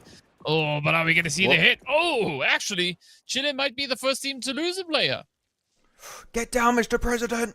He's fine. Our President M2, M19A. Yeah, it just How are we rolls supposed to pronounce this? Name. It really does. How it, like, is that, because you know what? There are some letters, some numbers that represent letters, right? Like 3 is E, 4 is A, sometimes 7 is A in Arabic. I don't know how they made that work out. What could those be? I don't know. Complicated. That's what it is, for sure. Yeah. An S? Yeah. It's above my pay grade, I can tell you that much. What, 2 is above your pay grade? You get paid $1? Who knows? I mean, if I can figure that name out without any hints, I would just need everything then, right? Because I did it. I accomplished the goal myself. But it's not gonna happen because I don't know what it is. Yeah, it's always as you said yesterday, right? Putting numbers in names, it's like, you know, 5 points for creativity, but goodness gracious, I can't figure out what the name is supposed to read most of the time. Yeah, make it easy, like Ida, you know. Yeah. And Mina. That's an easy one. That's a letter and a number combo you can easily decipher and say quickly. It makes our jobs as casters easier. It makes us want to say your name. If we don't know how to say your name, we'll just say, hey, look at this guy. That was a cool move from this guy. This guy was pretty neat. Yeah. And I think that you don't want to be called this guy. So, for now, I shall call you M2. Better. Yes, that guy. Look at this dude. Who's that? No, it's that guy. Oh, it's him. Yeah, that's who. That's. Oh, look at him. Saying he's him is kind of like cool though. He's like, he's him. Yeah. It's him. Yeah. Yes. Yeah. Yeah.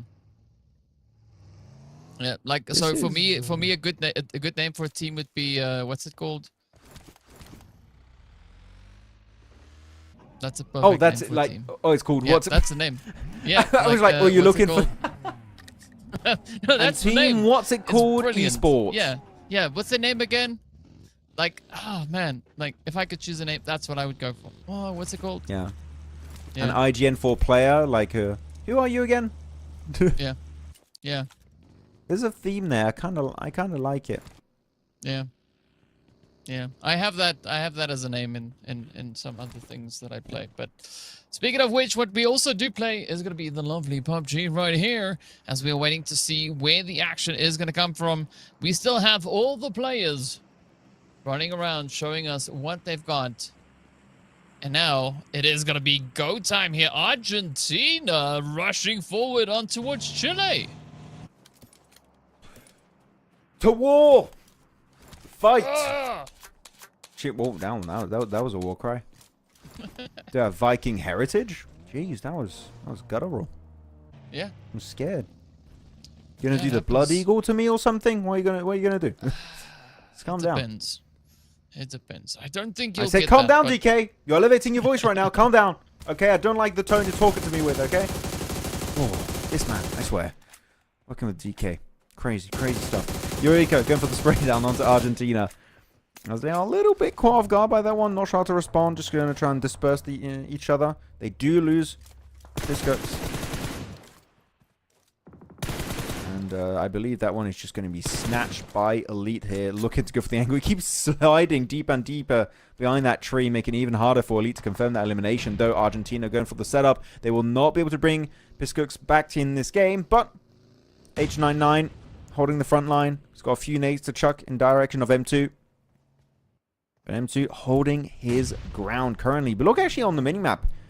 Pawazada going for this wide eastern off angle. Trying to keep H99 alive, it seems. But it seems like also Chile want to keep their players alive. Because, of course, they're competing for the top two. They don't want to take an early game risk. They already got one elimination. That's a win in their books. So now they're going to slow it down significantly. As another fight's happening in the elimination feed. And I believe Guatemala is taking a severe beating here on the other side of the map. Ooh, that could have been such a great spray. The 6X really zooming in there. Let's see whether or not anything is going to come through from this. Is Jo now. Ooh, who needs to find a way out? Colombia almost crashing into the tree, but Reyes getting whooped out of that vehicle. Almost getting a little bit of that whiplash coming through. Victex coming through for a quick cleanup here. Contempo getting spotted, and down they go. Colombia trying to double down on the efforts. But it is going to be up to Guatemala to see, can they find a way out of this? And, well, they do find a way out, but not the way they would have hoped. That way is straight back into the lobby. Yep, unfortunately for them, they are going to go for the back to the lobby for the last time today. They might even go to bed after that one. A little bit disappointed. Not the result they wanted to end their Iesf America's Qualifiers adventure. But, unfortunately, not every story has a good ending. For them, it will end in sorrow. On the southern side, Los Leones, rotation from Brazil. They're going to be sending their 4 players western side of the city. Playing the high ground. There's actually a very good church east of Chumacera. I would love to see Brazil play. Usually when it goes on Miramars, I see Alpha 7 usually play it a lot in their regional PMSLs.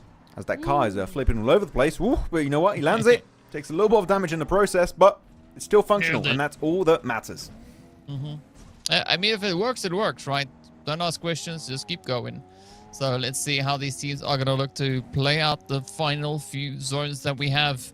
Now, as we know, things were pretty hot and spicy here. Guatemala trying their utmost best to try and survive as best they can.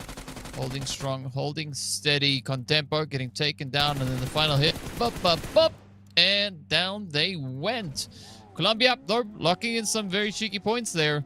And as we know, coming into this match, there was not a lot of points separating the top 3, right? So Colombia, Chile, Brazil. It is going to be a fight to the finish to see who will be able to qualify. If you remember, Chile, they started off this match in 3rd place. So the pressure is going to be on. Are they going to be able to play that serious game of catch-up, play a bit of leapfrog? We don't quite know, but this is a good way to get there with Botro just locking in the spray downs towards Brazil. Ooh. Yeah, big clash going to be occurring here. All of Brazil, well, all of Brazil, minus Federal, are going to try and rally their troops. Get those eliminations if they can. Potro confirmed under the wheels of one of their players. Now Chile down to only 3 players also, and might be going even lower if they keep getting fully committed and engaged on by Brazil. Argentina also pretty much dead center of the circle here, looking to be in a really good position, but that's a massive spray from Diego on a team they need to eliminate right here, right now, on the dunes of Miramar. And Diego, he knows this is going to be a golden opportunity to go for those confirms. Molina, though, maybe looking for Law, going for that confirm himself, because every point may count, may matter here to try and make it into the top 2 and make it to the finals of Iesf. Reyes, that's not going to be too easy of a race to go for, but he's going to stick it. It seems like Brazil got a little bit scared after losing 2 of their players, and they're going to go a little bit more pacifist here as they do get an extra elimination onto Colombia. And Reyes is going to be in deep trouble. This is crazy, though, because the top 3 are currently fighting, right? Yep. Uruguay, Argentina, still in it. They are just sitting back, relaxing. Well, not really. Argentina, they are moving closer, right? Because they've now moved up right alongside Brazil. But Uruguay, they just big chilling up in Picado, as we can see over there. But look at Argentina. Brazil, very close to each other. Of course, Colombia, Reyes now is going to be going down. Marion is going to be the last one holding strong and steady for their squad all the way up towards that northern reach. So Colombia, they're going to quiet down considerably from this point moving forward. Argentina, this is now them looking to play the upset here, because Argentina has a lot of control in this match right now. They can decide who gets the points and who don't, and they are going to try and prevent Brazil from maybe catching up. Oh, the nade. Almost going to be doing a little bit of damage to H99, but little boy, you need to play the staircases in. The staircases is your best chance to try and get multiple 1v1s, but he's not just able to survive the encounter. He is going to be absolutely destroyed in that fight. That's so unfortunate. Longhouse, not quite the position he was hoping to play around, and he is going to get instantly punished by that. Diego, the man that saved this squad multiple times here, is on the run. He's hoping to get a few more placement and eliminations as a solo. He's trying to make it out. Pawazada from Argentina trying to get those long-range shots to connect, but unfortunately he's way too far for comfort. And here, Pawazada will not be able to quite get it. So the dream for Brazil is still alive, but it's not going hard here. Really, as a solo, this is looking tough. It's pretty much like Brazil is just putting... Actually, same for Colombia down to also solo. So Chile here, literally the perfect setup to make sure you lock in your top 2 spot in the very, very near future. I mean, but this is interesting dynamic coming through in this match, right? Because, I mean, look at Uruguay. They just waiting for everyone else to kind of, you know, call the lobby. And then at the end, they come in like, well, don't mind if we do.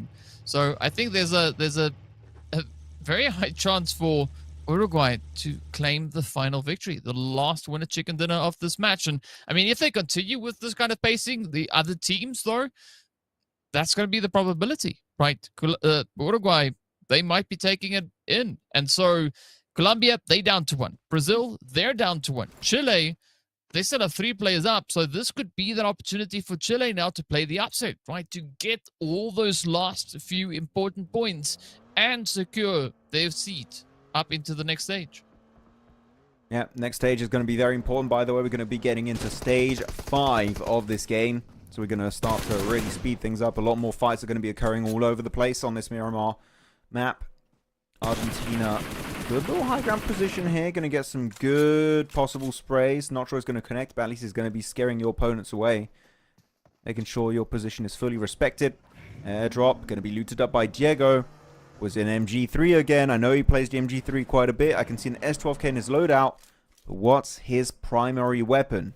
I'm hoping it's going to be the good old MG3.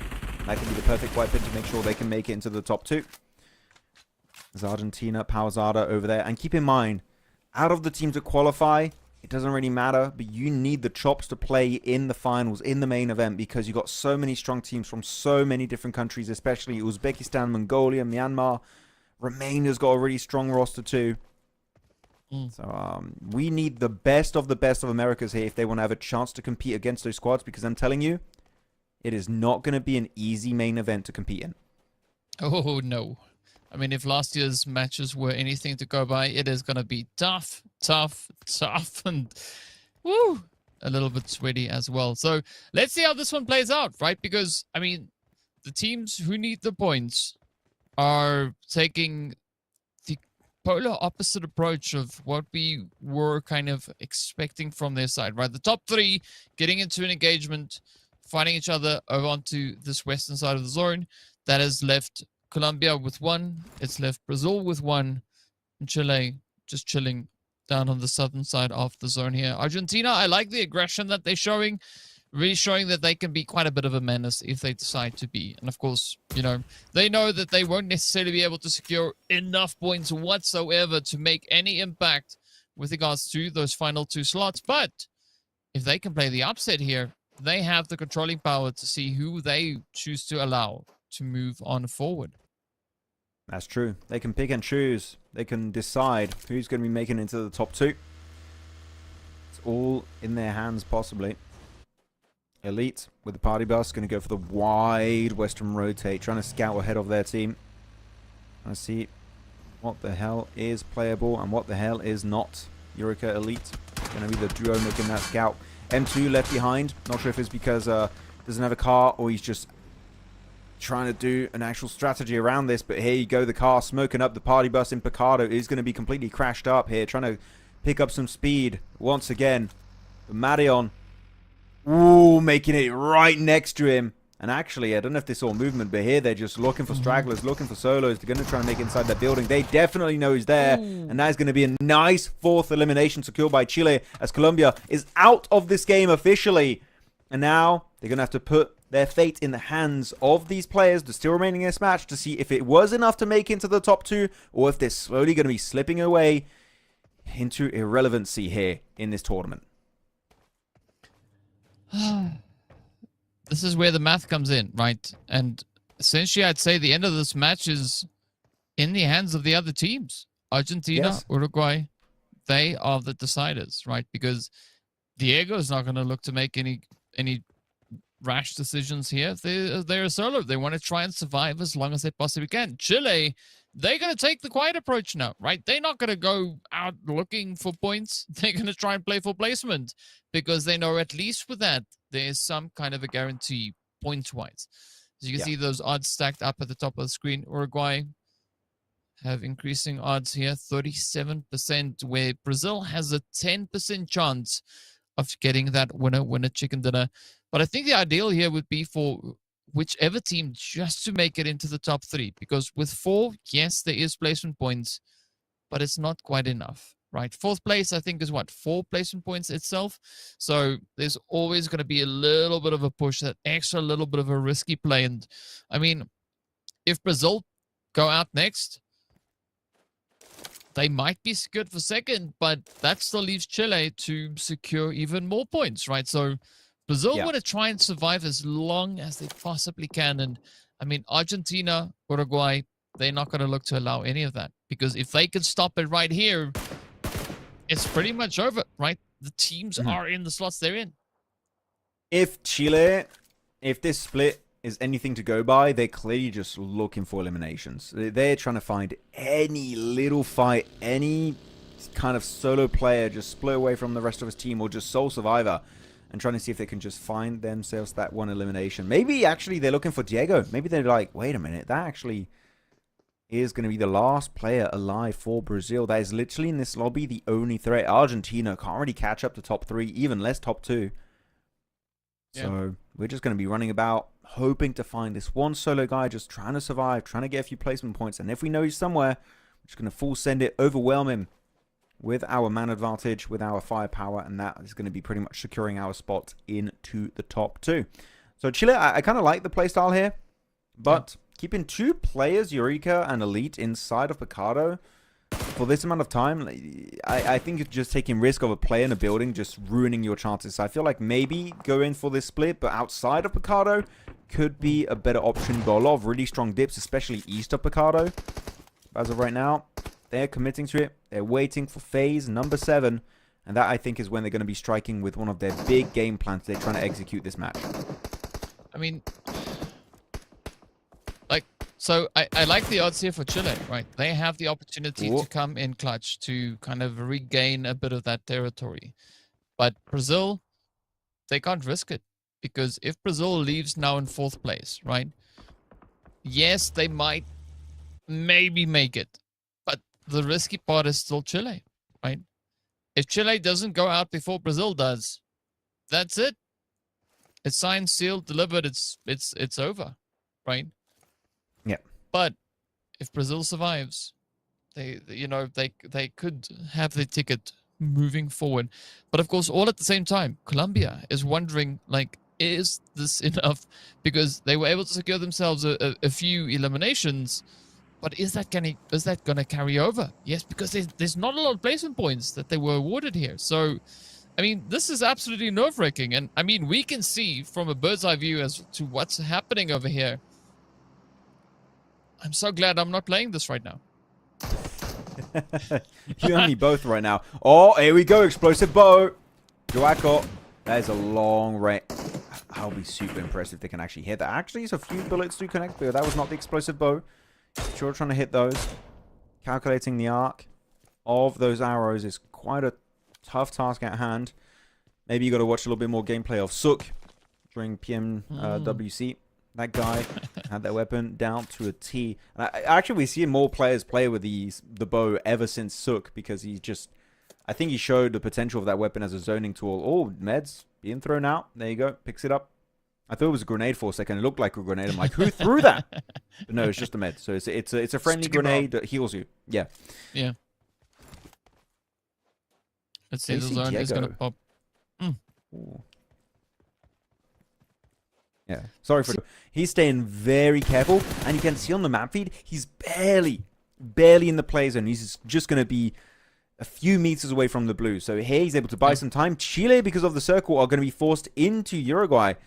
So actually, this is a really, really good setup circle-wise for Diego and the entirety of Brazil. But I mean, I'm looking at this and, like, Uruguay and Argentina, they are sitting in the only 2 compounds within that zone that is worth having, I'd say, for at least for now. And they say to Chile and Brazil, it's like, hey, if you want those seats, if you want the qualifying slots, come get it. Because that's the only way you're going to get it. You have to come fetch it, because we ain't going to give it to you. It's going to require you to work for every single morsel that you are looking for. And I mean, for Chile now, it is looking quite bad, because Uruguay just ripping into the sides of them. I'm not quite sure if Elite's going to be able to get that res. Yeah, maybe, depending on where their teammate is. Are they inside the building or outside? Oh, they're on the outside. Ooh. Yeah, this is a super risky angle. Fortunately, there's a quick opportunity now for Chile to get their numbers back up, but it is going to be Uruguay looking to tighten it up just as that blue zone now is closing up as well. Very smart play to close that door. Going to allow them to go for that res. A little bit more space, but the blue zone does too much damage. It's phase 7. Chile, I would say best play here is to deny the points. You don't know who you might give them over to. So let the blue zone do its bidding. He still has 4 first aids here. He's going to be able to survive quite a bit, actually. There might be an extra placement point if you time it right. But now down to his 3rd one. Now heading into the 2nd. And just in about 10 seconds worth of time here, DK. This is going to be Chile taken out. Argentina taking a knock, but it is not going to be enough. As now that is going to be the last first aid. And Elite looking to bleed out. And go out in 4th place. Not quite the match they were hoping for, but it's the match they shall get, and we'll see after this match if it was enough for them to make into the top 2 and reach the main event here of the Iesf tournament. I mean, this is nerve-wracking. Absolutely nerve-wracking business coming through. I mean, for Chile, that is not the ending that they would have wanted, as you said, but it is the ending that they got. So, yeah, we'll see if they can... If they'll be granted the opportunity to move through to the next stage. Diego is playing the strongest game of hide and seek that they've played this entire event, right?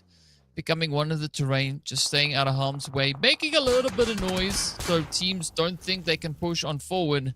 But yeah, Uruguay, that vehicle is looking quite scary. It now is up in flames, almost getting the explosion going there.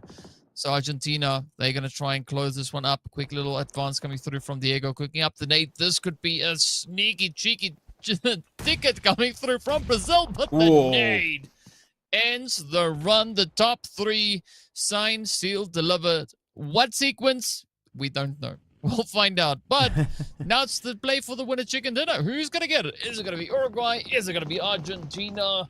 The answer is yes. It's going to be one of those, definitely, to secure themselves that chicken dinner. How are things going to be working out?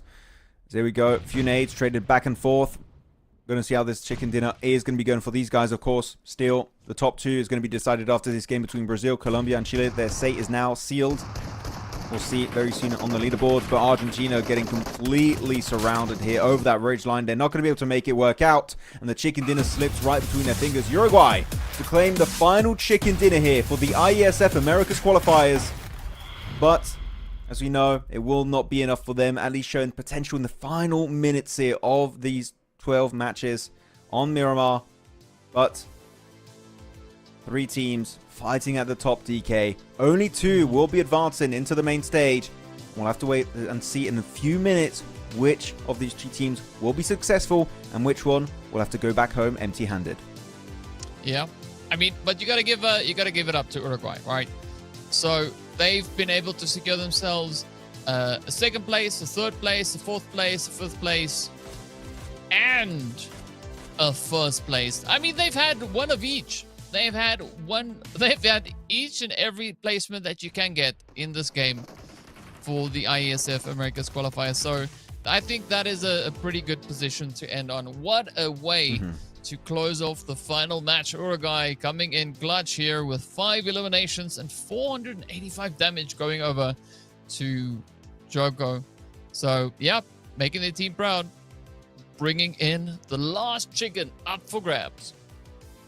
Yeah, they can be very proud of their performance here. Uruguay at the end would have been cool to see that a little bit earlier in the tournament for Uruguay. Not gonna lie about that one, but you know what? We're still getting a very nice chicken dinner indeed on this Miramar map. I mean, they played it actually really well outside of Picado. Transition points on the terrain were really good, using the elevation, the dips, the ridges to their advantage. Very, very happy about it. As the elimination spread, mainly going to be focused on 2 players here on the right. XCT is going to get himself 2 eliminations with 4 knocks and just under 400 damage. So actually, the conversion ratio is pretty decent for him. But it's even better on Joaco as he gets under 500 damage but gets 3 eliminations and only 1 knock, meaning there's a little bit of stealing happening there. But you know what? It's Pubg Mobile Esport, meaning stealing those elims is super impactful, super important. Now, nearly as much as denying points when you are pretty much in a desperate situation that you know you're not going to be able to escape from. As also we have the overall match stats and even less throwables used here, DK. Only 50. So the utility game is going down significantly as we move forward in these matches. I mean, that's pretty crazy, right? What a strategy for these teams to utilize, right? It shows that there was a lot more aiming and a lot less arm action coming through for the final match. We did, of course, see quite a few of those utilities getting utilized all the way to the end of the game. But that's kind of just the way it goes, right? Only 18 eliminations for this last match. The previous one, we saw 19. So a few of those points getting denied by players falling down to the blue. But of course, aside from the match summary, we have to take a look at the head-to-head. Uruguay and Colombia, both coming in with 5 eliminations apiece. Uruguay hitting almost triple the amount of damage that we saw Colombia securing in this final match. Yeah, almost 1.5k damage. Not quite the satisfying exact pinpoint accurate 1,500 damage DK we had earlier. I don't think we're going to see that in a hot minute again. But 5 eliminations apiece, as you already stated. Knockouts 9 for Uruguay. So they were just spamming them shots and trying to get the most out of it. So very happy about it. But Colombia, those 5 elims, was that enough to maintain their position on the top 2? We'll see it as we move into the match rankings. And indeed, 15 points to Uruguay. That's going to help them rank up significantly high on the rankings, even though they were not really in the conversation for top 2. Brazil, 8 points. Chile, 8 points. Colombia, 8 points. It's a 3-way tie, DK. I just realized. Oh, my goodness. Yeah. Yeah.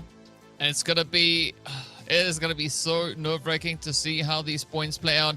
Because as we know, right, everybody needed points to get themselves up into those qualifying seats.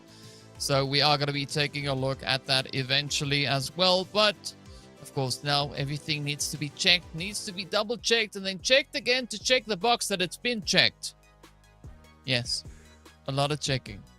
Yeah, I mean, the thing is, I'm just going to say, because it's 8 points each, the top 3 is pretty much in the same order as we had just before this. So I'm not going to say, just in case you guys want the suspense, you know, but pretty much we know which should be the 2 teams making it forward and which team is going to be unfortunately having to suffer a big upset here on these final matches. But man, the leaderboard, I'm still excited to see it. What was the comeback outside of the big 3?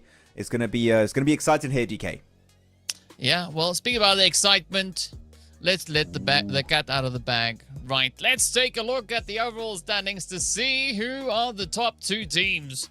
So move on forward as Max pulls in the graphic here, and the answer is, it is Brazil and Colombia, 1 point separating them, and Chile 4 points away. Unfortunately for 2025, Chile is not going to be taking one of those top 2 seats. They did it in 2024, but not this time around. Brazil, though, last season, they finished in 2nd place, and this time around, they climbed all the way to the tippity top. The redemption arc is huge for Brazil. Out of the 12 matches played, 131 points, meaning they have over, of course, that 10-point average. Same thing for Colombia, same thing for Chile. Clearly, 3 top-tier contenders here. But as we know, only 2 plane tickets were available. And the one that will be missing out on the trip is going to be Chile. Very unfortunate. Genuinely, so many good plays from them, DK. I think you and me both are going to be agreeing on this, but Chile really gave it their all. Some great macro plays, some great individual mechanics. The macro, the micro, it's on point, it's on fire. They do miss out, and I'm sure we'll see them come back stronger for next year. But Colombia and Brazil will be the top 2 teams representing Americas in the Iesf main event finals. And Brazil, they came in as a favorite, and you know what? They showed why. And they were able to even improve upon their last year's performance, as you already said, DK, from 2nd place now to 1st. And this is a team that, really looking at the players on the squad, could even win the main event, in my opinion. That's how good these guys are. It's going to be a tough one, right? We'll see. We'll find out eventually what that play is. But I mean, we got to give credit to these teams, right? Brazil finishing 7 points shy of what they had last year, but last year there was more squads in the lobby, so only having 7 points less, that is a pretty insane performance. Colombia essentially doubling their points from the last year. Last year 74 points, this time 130. It's almost double. Not quite there, but it is close enough to be really close. So I would say that 2025 has been a very exciting year for how these countries have performed, how their players have been representing said countries. But of course, big congratulations going out to the side of our qualifying squads. Brazil, Colombia, they are going to be representing the Americas in the next stage. So yeah, much love going out to them. But of course, we want to thank everybody for tuning in. And again, a lot of respect for everybody that has been involved in this event and making all of this happen. And thank you going out to you as well, Maxman.